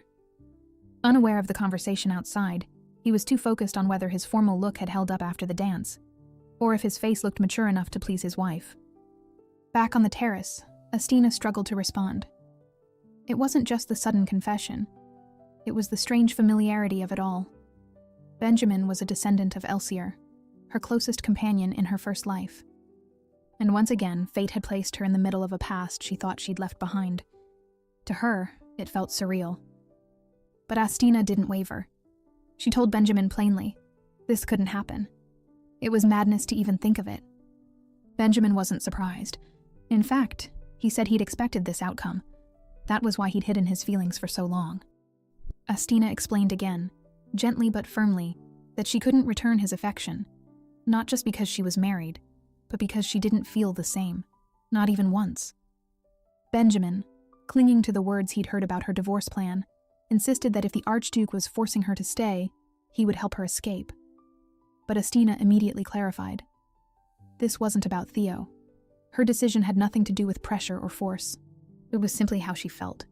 Benjamin's shoulders slumped. He realized then that she had never seen him as anything more than a friend. Still, he said he would stay by her side. If necessary, he'd fight, defend, even die for her. Astina told him it wasn't her responsibility to carry the weight of feelings she didn't return. She had never asked for this devotion. Benjamin explained that all he had ever wanted was to be her refuge, her safe place. If she didn't want that, he wouldn't push it. Astina urged him to give his heart to someone who might love him back someday. Someone better suited to receive what he had to offer. But Benjamin wasn't ready to let go. In a hushed, aching voice, he asked if she could give him even one chance. One day, if she ever divorced the Archduke, would she ever consider him? Before Astina could respond, a sharp voice cut through the tension. Theo had arrived, and he was furious. He accused Benjamin of trying to seduce a married woman. Benjamin, unfazed, shot back that a man who bought a bride had no right to judge anyone. Theo, struggling to keep his temper in check, coldly remarked that a man with true honor would know when to back off. Yet Benjamin didn't budge. He stood his ground and declared he wasn't running from anything, not from rivalry, and certainly not from the Archduke. Theo firmly reminded Benjamin of the line he had crossed. As a prince, he should know better than to lust after someone else's wife in plain sight. Benjamin countered without flinching. He claimed this marriage wouldn't last. Astina had a history of following through on her decisions, and he didn't believe she'd stay bound to a loveless arrangement forever. Theo shot back and reminded Benjamin of one thing. Astina hadn't even given him that meager chance he seemed so sure of. The air turned heavy as the two men continued to trade bitter words, their civility rapidly unraveling. Voices rose, tension crackled. Then Astina had enough. She yelled, loudly, ordering both men to stop. Turning sharply toward Benjamin, she scolded him for his lack of decorum. She added sharply that the Archduke had every right to ignore his provocations. As Benjamin stepped away, he leaned in to whisper one last thing in Astina's ear. A warning. Stay away from Prince Primo and Princess Isis. And then Benjamin left. Astina looked at her husband and asked how long he'd been eavesdropping. But Theo brushed the question aside. It didn't matter. She reassured him there was nothing to worry about. Their marriage contract still stood, and she had no plans of breaking it. But Theo wasn't comforted. He asked almost bitterly if she planned to accept Benjamin's proposal. After all, hadn't she considered divorce from the very beginning? Astina insisted that Benjamin had nothing to do with that. But the damage was done. Theo admitted it hurt, watching his wife defend another man. He stepped closer, frustration simmering in his eyes. Theo reminded her that the monster he was felt no shame in speaking his mind. or in becoming increasingly greedy for her. Astina, alarmed by the shift in his tone, pushed him away. She told him, firmly, to stop. But Theo had a hunch. He asked if Benjamin was the man she had left behind in the capital when she first arrived at the archduchy. He suspected that she now felt guilty for kissing him after reuniting with her former lover. But instead of answering, Astina placed her hands on his chest, then on his neck, and felt how fast his heart was beating. Then came the words that shook her. Theo whispered that she had looked so passionate when she mistook him for that man on the first night she saw his face. But suddenly, he stepped closer and pressed a tender kiss to her hand. Astina stared at her husband, baffled. How had she never seen it? He had always been there, right beside her. So why hadn't she realized his true feelings sooner? Then came his quiet vow. Theo wouldn't let her go back to that man. And in that moment, as Theo's voice softened and the storm in his eyes finally cleared, Astina understood the truth. He loved her. Deeply and undeniably. After the ball, Marchioness Tristan was in a foul mood. Yesterday had been nothing short of chaos. It began when her favorite horse suddenly fell ill, an inconvenience that delayed her departure.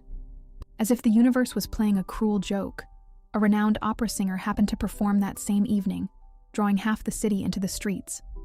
The crowds were massive, the roads clogged, and of course, 2 carriages collided right in front of hers, blocking the entire way. But the real cause of her frustration? She hadn't been able to attend the ball on time, and she had very specific reasons for wanting to see the infamous Archduchess in person. She even leapt out of the halted carriage and began sprinting toward the venue on foot, ignoring both social norms. By the time she arrived at the ballroom, she was met by Viscount Verdi, who welcomed her with a sly comment about her lateness. Leaning closer, he whispered something even more intriguing. The Archduchess of Atalanta looked incredible. He said she reminded him of the famed portrait of Empress Martina. Same elegance, same aura. Antharine turned her head just in time to glimpse a young couple on the staircase. One of them had unusually colored hair that tugged at her memory. It was very familiar. Back inside her carriage, the Marchioness' clenched fists spoke louder than words. She kept asking herself why everything had conspired against her yesterday. Chirby, trying to lighten the mood, asked what the Archduchess was really like. He repeated the rumors, how Astina was supposedly stunning, and how she and the Archduke made the perfect couple. That didn't help. Annoyed, Antharine ordered the carriage to stop and told them to head back to the estate without her.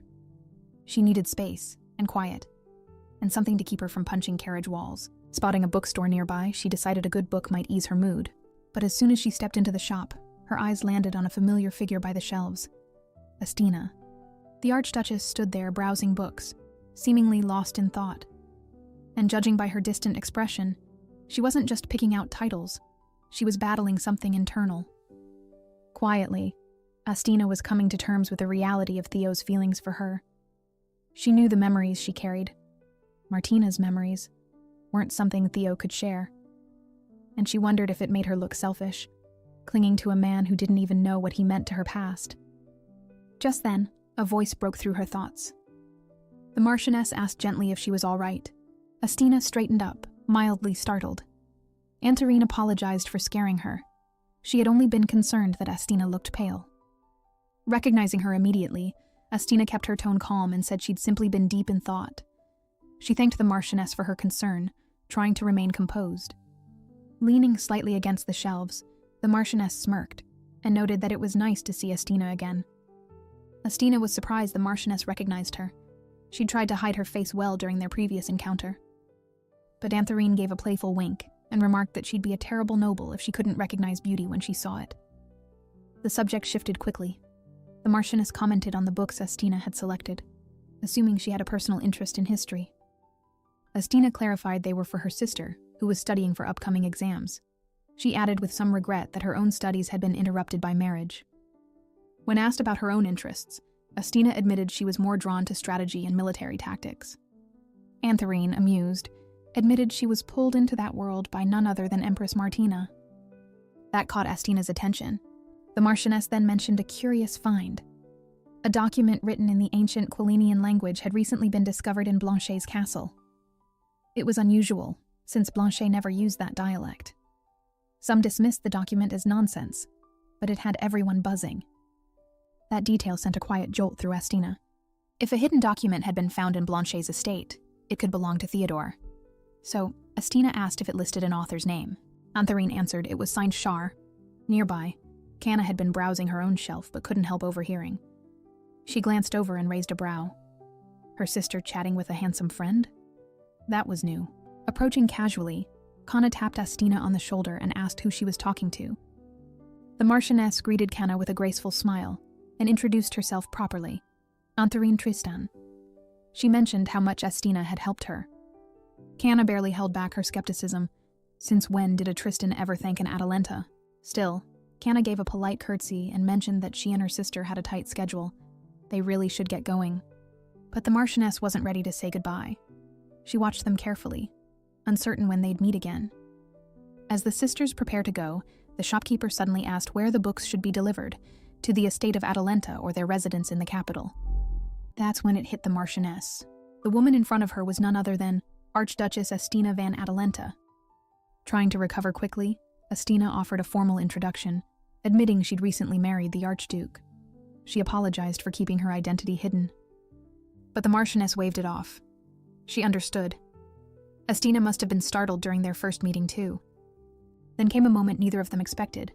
Perhaps driven by impulse or emotion, the Marchioness firmly asked Astina to divorce the Archduke.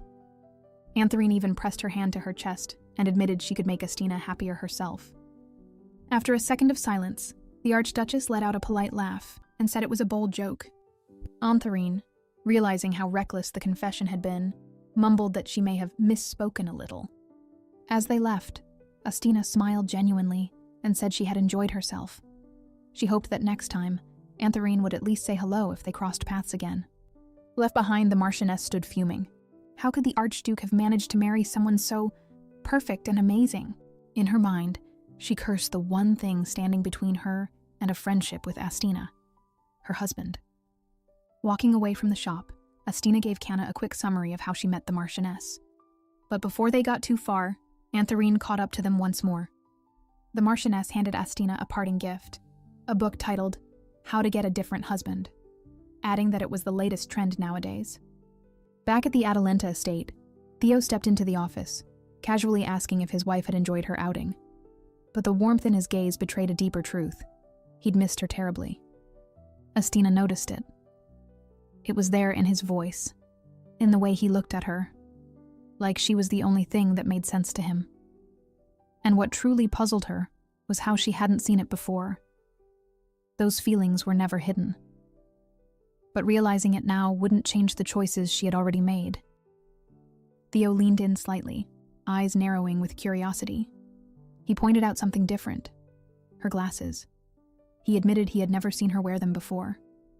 Astina explained that she'd used them back at the academy. It was a habit, something that helped her focus. Interested, he asked if he could try them on. Without hesitation, she handed them over, adding that he probably wouldn't feel any different. He slipped them on and blinked, slightly surprised by how strange everything looked. She chuckled, noting that the glasses actually suited him. But Theo wasn't done. He looked at her and told her honestly. She looked even better with them on. Astina thanked him for the compliment, but said she wasn't sure whether to believe it. Theo returned the glasses, and with a rare flicker of guilt, admitted he'd been wrong to lash out at her before. Astina, as calm as ever, acknowledged that Benjamin had clearly been provoking him. It was understandable, but Theo shook his head. His frustration should have been aimed solely at the prince, not her. Astina told him not to worry. Until the curse was broken, she wasn't going anywhere. Then, something caught Theo's attention, a new book sitting on the table. Curious, he picked it up and started flipping through. But as soon as he read the title, his jaw tightened. He asked if she'd be terribly upset if he got rid of it. Astina, unbothered, pointed out that she hadn't even read a full paragraph yet. Still gripping the book like it had personally offended him, Theo asked if she'd actually bought it herself, or worse, if it was a gift from the prince. His voice dropped a little when he asked the question that had been eating at him.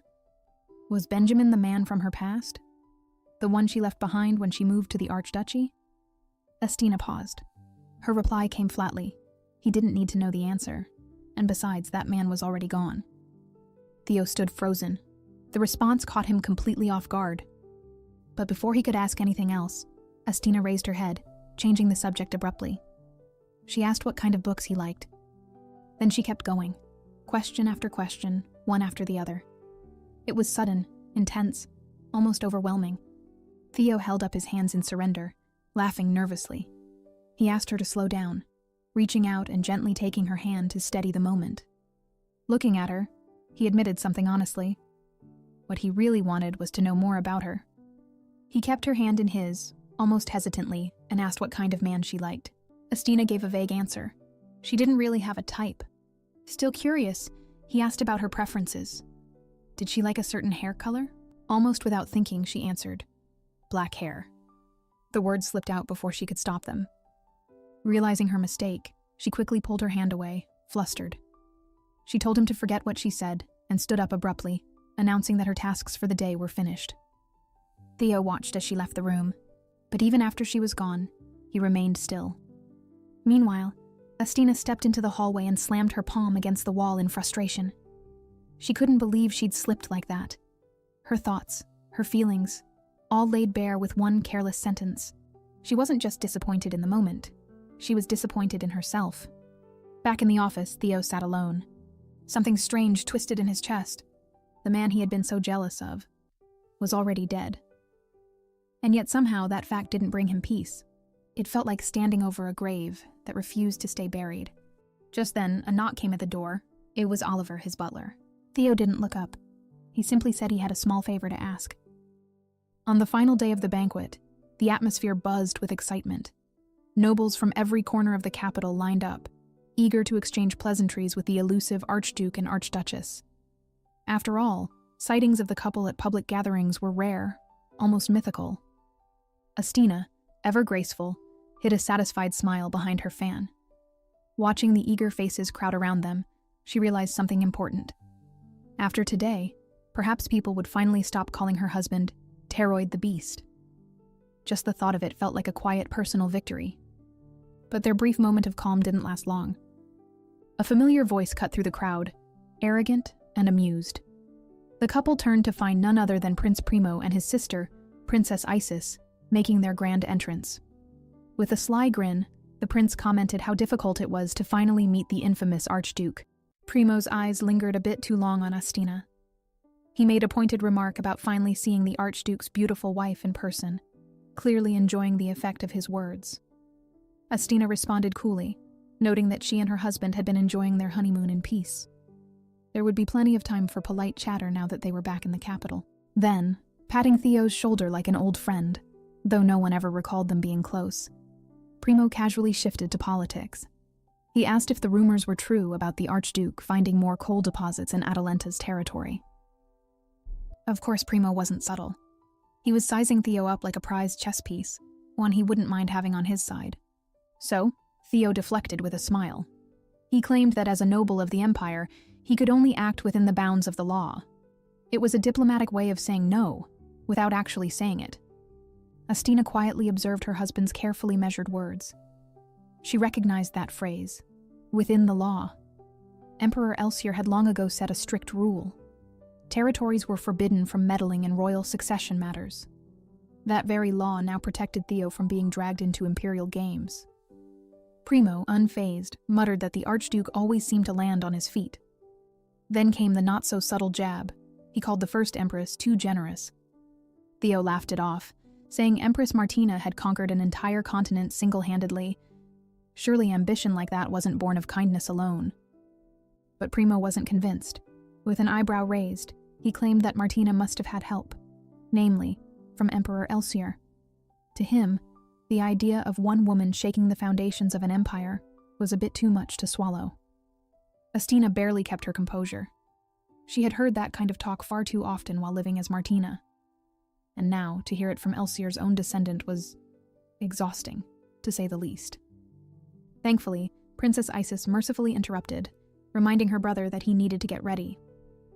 As Primo walked off, he hinted that he had a special show planned for later. Meanwhile, Astina thought that the prince was certainly memorable, and not in a flattering way. Being first in line for the throne had clearly gone to his head, and it showed in every word and gesture. Astina decided it was best to avoid him whenever possible, Too much exposure might shorten her life expectancy. Soon after, the emperor made his appearance, signaling that the final day of the harvest celebration had officially begun. Spirits lifted across the banquet hall. But then came the surprise. The emperor raised his hand, announcing a week-long hunting competition, then paused, eyes gleaming with importance. He added that another announcement would overshadow even that. All eyes turned to the stage as he beckoned Primo to stand beside him. Astina's spine stiffened the moment the emperor called for the ceremonial heir's cup to be brought forward, a sacred relic used to mark the official heir since Empress Martina's era. Its presentation signaled an appointment that could change the course of the empire. A servant stepped forward and opened the box. It was empty. Primo's expression twisted into rage. In one swift motion, he grabbed the servant's wrist, demanding to know where the glass had gone. His grip tightened, and for a moment, it seemed he might actually throttle the poor boy. Isis rushed to calm her brother, whispering that this was not the time. Too many eyes were watching. But Primo wasn't done. He barked orders to the guards, demanding that they scour the palace until the relic was found. Astina stood silently, watching it all unfold. She had only wanted to embarrass Primo a little. But this was perfect. She caught a glimpse of both Benjamin and Isis in the crowd, looking far too suspicious for people who were supposed to be confused or shocked. It didn't take much to connect the dots. They both had a hand in this chaos, no doubt. Astina couldn't help but smile. The prince who had tried to insult them had just publicly humiliated himself, and no one had to lift a finger. Theo turned to his wife, eyebrow raised. He clearly suspected something. Was this her doing? Astina only laughed, assuring him with a grin that she was completely innocent. She said that, but of course she was already planning something entirely different in her head. At the palace entrance, a servant examined a card before stepping aside and announcing that the Archduchess had been granted entry. Jessie, clearly caught off guard, glanced at Astina, who quickly noted how much tighter the security had become after recent events. Inside, Benjamin stood and beamed as soon as he saw her. His delight was unmistakable. Astina returned the energy with a polite, familiar smile and asked how he was doing. Benjamin ushered her to sit, insisting she must be exhausted from the journey. He looked healthier, relieved even. When asked about it, he credited his recent decision to formally give up any claim to the throne, a promise made to Princess Isis. Apparently, since then, things had been peaceful. Well, at least on the surface. Astina, always sharp, raised a brow. So was Isis truly in charge now? Benjamin chuckled. No one dared say it aloud, but everyone knew the answer. She was, and while he joked that giving up his title saved his life, there was an unsettling undertone behind the grin. Astina picked up on it and brought up something more serious, the warning he had given her earlier to avoid Primo and Isis. What exactly had he meant? Benjamin's tone shifted. He claimed she didn't understand how far that pair had gone to eliminate their political rivals. The thought alone was chilling. Without warning, Astina rose from her seat. She stated plainly that she had only come to make sure Benjamin wasn't being blamed for the missing royal cup. That was all. Her visit was short, deliberate. Benjamin was clearly taken aback. He hadn't expected her to leave so soon. But Astina didn't linger. In her eyes, she'd already stayed longer than planned. As she turned to leave, Benjamin's eyes were drawn to the inconspicuous box Jessie carried. Ah yes, of course he was disappointed it wasn't for him. Out in the garden, the air felt calmer. Jessie walked beside Astina, still unsure what their visit had really been about. Curiously, she asked if they were just allowed to stroll around the palace like this. Astina replied without hesitation. This was exactly why they came, to walk, to look around. Though of course that wasn't the full truth. They moved past guards who didn't stop them, walking with the kind of poise that made them seem like they belonged anywhere. Jessie, however, still couldn't quite figure out why she had been brought along. She voiced her doubt, feeling somewhat useless. Astina gently corrected her. She would need Jessie's help now. With quiet determination, the Archduchess began inspecting the stone walls. It was subtle at first, just a brush of her hand, but soon she was pressing at certain seams, muttering to herself. Things hadn't changed much, thankfully. Jessie's eyes widened as she watched her mistress begin dismantling part of the wall. Alarm bells went off in her head. Was this even legal? Peering inside, Jessie blinked in disbelief. A hidden passage? Astina smiled knowingly. Things escalated fast. Before Jessie could even think twice, Astina was removing her skirt, preparing to squeeze through. She advised Jessie to do the same. Jessie flushed, sheepishly admitting she had only a thin shift under her dress. But Astina reasoned that it was better to lose a shirt than ruin perfectly good clothes.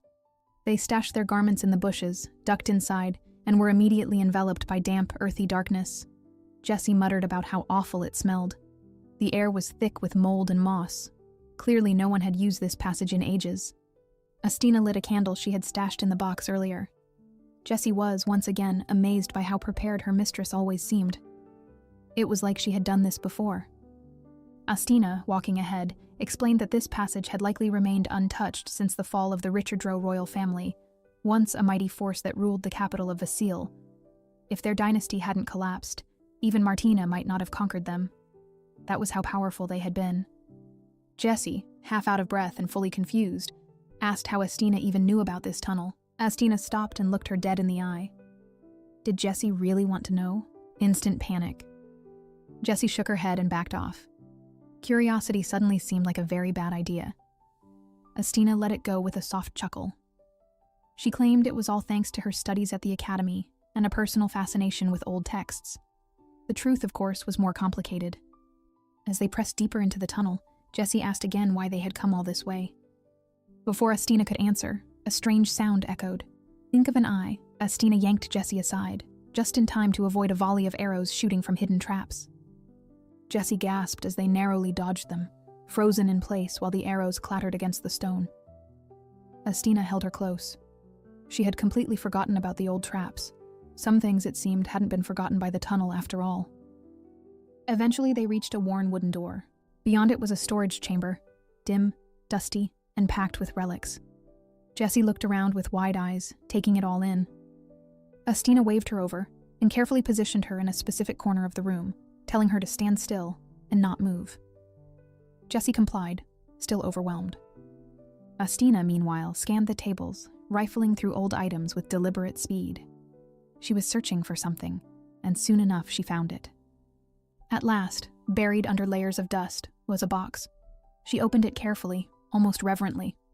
Inside, resting like a forgotten treasure, was the cup of the successor.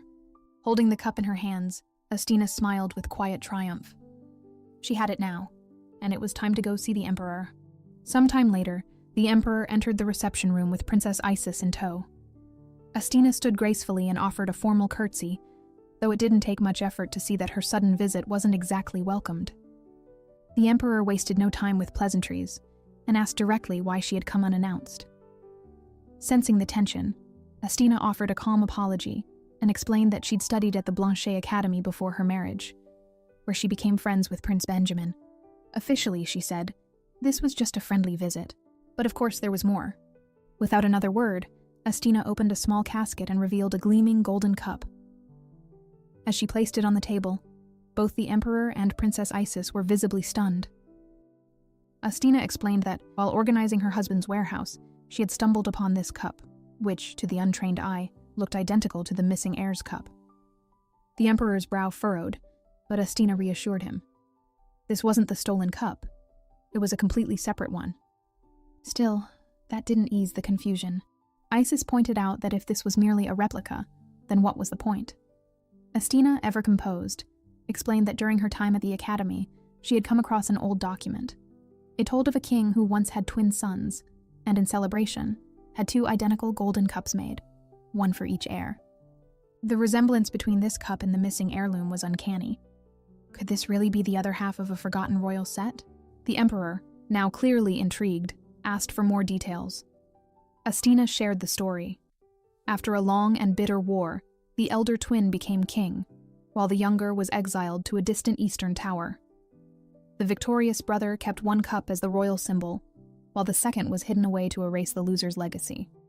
Then, Astina offered the relic to the Emperor, saying she couldn't allow scandalous rumors to damage Prince Primo's reputation. The Emperor, visibly touched, praised her loyalty, and told her to name any reward. Isis, watching silently, braced herself. Surely Astina would request land, a title, or some political leverage. To the princess's astonishment, Astina simply asked for a book, a rare manuscript she'd been eager to read. The request caught everyone off guard, especially Isis, who could barely mask her disbelief. The emperor laughed and agreed immediately, promising she'd receive the book before the upcoming hunting competition. With that, he departed, looking genuinely amused by the strange but charming request. As Astina and Jessie made their way toward the exit, a voice suddenly called out. She admitted that Astina was truly remarkable. Her intellect rivaled the Empire's best scholars, and she couldn't help but be impressed. Astina, unfazed, looked the princess in the eye and pointed out that what she returned today wasn't the heir's cup. That set off alarms. Had Astina just confessed to deceiving the emperor? Calmly, Astina clarified. This cup wasn't just a copy. It was part of the original royal set. But only one of them ever became a symbol of power. After the war, the cup of the losing prince was hidden in the royal vaults, forgotten by history. The one she brought today was that cup, the loser's. Now, she added slyly, it had landed in the right hands. And with a knowing smile, she hinted that the original successor's cup had already found its real owner. Isis, sharp as ever, understood the implication. Astina suspected her. As the Archduchess curtsied and bid farewell, Jessie caught up and whispered if they had just handed over the loser's cup. Astina smiled. These days, its meaning didn't matter. Generations had changed, and with it, so had symbols. Jessie still couldn't wrap her head around why her master had told Isis so much, but Astina's answer was simple. It was more important that Isis found the real cup herself. Jessie blinked. So someone had done something worse than she had? And then it clicked. Astina, with a quiet, victorious grin, confirmed it. It was Isis who had hidden the real heir's cup all along. Back at the estate, Theo raised his hands in surrender. It was clear. He was no match for his unpredictable wife. With a weary but curious look, he asked if she'd really gone to visit Prince Benjamin. Astina, unfazed, admitted that she had. No secrets there. Still confused, Theo reminded her that she'd always criticized Prince Primo's behavior. In mock horror, Astina played the part of a loyal citizen who would never dare speak ill of a royal. Of course, she could barely keep a straight face. Theo, unconvinced, shook his head. He knew his wife too well to believe she'd stay quiet if it didn't suit her. Astina, with a mischievous glint, teased him. What if she decided to humiliate Prince Primo? What if she publicly shamed or mocked him? But Theo found the idea rather amusing. She asked if he wanted someone else to take Primo's place as successor. He shrugged. Who knew? Either way, it'd be a headache for the Empire. Astina then hinted that there was someone just as qualified, someone who could replace Primo under the same conditions. Sitting beside her, Theo admitted that Isis might be the Empress's daughter, but she was still under Primo's thumb. It wasn't a secret. Everyone knew Isis was brilliant, but she wasn't exactly independent. Suddenly, Astina interrupted with a more pressing question. Just how much of Theo's power could she borrow? He looked at her warmly. Even if she was only meant to stay temporarily, she had already become the true mistress of Atalanta. And if things went as he hoped, she'd remain there, fully and forever.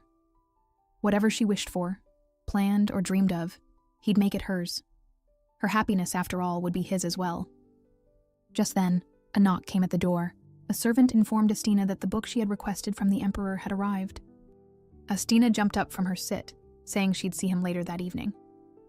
As she walked briskly down the hall, she muttered under her breath, still annoyed that she hadn't come up with a proper response to her husband. After a few minutes, Astina was handed the long-anticipated item. The book bore a title, written in an ancient, extinct language, its meaning translated to just one word: King.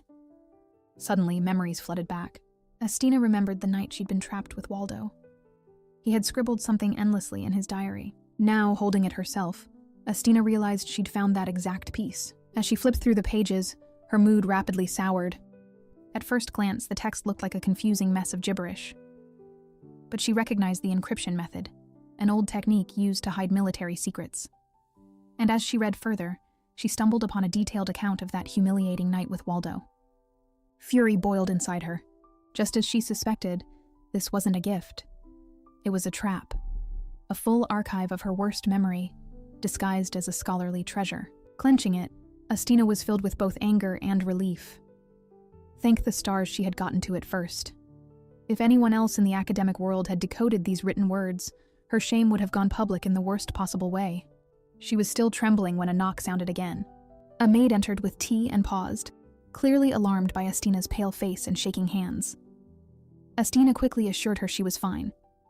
Then, with a deep breath, she made a request. Have the table in her bedroom set with alcohol tonight. After all, she said dryly, it was time to celebrate receiving such a thoughtful gift from the Emperor.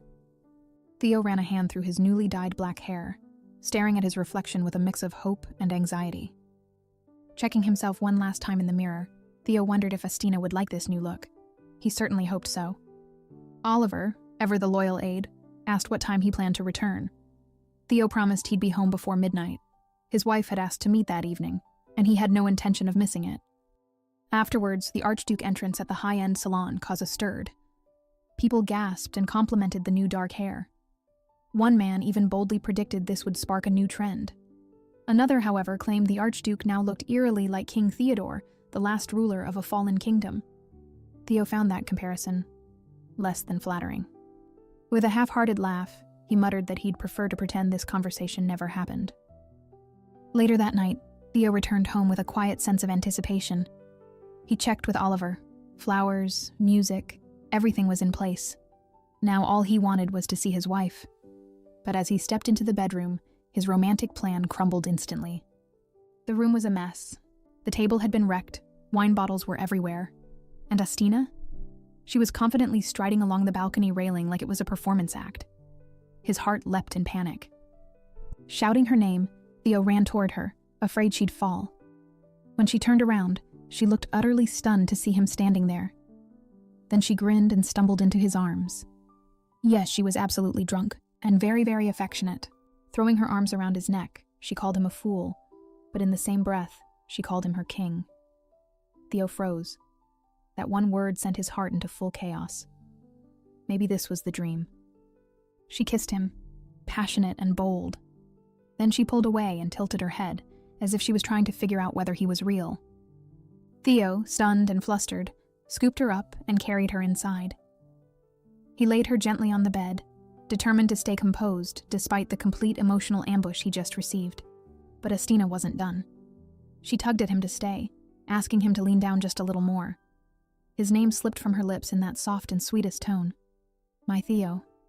What happened next made Theo's soul briefly leave his body. She bit his ear. Yep. The Archduke of composure and restraint flailed backward like a startled cat, completely red-faced and utterly baffled. He sputtered something that sounded like, "What the hell just happened?" but got no answer. Instead, she grabbed him and, because of course she did, threw him onto the bed like she was the protagonist of her own hot romance scene. Now pinned and flustered, Theo flailed, waving his arms like that would somehow slow her down. He begged her to stop, to give him a second, to maybe think this through for at least half a minute. In a moment of panic-flavored logic, he scrambled for a robe and covered her up. Astina looked at him, completely unfazed. In her drunken mind, everything felt perfectly normal. So she asked, "What exactly is wrong with this? Isn't it just a normal thing to do?" But Theo, oh poor Theo. He was trying to be noble. He begged himself to get a grip because this wasn't the way he wanted their first night to happen. And just when he thought he might stand his ground, she looked him dead in the eyes and said it. I love you. It was the first time she'd ever said it. And Theo? He crumbled. All that restraint, all that effort to stay proper, it vanished. He reached up and stroked her face with a tenderness that only someone deeply, madly in love could give. He whispered back that he loved her more, so much more. That night felt like a dream. But dreams, as sweet as they are, often come with a trace of cruelty. A memory from Astina's first life resurfaced. Martina had once marched into King Theodore's office with unshakable resolve and confessed that she loved him. He promptly choked on his tea, stunned. She repeated it. This wasn't a vassal's loyalty. It was real. Realizing she'd cornered him, she tried to leave to spare them both the awkwardness. But he stepped in, blocking the door, and asked what, exactly, she loved about him. She couldn't name it, only that she'd been wrong before, and nothing else mattered now. He caught her hands, half grinning, teasing that she was being shameless and he couldn't tolerate it. Then he sobered, asking if she was certain. She was. She knew the difference between sincerity and love. In a flustered blur, he blurted that he, for his part, wasn't the sort to confuse trust with lust. And then he proved it by pulling her close and kissing her, fierce and wordless. When he finally pulled back, embarrassed, he insisted it wasn't lechery. Just a foolish joke from a man who thought she needed someone to turn unrequited love into something real. Astina jolted awake from the vivid memory, as if waking from a sweet dream, only to be reminded of what had happened between her and Theo last night. And what else could you expect from her but to run, right? So when Theo stirred and reached for her later, he found only cool sheets. He was on his feet in seconds. He searched everywhere. A maid in the dining room reported she had just finished some work and moved on. At the training grounds, Arthur said she'd passed through and headed toward the back gardens. As Theo followed the trail, he admitted to himself that she was clearly avoiding him. Even so, the memory of last night, her touch, her words, still rang true. First order of business, find her and talk. With a wry smile, he realized he was sprinting around like the day they first met. Meanwhile, clarity hit Astina like a storm. She couldn't meet his eyes and pretend it had all been a mistake, because it hadn't, and she knew it. Lost in thought, she nearly collided with Oliver and another servant in the corridor. Oliver, alarmed, said the master had gone out at dawn to search for her and hadn't returned. She didn't wait to hear the rest. She spun on her heel and ran. Astina panicked, shouting for Theo in fear that he might have turned into a wolf again. But a calm voice behind her made her flinch. She spun around, only to find her very human husband, his hair now a deep, striking black. Theo casually explained that after hearing she liked dark hair, he decided to give it a try, just to see her reaction. And judging by the stunned look on her face, it worked a little too well. Astina grabbed his hand, insisting they go inside in case his transformation started again, but Theo stopped her. Looking into her eyes, he asked something more pressing. Had she been avoiding him all day? On purpose? He wondered if she now hated him, thought he was too clumsy, or regretted what had happened between them. Astina's heart sank. She couldn't lie. She admitted it felt like a mistake. But then his next question stopped her cold. Was her love confession also a mistake? When she didn't answer right away, Theo let go of her hand, apologizing for the awkwardness and blaming the alcohol. Still, he admitted that even if they had been drunk, his feelings had been real. He was happy and sincere. He told her he loved her, plainly, openly, and that he could probably say it 1,000 times more and still not get tired of it. Astina, looking down, quietly asked how much she meant to him. She knew how deeply he valued the people he led, so she wondered, would he give them up for her if she ever asked? That wasn't a simple question, and Theo didn't give a simple answer. He admitted he wasn't sure why he held on to his people so tightly. Maybe it was a way to compensate for the love he never received, a way to give meaning to his existence. In fact, when he thought about it, all those sacrifices he'd made for them felt more like parting gifts, like he'd been preparing to disappear from the world with grace. But then she showed up. Extending his hand, Theo asked if she'd like to take a walk with him. He'd like to tell her one of those boring childhood stories even he barely remembered. Because once upon a time, everyone thought he was going to die. Especially after his parents' deaths. The rumors only grew louder. So he figured if death was inevitable, he might as well be remembered as someone noble. But even that selfless version of him had been sabotaged by his own stubborn will to live. And Astina was the one person who told him it was okay to want to keep going. She reminded him that if something truly mattered, he should ask for it, even if it meant being selfish. So, standing there, Theo said it. He was going to choose her. Astina still couldn't meet his gaze, but murmured that maybe, if she could just learn to love him, she might finally find happiness too. Hearing that, Theo gently took her hand, saying they had time. There was no need to rush. He'd move at her pace, slow and steady, and love her more with every step. That was a promise. Astina looked at him then, asking if he could really wait, even if it took a lifetime for her to feel the same way. Theo didn't even hesitate. He said he'd wait as long as it took, and whatever pain came from loving her, he'd take it willingly, because it was her pain, and because she had saved him. For once, the normally composed Archduchess balled her fist, then admitted something she hadn't yet dared to say aloud. She really liked him too. That was all Theo needed. Without warning, he swept her into his arms. clearly not expecting that kind of answer but thrilled by it. He laughed, holding her tightly, and repeated his love for her like it was the only language he knew. And finally, Astina felt it. Maybe this was her chance to rewrite her own story, to reclaim something she'd once lost. She leaned in, held him close, and promised she'd learn to love him. And then, like a switch flipped, she abruptly pulled back and started feeling his arms and chest. Startled, Theo blinked in confusion. Astina, clearly conducting an inspection, asked when exactly he had woken up today. Apparently it was sometime around noon. That got her thinking. He hadn't turned into a beast at dawn. Not yesterday, not today. So if it wasn't the kiss, then maybe their first nightly steamy training from last night had disrupted the curse. She looked at him with wide eyes, piecing it together. And Theo, now catching on, asked if she was seriously suggesting that that was the cure. Let's just say, neither of them had any objections to experimenting a bit more. Isis's earliest memories were far from warm and fuzzy. Her childhood was spent in a gilded cage, locked away and drilled in all things befitting a proper princess. One day, while walking through the palace garden, she spotted her younger sister Beth, strolling alone. No servants, no attendants. That in itself was strange. Isis could only scoff. In her mind, nothing in this suffocating palace would ever change. Back in class, Isis's teacher noted, not for the first time, that Prince Primo was late. Again. Isis, with all the grace of an exasperated genius, muttered that if her brother was going to be stupid, the least he could do was try harder. Her tutor chuckled and said that it wasn't the prince who was dull.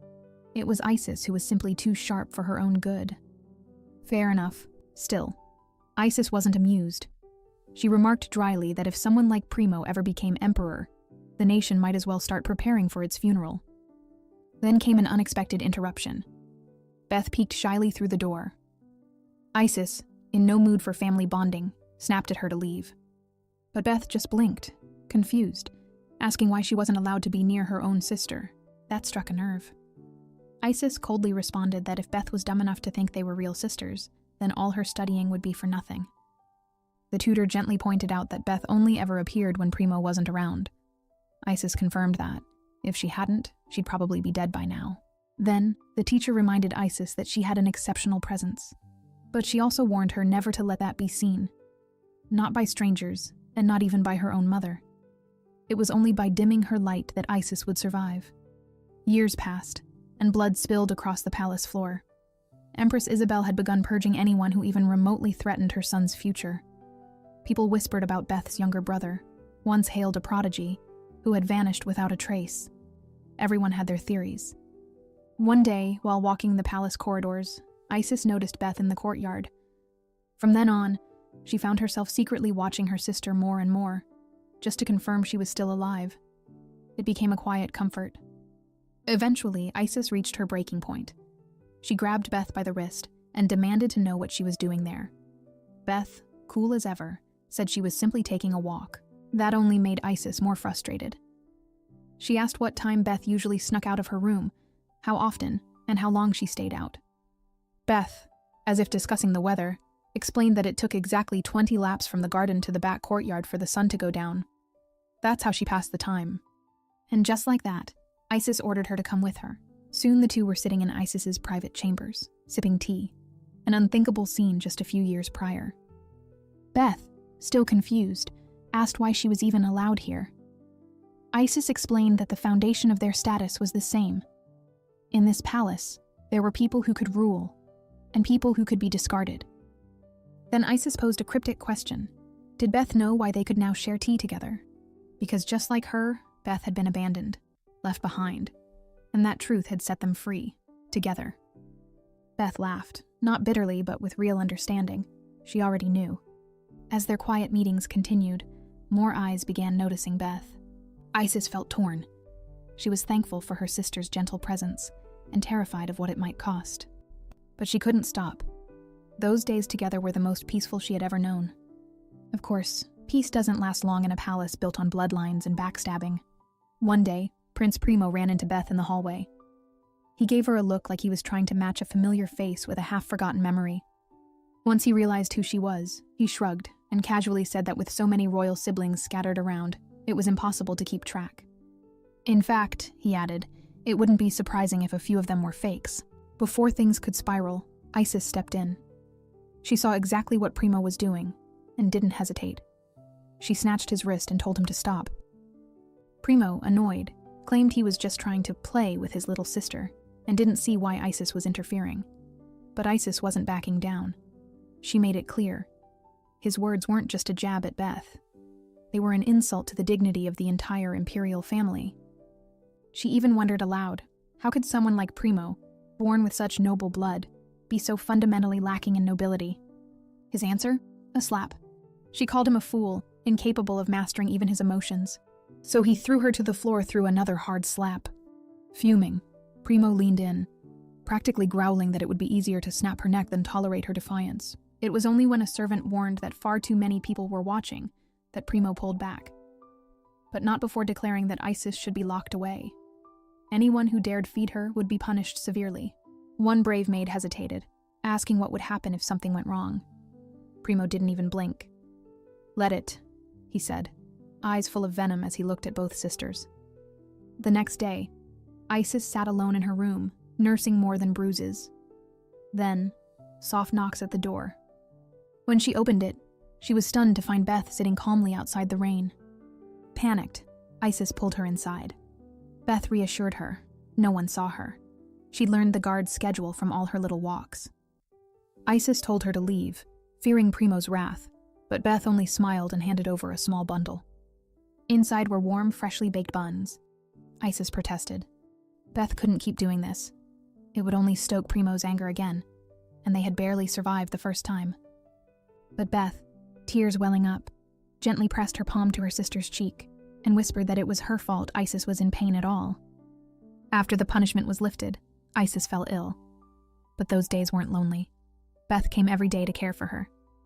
One afternoon, while watching her sister, Isis thought how beautiful she looked. She hoped Beth would someday meet someone kind and build a life beyond the palace walls. Beth only smiled and said she'd always be happy, as long as she could stay by Isis's side. If only Isis had known how false that hope was. Before autumn ended, Beth was gone. No, worse. She was murdered. Her lifeless body lay pierced by an arrow. Isis stood frozen in horror, and nearby, Primo smiled cruelly, saying that if he wanted, he could destroy everything Isis held dear. Sometime later, she visited her brother. She fell to her knees, lowered her head, and kissed his foot. She apologized for her arrogance, promised she'd never defy him again. She played the role of a broken sister, because survival now meant pretending. And Primo? He watched her grovel with twisted satisfaction, finally convinced she had come to her senses. Isis vowed to survive for Beth, and one day, make sure Primo paid for every drop of blood he spilled. Isis flinched slightly at the sound of her name, but quickly masked it behind irritation. She looked at Benjamin and was once again struck by how much he resembled their late sister Beth. With a pointed tone, she snapped that he should be grateful. If not for her sisterly restraint, she would have already had him dragged away. Benjamin blinked in confusion, unsure what she meant. She tapped a stack of documents and asked if he really thought she didn't know where to dig up information about him. Hearing Astina's name made him tense. Noticing he referred to her by first name, Isis quickly realized their relationship had been personal. Benjamin, annoyed, asked why Isis was even bringing up Astina. In response, she flung the papers at him and accused him of leaking their secret plans. Benjamin stood his ground, insisting he'd told Astina nothing. He didn't even know about the twin cups. But Isis wasn't convinced. She interrogated him, asking how long he planned to keep pretending. When he demanded to know what Astina had told her, Isis suddenly faltered. Looking into her brother's eyes, she realized he was telling the truth. Astina had uncovered everything herself. Still, Isis didn't let on. Instead, she warned Benjamin not to lie to her and reminded him she wasn't asking for permission, only stating a fact. Benjamin, now fully suspicious of her intentions, vowed that he wouldn't let her use the Archduchess so easily. Then, he stormed out. Left alone, Isis sighed and quietly made plans to send someone to Atalanta. Time was no longer on her side. Meanwhile, Theo helped Astina prepare for her trip. He asked if she'd be fine traveling alone, but she assured him with a smile that she'd return soon. Settling into the carriage, she reflected on everything. from the circulating rumors about the heir's cup to yesterday's tense conversation with Theo. If she wanted a peaceful future with her husband, there were loose ends to tie. Later, she met again with Isis, who acknowledged that thanks to Astina's clever moves, all talk surrounding the golden cup had been silenced. When Isis expressed surprise over why Astina had shared such explosive information with her, the Archduchess smiled knowingly. She said she'd recognized that hunger in the princess's eyes, the look of someone with a fire in her gut, craving more than anyone suspected. Astina pointed out the irony of Isis trying to control Benjamin when the real power play had already begun. Isis stiffened and asked if they now wanted the same thing. The Archduchess simply replied that she didn't know. But perhaps it was time for the princess to create her own answer. It was clear that the House of Atalanta, the one Primo couldn't bring to heel, was no pushover. Isis admitted Astina had once had a choice, up until the moment she admitted to knowing the princess's plans. From then on, she'd been all in. Astina mused that no one could truly say whether Isis would rise to become Empress or remain stuck in a dream. Isis, in turn, insisted that just surviving in the palace was proof enough of her strength. After all, she'd outlived all her siblings. But Astina was taken aback by the casual way Isis bragged about it. How could someone with such disregard for life rule a nation? Isis fired back by bringing up the legendary Empress Martina, who had slaughtered countless lives in her conquest, only to be revered as a heroine. Astina reminded her that Martina gave up the throne in the end, for someone who ruled differently. So would Isis offer that same throne to Primo, a man who killed without conscience? Of course not. And Isis knew it. She admitted that the burden of such decisions would always haunt her. The nobles might worship Primo's brutality, but she knew better. Astina leaned in and asked, half mocking, what they even called a man whose violence no one dared to question. Isis laughed, loud and sharp. She'd heard so much about the Archduchess, but now she was convinced Astina was more than just a noble woman. She invited her to help build a second Martina, a reign of fearlessness and strategy. At first, Astina had joined forces with Isis just to spite Primo, but now she genuinely found the princess fascinating. When asked for her final answer, Astina declared that the princess's ambition was more than enough to deserve the real successor's cup. She had already come clean with her husband, so Isis didn't have to worry about her allegiance. The princess let out a breath she hadn't realized she was holding. She had been terrified Astina was playing her, but hearing her sincerity, she couldn't help but burst into laughter. Isis hoped the upcoming banquet would be just as entertaining. After all, they'd be celebrating the woman who restored honor to the imperial palace. The heir's cup would be handed to Primo, in name. Isis admitted she hoped that gesture would win her brother's trust. Now, thanks to Astina, the situation was finally in her favor. But Astina corrected her. The victorious cup had always been meant for Isis. She just needed someone bold enough to remind her of it. In the hallway, Benjamin caught up with Astina and demanded to know what she had discussed with Isis. With a calm smile, she told him she simply gave the answer everyone expected. That only made him more alarmed. Was she seriously siding with Isis? And what was she even getting out of this? Astina answered vaguely, hinting that he wouldn't understand even if she explained. She then added, almost teasingly, that she had always dreamed of becoming the ruler's friend. And maybe, someday, she'd borrow a bit of her power. Her tone was playful, but her gaze was firm. Isis had to become Empress. That was her decision. On the day of the imperial hunting competition, the Marchioness caught up to Astina and invited her to join her group. Noticing the Archduke's absence, Antharine asked why he hadn't come. Astina explained casually that her husband was a bit under the weather. Though, in truth, they had just spent the night together and were currently testing whether their little experiment could keep Theo from transforming. Since the results weren't certain, Astina had gone alone. But his way of pleading for her kiss before she left was kinda cute. Poor guy had to restrain himself once again. The Marchioness only chuckled, saying the Archduke's absence made her feel even more relaxed. During the hunt, even the experienced nobles were impressed with Astina's skills. She explained that she'd often hunted back at the academy with friends, then turned the conversation to why the Marchioness didn't attend the academy. Antharine replied wryly that the academy didn't allow women in its combat program. Just then, a sudden noise snapped them both to attention. Astina instinctively pushed the Marchioness to the ground. An arrow embedded itself in the tree behind them, exactly where Antharine had just stood. They looked at each other in silent realization. Someone was trying to kill them. More arrows rained down, forcing them to scatter. The Marchioness fired back, but before she could release another shot, an assassin charged her. She braced herself, but Astina stepped in, swords drawn, easily deflecting the attacker's blows. Amid the chaos, another arrow hit Anthorine's leg. Astina rushed to her side, but the Marchioness brushed it off, saying it was just a graze. Still, she couldn't help muttering that she hadn't made any enemies, at least not many. When pressed, she reluctantly admitted there was one name that came to mind: Edwin. Astina was surprised. Edwin didn't seem the murderous type. But Anthorine pointed out that he was the only one who stood to gain from her death. She sighed and explained that she had inherited her position only because her brother had willingly stepped down. And if Edwin wanted it back, well, she would have no choice. Astina was about to say something, but she stopped when she looked up, only to realize the wounded mercenary had already vanished. A little while later, Isis burst into the tent, clearly worried. Astina reassured her that she was fine, but the Marchioness had been wounded more severely. Taking charge, Isis promised to care for the Marchioness herself and insisted that Astina return to the estate immediately. Before she left, Astina made one final request: to be informed the moment the culprits were caught. Back at the estate, Theo couldn't help but grumble that he was gone for just a little while, and yet somehow, his wife had managed to get herself injured. Astina waved it off, pointing out that the Marchioness had it far worse. She also shared that Anthorine suspected her own brother of orchestrating the attack. Theo blinked.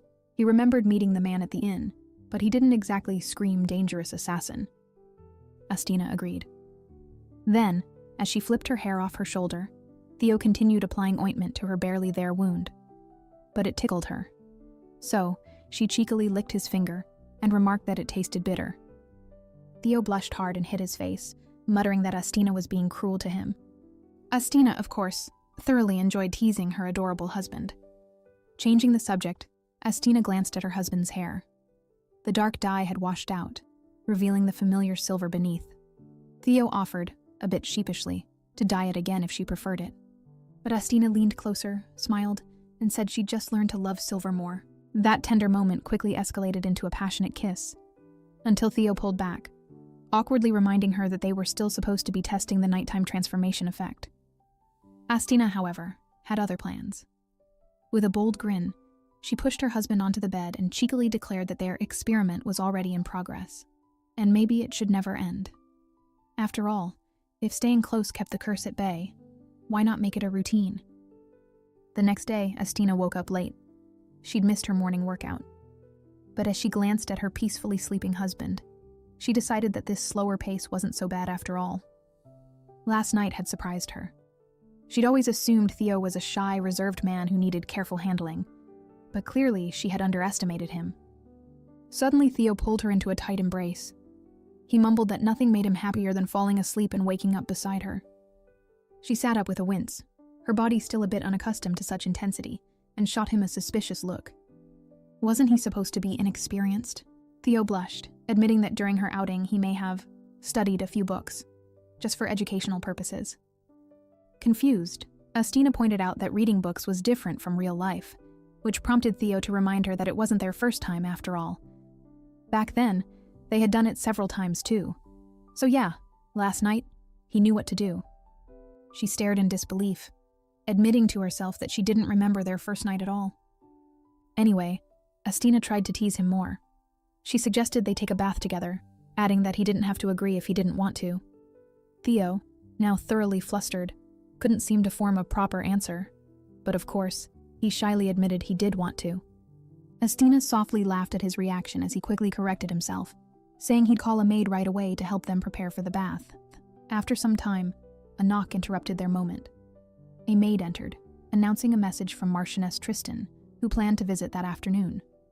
When asked if a reason was given, the maid replied that it was purely a friendly call. Would Theo really be okay with Astina leaving him alone to entertain the Marchioness after such a productive night? Maybe, or maybe not. Later that day, Anthorine greeted Astina properly, and she returned it with a calm, polished smile, as always.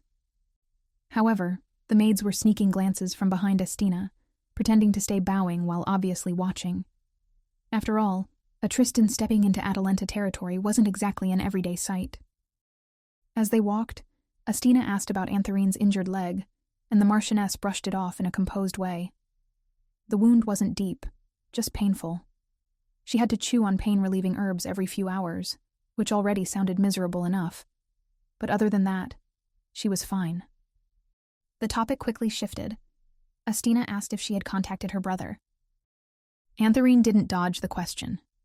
She said her suspicions about Edwin weren't confirmed yet, so she hadn't reached out. That led straight into the next question: investigation. Astina's sharp thinking didn't go unnoticed. Antharine actually admired it, and admitted she had already looked into Edwin quietly. She couldn't drag the imperial family into a scandal inside her own house, so she handled it privately. Then Astina suggested contacting her brother in secret. Antharine immediately made it clear that accusing someone without certainty wasn't right. But if she let her brother unchecked, it would only give Edwin time to disappear. Right then, the sound of clashing swords cut through the air. Antharine turned toward the noise and asked to inspect the training grounds.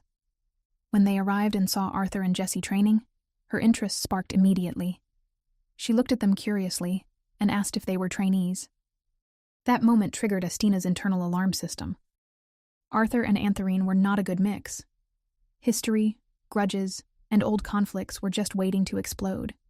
So Astina stepped in smoothly, explaining that the knight training them was her personal knight before, and the two were his students. She added that they were still inexperienced, and gently suggested that Antharine might prefer watching the more seasoned knights instead. But Antharine wasn't moving. She made it clear that polished skill didn't impress her as much as raw talent. Discipline could be taught, potential couldn't. And what she was seeing had her full attention. Then she dropped the offer. She suggested that Astina let Arthur and Jessie take the knight's exam while they were still in the capital. Astina tried to decline, saying they weren't ready. So Antharine adjusted her aim. Her gaze locked onto Jessie. Instead of the exam, she proposed personal training inside the Tristan family manor. She pointed out something uncomfortable but true. Jessie's current training partners had limits, and staying in a closed environment could create bad habits. The Tristan family, on the other hand, had experienced female knights who were strict, skilled, and more than willing to train someone new properly. The advantage was obvious. Astina didn't reject the idea, but she didn't accept it either. She said she would discuss it with Jessie first. Inside, she knew the truth. She had brought Jessie to the manor and had entrusted her to Hyzin. But objectively speaking, it wasn't the best possible training ground for Jessie's real growth. Antharine didn't push. She simply said that if Astina ever needed help, she would give it. Eventually, Astina called Jessie over. She didn't decide for her, but simply opened the door and let the choice belong to the girl herself. Because sometimes the right thing to do is not hold someone close, but let them move forward. A few minutes later, Astina sat quietly, lost in thought. Her mind kept circling back to the same question. Was the House of Atalanta really the right place for Jessie to grow? The offer from the Marchioness had come out of nowhere, and Jessie herself was still overwhelmed by it. The girl had barely been able to process it earlier, let alone give an answer. Astina didn't pressure her. She spoke gently, telling Jessie to take her time and think carefully. She reminded her that this was a rare opportunity, not something that appeared every day. And even Astina knew from experience that loyalty alone could sometimes hold someone back instead of helping them move forward. Her thoughts were interrupted when the coachman announced their arrival at the imperial palace. Inside her office, Princess Isis had not expected Astina to personally request a meeting.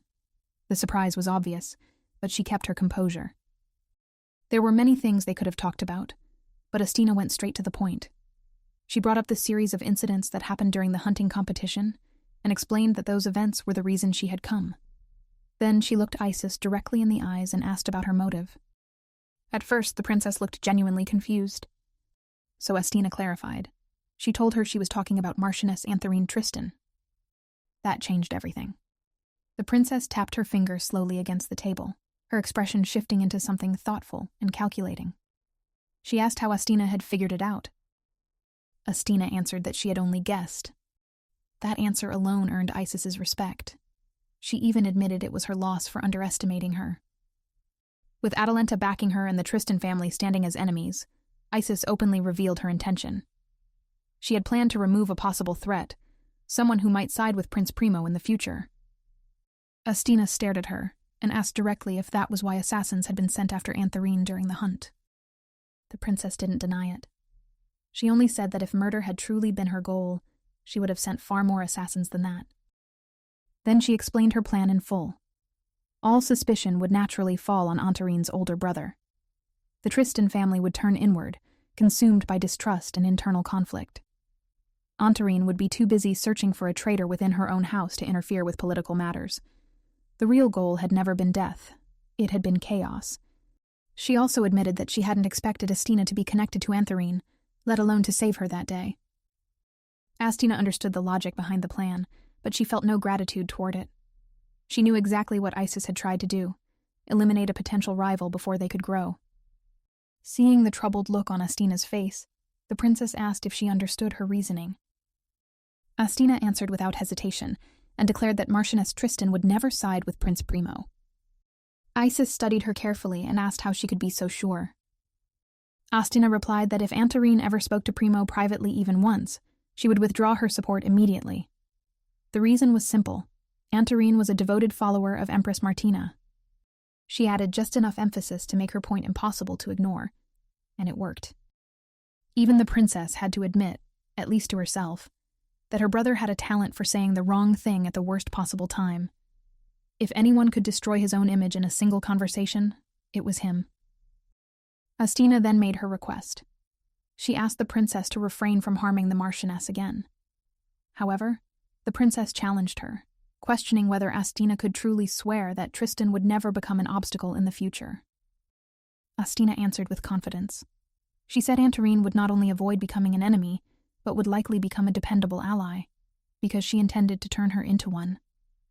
The words sounded impossible, and yet they were strangely convincing. Isis stared at her for a moment, before finally agreeing. If Astina's claim proved true, she would allow her to handle matters with the Marchioness personally, as long as Antharine never became Primo's pawn. As Astina stood to leave, the princess commented that the Archduchess clearly wanted to criticize her. Then she gave her one final advice. A woman who stays just will never get what she wants. Astina didn't argue. She simply said she would remember those words before leaving. A few days later, Astina found herself drowning in frustration. Nothing was lining up the way it should. The Marchioness was too busy to meet her. The princess kept pressing her to prove her claim, and she was stuck trying to figure out how to bring two powerful women into the same room without starting a political disaster. As if that wasn't enough, another problem decided to join the pile. Henry, the captain of the Knights, openly opposed her plan to let Jessie take the Knight's exam. He said Jessie wasn't even an official trainee, yet Astina was trying to push her into an exam meant for trained members of House Atalanta. Astina sighed.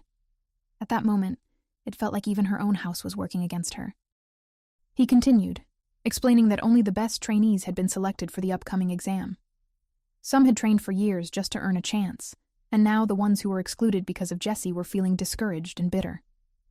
She stared at him and asked why Jessie should waste a once-in-a-lifetime opportunity just because others were jealous. Henry argued back, saying it wasn't jealousy, but fairness. According to him, the other trainees had worked too hard for too long, and her decision wasn't reasonable. Astina touched her forehead, clearly losing patience, and reminded him of his own words from the past. When she had asked him to let Jessie join the Knights as a squire, he had said that House Atalanta had a long and strict tradition, and that rules could not be broken even for her. Jessie was not part of their knight order, and that was the reason he refused. She made her point clear. She had accepted that decision out of respect for him, so now she asked him directly.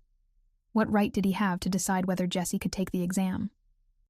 He had refused to let Jessie join the Knights because she lacked qualifications, so Astina planned to let her earn those through the exam. But now he was rejecting that as well.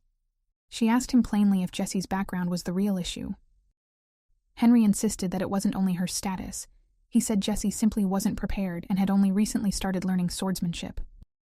Astina immediately seized on that point and asked how long Jessie would need to train. 1 year, 5 years, or perhaps 10 years. But Henry stayed silent. Astina took that silence as his answer.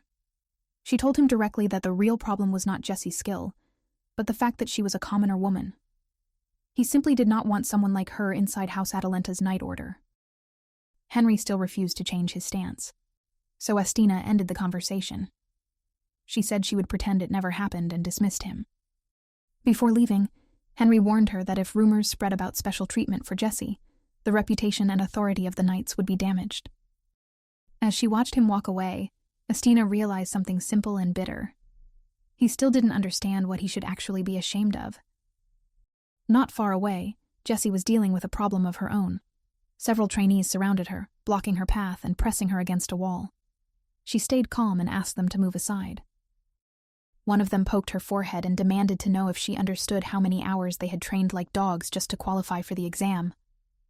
That was when Jessie finally understood why the bullying had gotten worse lately, even though she still didn't know who had started the rumors. One trainee shoved her and sneered that they would die of shame if they had to take the exam alongside her. Another mocked her, saying the archduchy meant nothing to her, and that she was only there because Arthur favored her. Then he added something cruel. He said the person who laughed at her the most behind her back was Arthur himself. Another one joined in, claiming Arthur had said Jessie was acting out and didn't know her place. Jessie didn't want to believe it without proof, but she couldn't ignore the possibility either.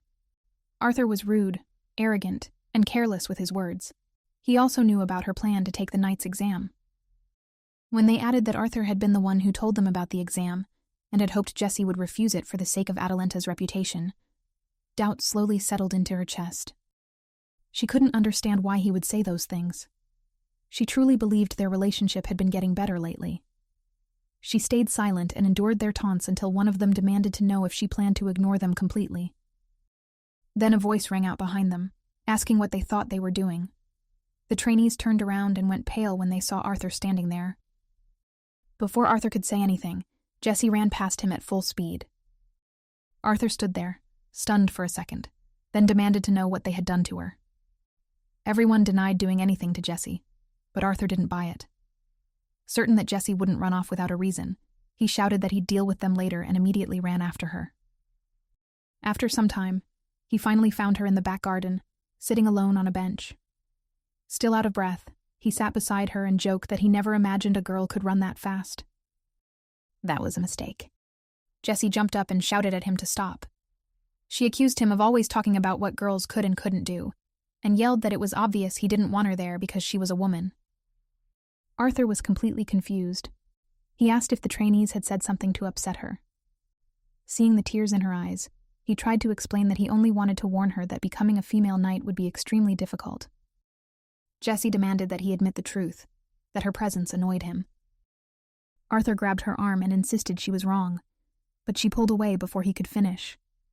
She told him coldly that there was no need to pretend it was all for her sake, and shouted for him to leave her alone. Then she said that maybe it would be better if she left altogether, because then everything would finally be resolved. Jessie eventually revealed that she had received an offer to train under Marchioness Tristan, and that Estina had left the final decision to her. As she brushed past him, she said that unlike him, Estina actually thought about what was best for her. She also added that he would probably feel much more comfortable once she was gone. Arthur stood there in shock, unable to respond, as Jessie walked away. Only after she had gone some distance did he finally shout after her that everything would work out for the best, and that if she truly wanted to leave, then maybe that was where she belonged. That night, Theo put out the candle and finally relaxed, turning toward his wife with a smile. He asked how her day had been, and Estina didn't even try to sugarcoat it. She told him it was the most exhausting day she had had since they arrived in the capital. Theo didn't ask questions. He leaned in and started kissing her, already deciding that stress relief was now officially his job. Perfect timing. A loud knock suddenly hit the door. Theo ignored it and continued doing his job. However, another knock soon followed. Estina sighed, already knowing this person wasn't leaving anytime soon. She lightly tapped Theo and told him to go deal with it, reminding him that he could come back to her right after.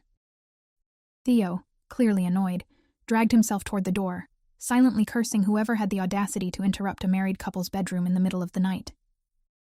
When he opened it, he found Arthur standing there, looking like he had cried his entire emotional life away.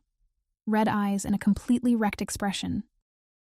Theo stared at him, then pointed out the time and asked if Arthur even knew what hour it was. Arthur awkwardly admitted it was 1 a.m, which only made Theo irritated. He asked why Arthur thought it was a good idea to knock on a married couple's bedroom door at that hour, and told him that if he understood his mistake, he was free to go back to his room. He tried to shut the door, but Arthur grabbed it. He rushed to say that it was urgent and begged Theo to at least hear him out. He studied his cousin's swollen eyes for a moment, sighed in defeat, and told him to talk quickly. Arthur explained that Jessie had suddenly gotten angry with him earlier that day and left. Theo responded dryly that he didn't know the details, but it was already obvious Arthur had done something wrong.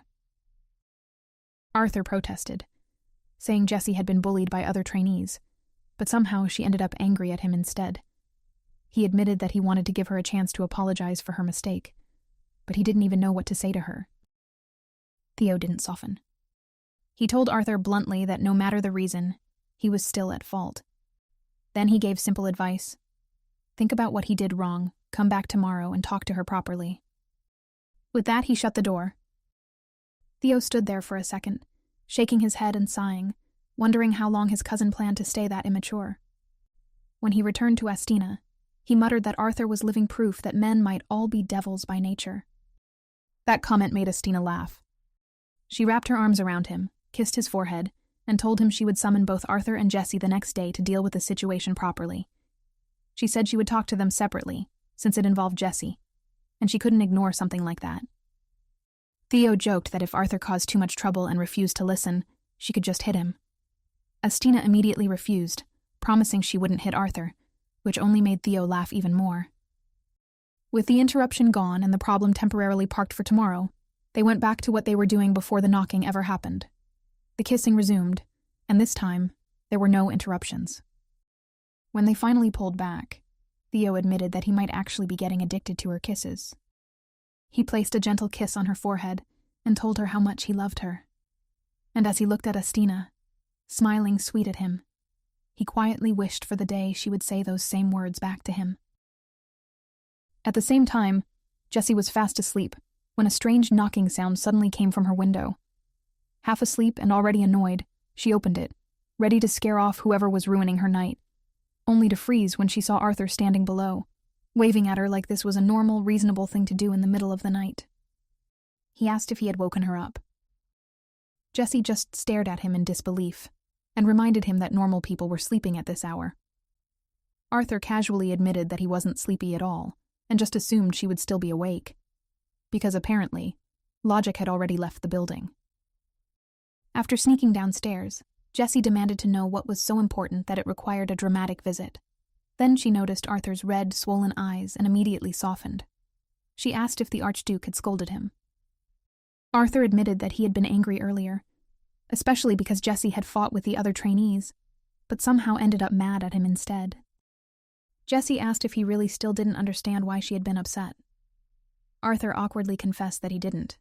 He even admitted that he had gone to Theo for advice on how to reconcile with her. Jessie just stared at him. The fact that this proud, snooty young master had just used the word reconcile almost didn't feel real. Then Arthur admitted it directly. He said he wanted to reconcile, even though he still didn't fully understand what he had done wrong. Suddenly, he lowered his head and apologized, asking her not to leave. That only confused Jessie more. She asked why he was apologizing if he didn't even know what he was apologizing for. Then she dropped the question that made everything explode. She asked if he liked her. Arthur's face instantly turned bright red. He turned away so fast it looked like his soul tried to escape his body. And in that moment, Jessie realized her suspicions were right all along. She pointed out that he had been treating her differently lately, and had even tried to stop her from transferring to Marchioness Tristan's training. Still flustered, Arthur asked her to just tell him what he had done wrong so he could fix it. But Jessie coldly said that there was no point fixing anything if he didn't even understand the real problem. Swallowing his pride, Arthur admitted he didn't have the best manners and never had, but if she told him what he did wrong, he would genuinely try to change. Jessie finally said it out loud that no one couldn't solve her problem. All male commoners with the same status as her had already joined the knights, while female knights were treated like decorative guards for noble ladies. The only person who treated female knights like real knights was Marchioness Tristan. Arthur hesitantly tried to argue that women were physically disadvantaged in combat, which was why knight orders usually didn't accept them. However, Jessie reminded him that even he admitted she had talent. And if talent was what truly mattered, then why did Henry keep refusing to accept her? Then she asked him directly if he had spread the rumors about her taking the knight's exam. Arthur denied it instantly, shaking his head so hard it looked like he might knock himself out. He swore he didn't do it. Jessie told him she hadn't made it up. Those were the exact words spoken by the trainees who bullied her earlier. And even if he hadn't told them directly, he probably blurted it out in front of someone else. That's when Arthur remembered how loudly he had shouted when he first heard about the exam from Estina. So, he admitted he had a terrible temper and often acted recklessly, but he swore he would never intentionally do anything to hurt her. Jessie sighed and said she used to believe that being a knight and being friends with Arthur could exist together, but she had been wrong. Hearing this, Arthur apologized again. He admitted that he had often lashed out at her because of frustration and pride. He called himself a fool and confessed that he had refused to acknowledge her abilities. He claimed it was for her sake, but the truth was simpler. He didn't want to see her succeed at first. Then he said the part that actually mattered. Jessie was more talented than most of the men there. He was certain she would become a great swordsman someday. And at some point, his goal had changed. He stopped competing with her and started training her. He corrected her posture, sparred with her, and helped her because he genuinely wanted her to improve. Looking straight at her, Arthur said that if she planned to leave because of him, then she shouldn't. Jessie replied sharply that even if Arthur changed, it wouldn't change the opinion of the entire Knight Order. Arthur immediately followed her, promising that he would make sure those idiots would never dare mock her again. He took off his coat, draped it over her shoulders, and muttered that it was too cold for her to be standing outside and that she should go back to her room. As he walked away, Jessie watched his back in silence. She hadn't expected sincerity, and she definitely hadn't expected an apology like that. The next morning, the dining hall was loud, messy, and full of noise that Jessie really did not need. While trying to eat in peace, she overheard the same trainees who had bullied her before whispering loudly on purpose, making sure she could hear every word. They were talking about her argument with Mad Dog of Esteban, Arthur's nickname, saying she would probably end up begging to be kicked out soon. Now they were celebrating, convinced Jessie had gotten on Arthur's bad side, and that it was basically game over for her. They even started placing bets on when she would run away. Some said a month, others said a week, while Jessie sat there trying her best to just focus on her food and ignore them. She tried, she really did, but eventually she snapped. Jessie glared at them. Of course, the three idiots noticed. They immediately demanded to know why she was staring. When Jessie called them petty, they didn't back off. They moved closer, clearly looking for trouble. The biggest one even knocked her fork away just to interrupt her meal. That was it. Jessie stood up and shouted that instead of talking behind her back, they should fight her properly in a duel. She stormed out of the hall, and the trainees followed her, mocking her, saying that if her face ended up bloodied, it wouldn't be their fault. They were clearly underestimating her, just because she was a woman. Jessie scoffed and fired back that insulting a woman behind her back was just as embarrassing, asking how they could act tough and cowardly at the same time. That comment made one of them snap. He grabbed her by the collar, furious, shouting that she kept getting in their way.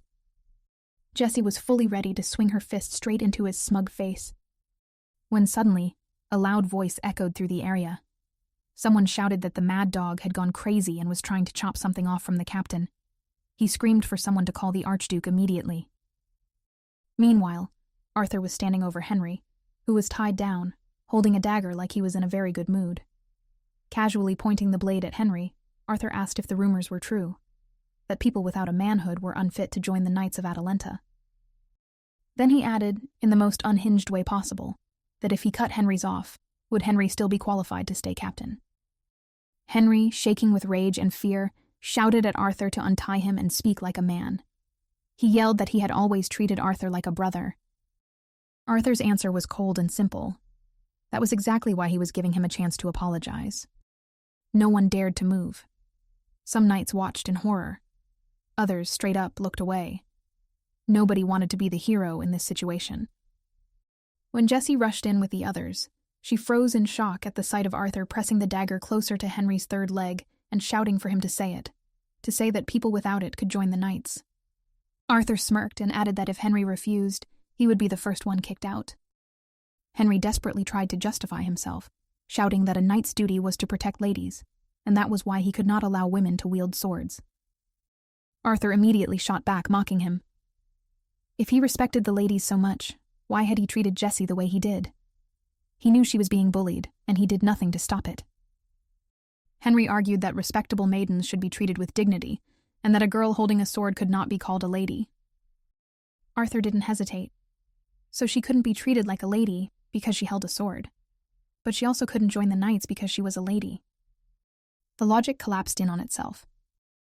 Henry demanded to know whose side Arthur was on, and why he was causing chaos for Jessie's sake.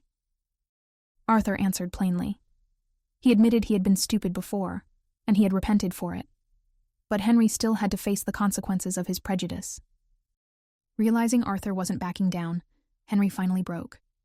He shouted that he would say whatever Arthur wanted. Arthur told him exactly what to repeat. From that day forward, women would be allowed to join the knights. After some very aggressive dagger encouragement, Henry repeated it out loud and in front of everyone. Then he added that Jessie would be allowed to take the examination, warning that it would be extremely grueling. Arthur congratulated him on his sudden enlightenment, and immediately bolted out like the chaos gremlin he truly was. The knights rushed to untie Henry, who instantly started yelling for Arthur to be captured. As Henry fixed his clothes and tried to regain his dignity, he looked up and froze. Jessie and the trainees were standing there, staring at him. Pressing a hand to his forehead, Henry sighed and admitted that he could not take back his words. Jessie would be allowed to take the knight's exam, and if she passed, she would be allowed to take the examination for House Atalenta's knightage. One trainee tried to protest, but Henry said it couldn't be helped. Then he noticed the three idiots standing beside Jessie and asked why they were with her. When he learned that Jessie had challenged them to a duel, Henry declared that he would handle them himself, with fire burning in his eyes. But Jessie immediately objected. She said she had proposed the duel, and she would be the one to fight it. Looking at Henry, Jessie understood that she had only been given this chance because of Arthur, but she wasn't going to waste it. Raising her sword, she spoke firmly and loudly, declaring that she would prove it herself, prove why she deserved to become a knight. Not because of favors or chopping threats, but because she earned it. The scene shifts to the grand banquet at Tristan's manor.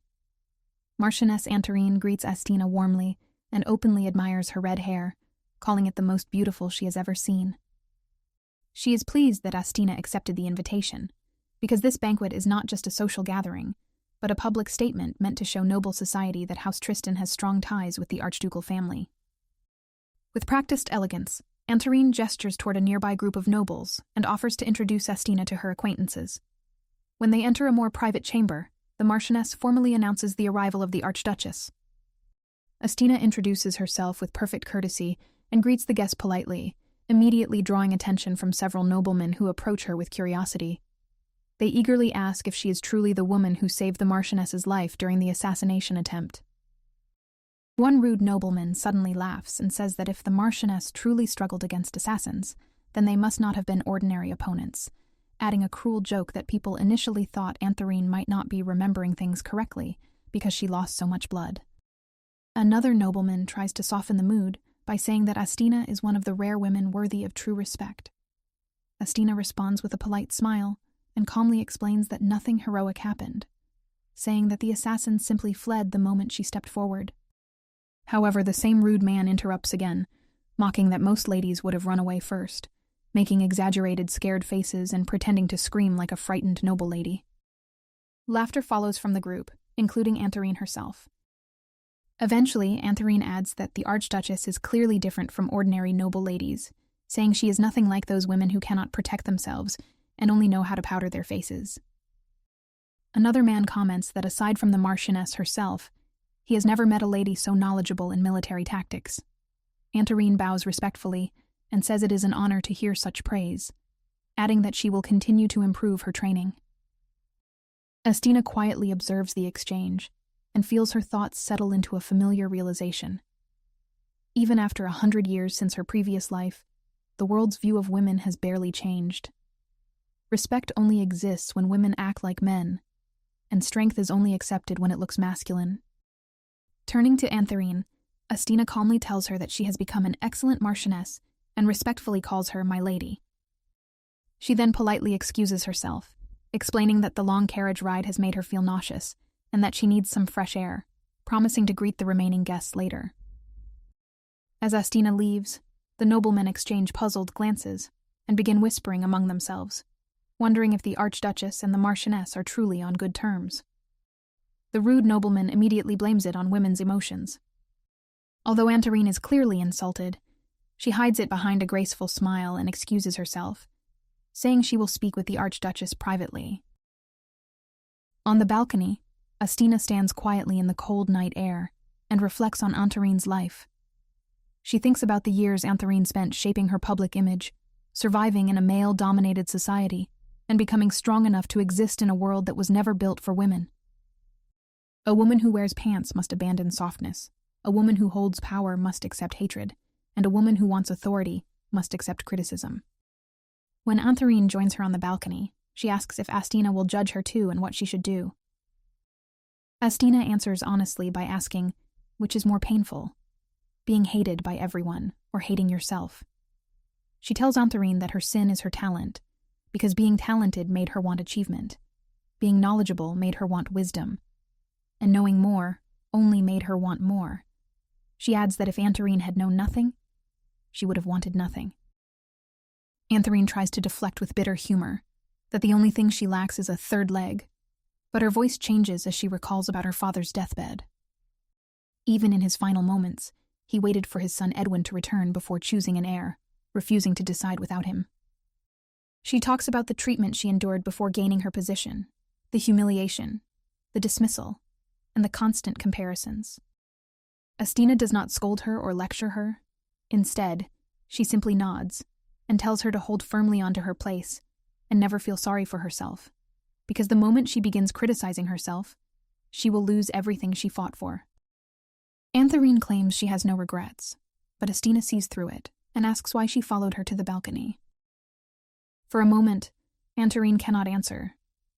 Then she admits that when her father died, she felt relief instead of grief, believing she was finally free from endless comparisons to her brother. However, the vassals immediately began calling for Edwin instead, and that was when she cut her hair, punished anyone who spoke his name, and drove them away. She began acting more masculine than men themselves, and only then did they stop looking down on her openly. With trembling eyes, she asks if she is wrong. Astina meets her gaze calmly and tells her that she cannot blame her. She explains that the prejudice of the world became a wall before her, and Antarine chose to close her eyes and lean against it, which is why she began to resent even her brother, the one who gave up everything for her sake. And so, Astina eventually revealed that it was not Edwin who ordered the assassination attempt. Antarine stiffens in disbelief, but Astina continues, explaining that the Marchioness was caught in someone else's conflict, and that someone powerful is planning something big and deliberately turned her anger toward her own family because they knew she would suspect her brother first. Antarine tries to deny it, insisting Edwin is still the prime suspect, but Astina gently challenges her by asking if she truly believes her brother is capable of such a thing. Then she shared how she first met Edwin, pointing out that even though he had no combat skills, he still rushed forward to protect a complete stranger, proof that he hasn't changed at all. Taking Antharine's hand, Astina softly tells her to believe that he is simply her brother, a brother who wandered far away for her sake. Astina's words hit Antarine harder than she expected, and instead of sorting through her thoughts like a normal person, the Marchioness chose to drink until she passed out in her own room. By the next morning, she woke up with a brutal headache. A loud knock on her door made her groan as she told whoever it was to go away, fully prepared to fight the world from her bed, until a servant announced that Edwin had arrived. That single name made her sit straight up like she had been struck by lightning. Still dizzy and clutching her head, Antarine made her way down the corridor, already thinking that this was the worst possible timing for a reunion. The moment Edwin saw her, he rushed toward her in panic, asking if she was all right, and saying he had heard she had been injured. Antarine did not look touched by the concern at all, and instead asked him why he had come to the capital. Edwin answered simply that he heard about the attack and needed to see her with his own eyes. Antarine waved it off and said the rumors were exaggerated, explaining that the arrow only grazed her leg. Edwin finally relaxed and told her he was relieved she looked fine, then awkwardly added that she should not drink so much, completely unaware that he was the reason she drank herself into unconsciousness in the first place. Antherine studied him quietly, trying to see him through a different lens, trying to figure out if Estina had been right about him all along. Then Edwin suddenly asked if someone had delivered his message, explaining that he had given a letter to a lady and asked her to pass it to his sister. When Antherine replied that the letter had been delivered personally by the Archduchess, Edwin froze and realized what kind of situation he had accidentally caused. Embarrassed, he muttered that this must be why they never told him their family names. Trying to change the topic before his soul left his body from shame, Antherine asked the question she had been holding in for 7 years. Why he never came home even once. Edwin awkwardly said it was because he was having fun traveling, then immediately realized how stupid that sounded and rushed to explain properly. He told her that he thought she would feel more at ease without him, that she always handled everything better than he did, and that he never felt confident enough to carry the responsibility of the family the way she could. He admitted that in less than 10 years, House Tristan had grown stronger than ever, and that seeing it now made him realize he made the right decision. Looking at her sincerely, he told her that the position had always been meant for her. Antherine leapt to her feet, ordered a room for him to rest, then rushed out before anyone could react. Later that night, Antherine went to see Estina. When she arrived, Oliver quietly asked Estina if he should inform the Archduke, but Estina told him she would handle it herself. Antherine was so drunk that she could barely sit properly, wobbling on the sofa while slurring that she was deeply ashamed of her behavior. When Estina asked her why she had come all this way, Antherine admitted that she was sorry, and that Estina was the only person she could think of going to. Estina told her that the apology was already enough, but she wanted to know what had happened.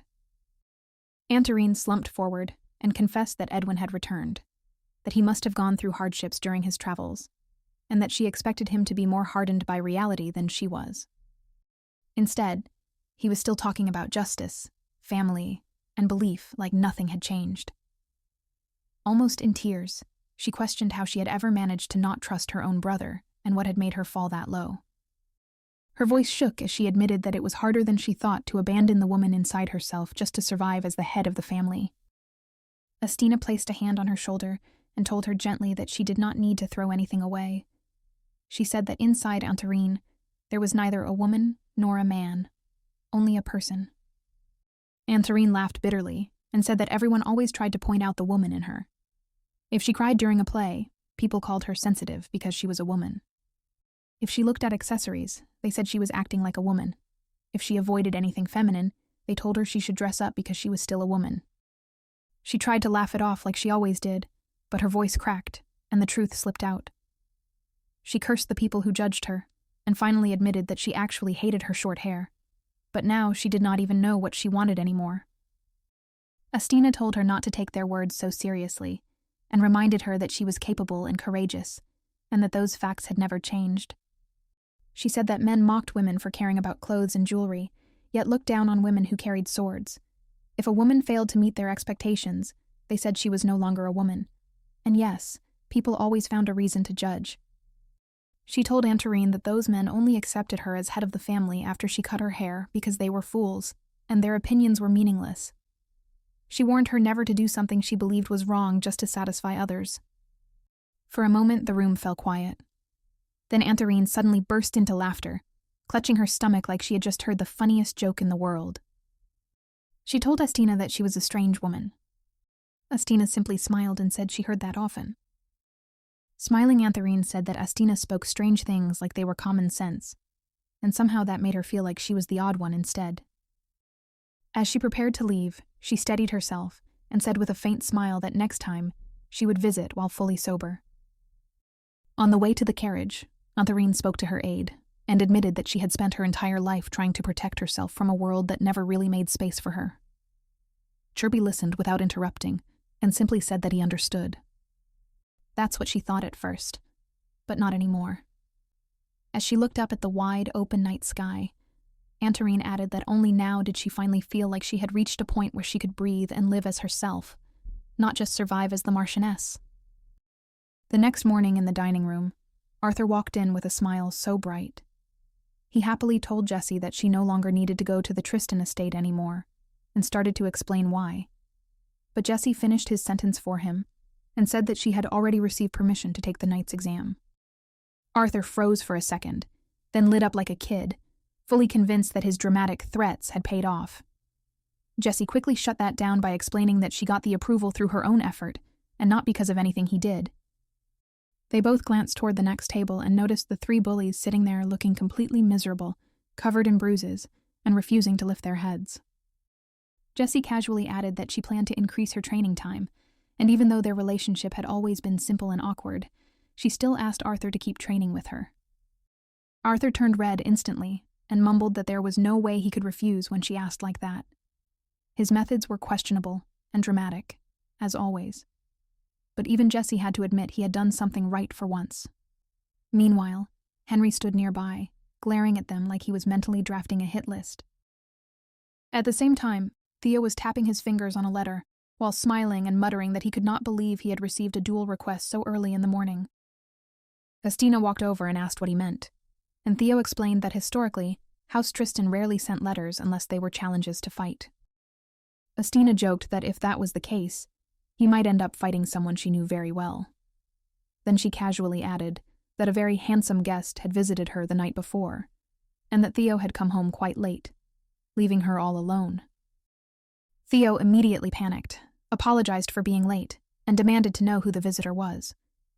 Seeing that teasing him any further might cause unnecessary chaos, Estina admitted that it had been the Marchioness.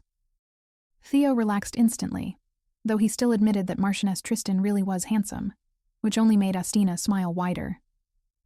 Shaking his head at how much his wife's teasing skills had improved, Theo finally started reading the letter properly and froze in place. In it, Antarine wrote that she wished to apologize for her behavior the previous evening, explaining that she had gone into the storeroom to choose a suitable gift.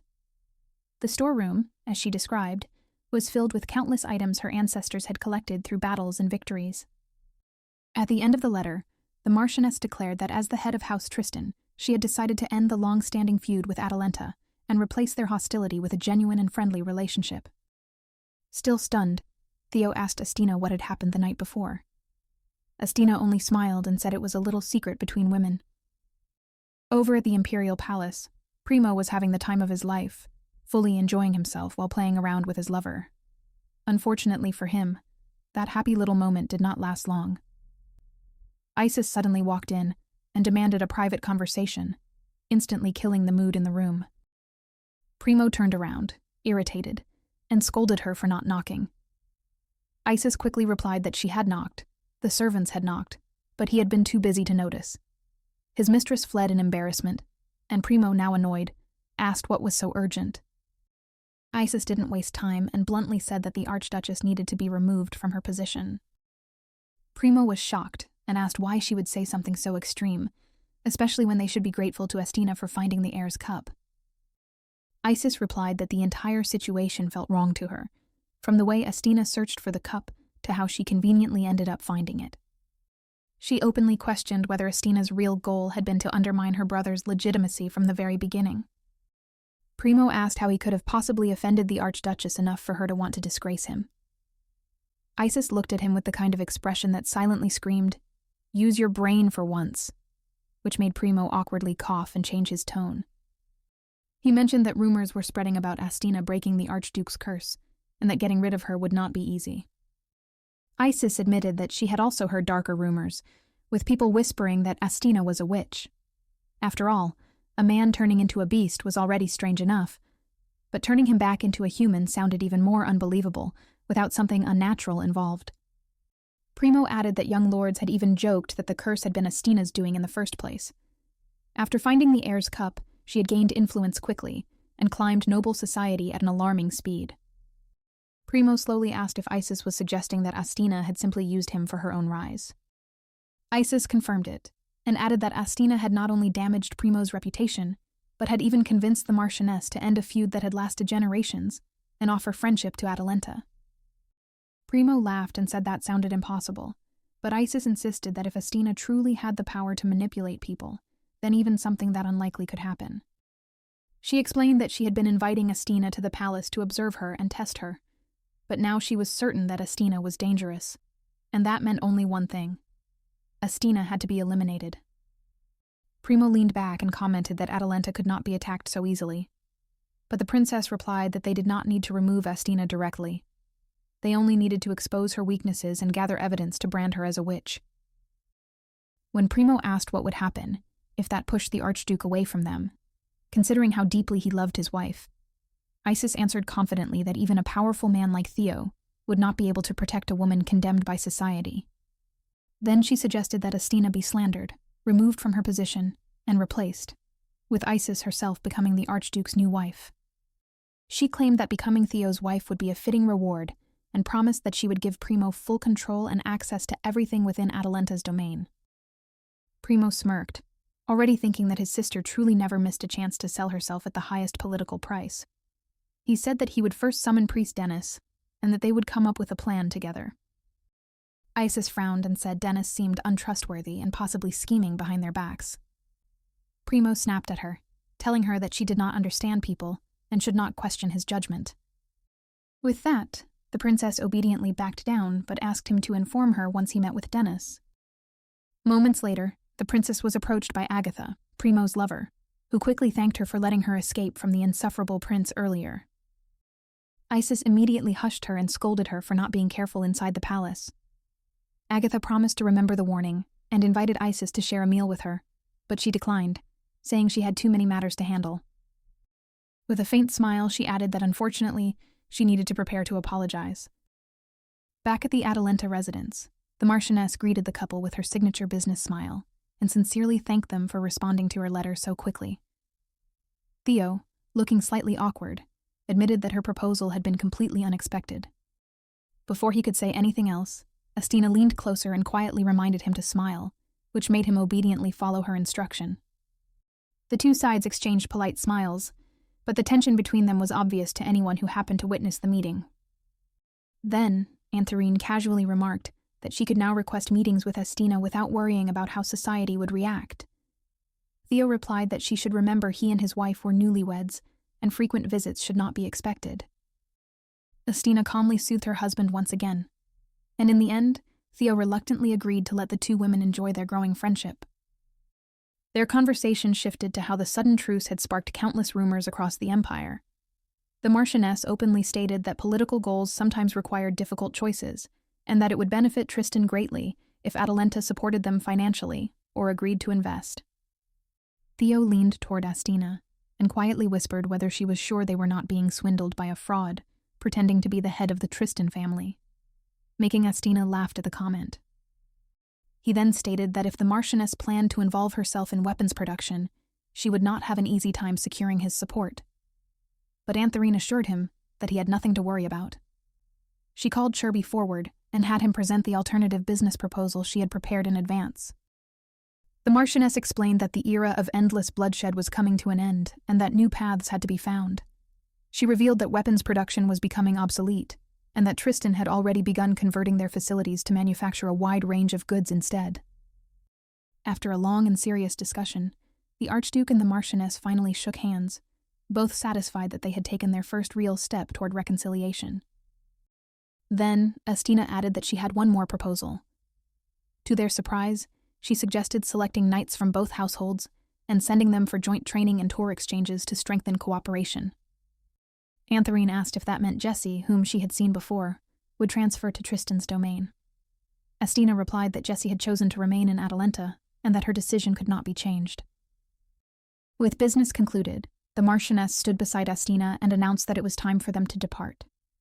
Astina explained to her husband that she had promised Princess Isis she would introduce the Marchioness to her. She reassured Theo that she would not be gone long and asked him to take care of matters at home. Poor Theo could only whine about being left behind, but in the end, he had no choice but to obediently agree. During the carriage ride, the Marchioness mentioned a popular street song about a red-haired witch that had recently become famous among children. Astina gazed out the carriage window and immediately understood the hidden meaning behind the song. Antherine explained that the symbolism was obvious. The man represented the Archduke, the enemy represented her family, and the villagers represented the people of the empire. Astina admitted that she was not surprised. She calmly said that fame did not always bring a good reputation, and that she was actually curious to see what creative ways people would use to try to sabotage her. Antarine, however, was left genuinely puzzled by Astina's relaxed reaction. When they arrived, the princess greeted them warmly and remarked that it felt unreal to see Tristan and Atalanta standing together in the same place. Antarine respectfully greeted her in return and said the occasion finally allowed her to meet Her Highness in person. They all sat at the table in heavy silence. The Marchioness glanced around, silently wondering how long the awkwardness would last. With subtle pressure from Astina, the princess finally lowered her head and, in a guilty voice, asked the Marchioness for forgiveness. She confessed that she had ordered the attack on Antarine during the hunting competition. Antarine instantly leapt to her feet, instinctively scanning her surroundings for danger. Isis quickly asked her to sit down and listen before reacting further. She explained that Astina had known nothing about the attack, and that the decision had been hers alone. She admitted that she had wanted proof that the Marchioness would not betray the Archduchess. Antarine stared at her in disbelief, unable to accept that an assassination attempt had been used as a loyalty test. The princess admitted that she did not have the courage to directly kill a high-ranking noble, and that her actions had been driven by desperation. For her, Astina was her greatest ally, and she had chosen to befriend the Marchioness. However, she could not easily trust Antarine because Tristan had been a long-standing enemy of House Atalanta. The Marchioness questioned why any of this was the imperial family's concern. After all, the imperial household had ignored the feud between their families for years, so why interfere now? Isis replied that the matter extended far beyond palace politics. Then she revealed her true ambition. She intended to become the next Empress. Antarine dismissed the explanation as a convenient excuse after a failed assassination attempt. But the princess countered by saying that the Marchioness should understand her struggles as a woman forced to endure constant hardship. She pointed out that, despite her talent, Antarine had always lived in her brother's shadow. In that moment, the Marchioness realized that the princess had endured the same silent suffering throughout her life. Isis admitted that she admired Antharine's unwavering loyalty to Astina and wished to possess such devotion herself. When Antarine still hesitated, Isis finally used her trump card and said, "Marchioness Tristan, won't you help me become the next Martina?" At those words, Antarine suddenly dropped to one knee and swore her loyalty, declaring that she would gladly obey the princess's command. Isis said she wished she could formally grant her a knightly sword at that very moment, but the timing was not right. She gently placed her hand on Antarine's head and promised that when she ascended the throne, the Marchioness would be the first person she honored with a knightly title. Tears filled Antarine's eyes as she called it a great honor. After composing herself, she left with a bright expression, filled with the belief that she would one day help the next Empress rise to the throne as her first knight.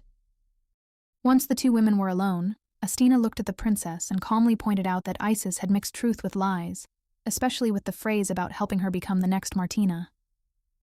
The clever princess admitted it openly. She explained that she always spoke differently to men and women to gain their loyalty. With women, she used words like, "Help me become the next Martina," and with men, she used phrases like, "Become my Elshir." She admitted that the tactic always worked. However, Isis stated that a woman like her would never get what she wanted in this world unless she was willing to manipulate the system and seize it herself. Late at night, Astina stepped out of the carriage and immediately realized she had returned much later than she had planned. When she entered the bedroom, she was surprised to find her husband already heavily intoxicated. Avoiding her gaze, Theo asked if she had enjoyed her evening. Astina admitted that they had been discussing matters that caused nothing but headaches for her. Then, she glanced at him and pointed out that it was already very late and that they should go to bed. Theo simply agreed that it was late, clearly wanting to ask where she had been for so long, but choosing to remain silent instead. Changing the subject, Astina casually remarked that the days were getting shorter, a clear sign that winter was approaching. But he muttered that maybe that was why his heart felt like it was freezing. She looked at him more carefully and finally realized that he was genuinely upset. Sitting down nearby, she mentioned that he had also come home late not long ago. But Theo quickly replied that it had only happened once, then asked how many times she herself had come home late during the past month. Astina couldn't deny that he had a point, so she explained that her schedule was filled with official duties. When he brought up the night the Marchioness had arrived drunk at their estate, Astina tried to explain that it wasn't something she could control, but Theo interrupted her with a sarcastic tone and said, "Oh, I'm sure." Irritated, Estina stood up and said that if he had that many complaints, they should discuss them after he sobered up. Suddenly, he stood as well and grabbed her hand. His voice wavered as he admitted that he had been waiting for her all that time, only for her to leave him to go see other people. He struggled to hold back his emotions, then stopped himself and sat back down, muttering that it didn't matter and that he had just upset himself for no reason. Estina stared at him in shock and asked if he was actually crying. Theo turned away to hide it, but the way he wiped his eyes gave him away completely. When he faced her again, he insisted that he wasn't crying and blamed it all on the alcohol. After seating, she explained that the Marchioness was really just her friend. Like a sulking child, Theo complained that no one should spend more time with a friend than with their own husband. When Estina reminded him that her friend was a woman, Theo kept pouting and said it didn't matter, so she threw her hands up and joked that if he was going to be stubborn, they might as well sign a contract and make it official. To her surprise, Theo immediately pulled out a blank sheet of paper from behind him. He explained that many couples signed prenuptial agreements, so there was no reason they couldn't make something similar. Estina blinked in disbelief and remarked that she had never seen a postnuptial agreement before, but he confidently suggested that each of them should write 3 conditions they wanted from the other. Seeing his serious expression, Estina suddenly felt as if she had walked straight into a trap. Theo wrote his first condition without hesitation: a kiss once a day, or at least some kind of daily affection. As he continued writing, he added his second condition, saying that she should always think of her partner first when making important decisions. Estina accepted his words with a gentle smile and asked about his third request. After a brief pause, he finally wrote that he wanted her to meet with the Marchioness Tristan far less often. Then she announced her first condition in a teasing tone, saying that he should not complain whenever she came home late from work. When she noticed him staring at the paper without writing anything, she asked why he had suddenly stopped. Without warning, Theo slammed his pen onto the table and shouted that he would not write that. He pressed his hands against his face and begged her to stop making fun of him. Estina asked whether he wasn't curious to hear her remaining conditions. Theo muttered that she was being sly, and she replied that it seemed like he was using his drunkenness to finally say everything he had been holding in. Blushing deeply, Theo admitted that he was, because she was cruel. Not wanting the argument to stretch any further, Estina suddenly leaned forward and kissed him. Theo pushed her slightly away and muttered that gestures like that would not make him forget everything.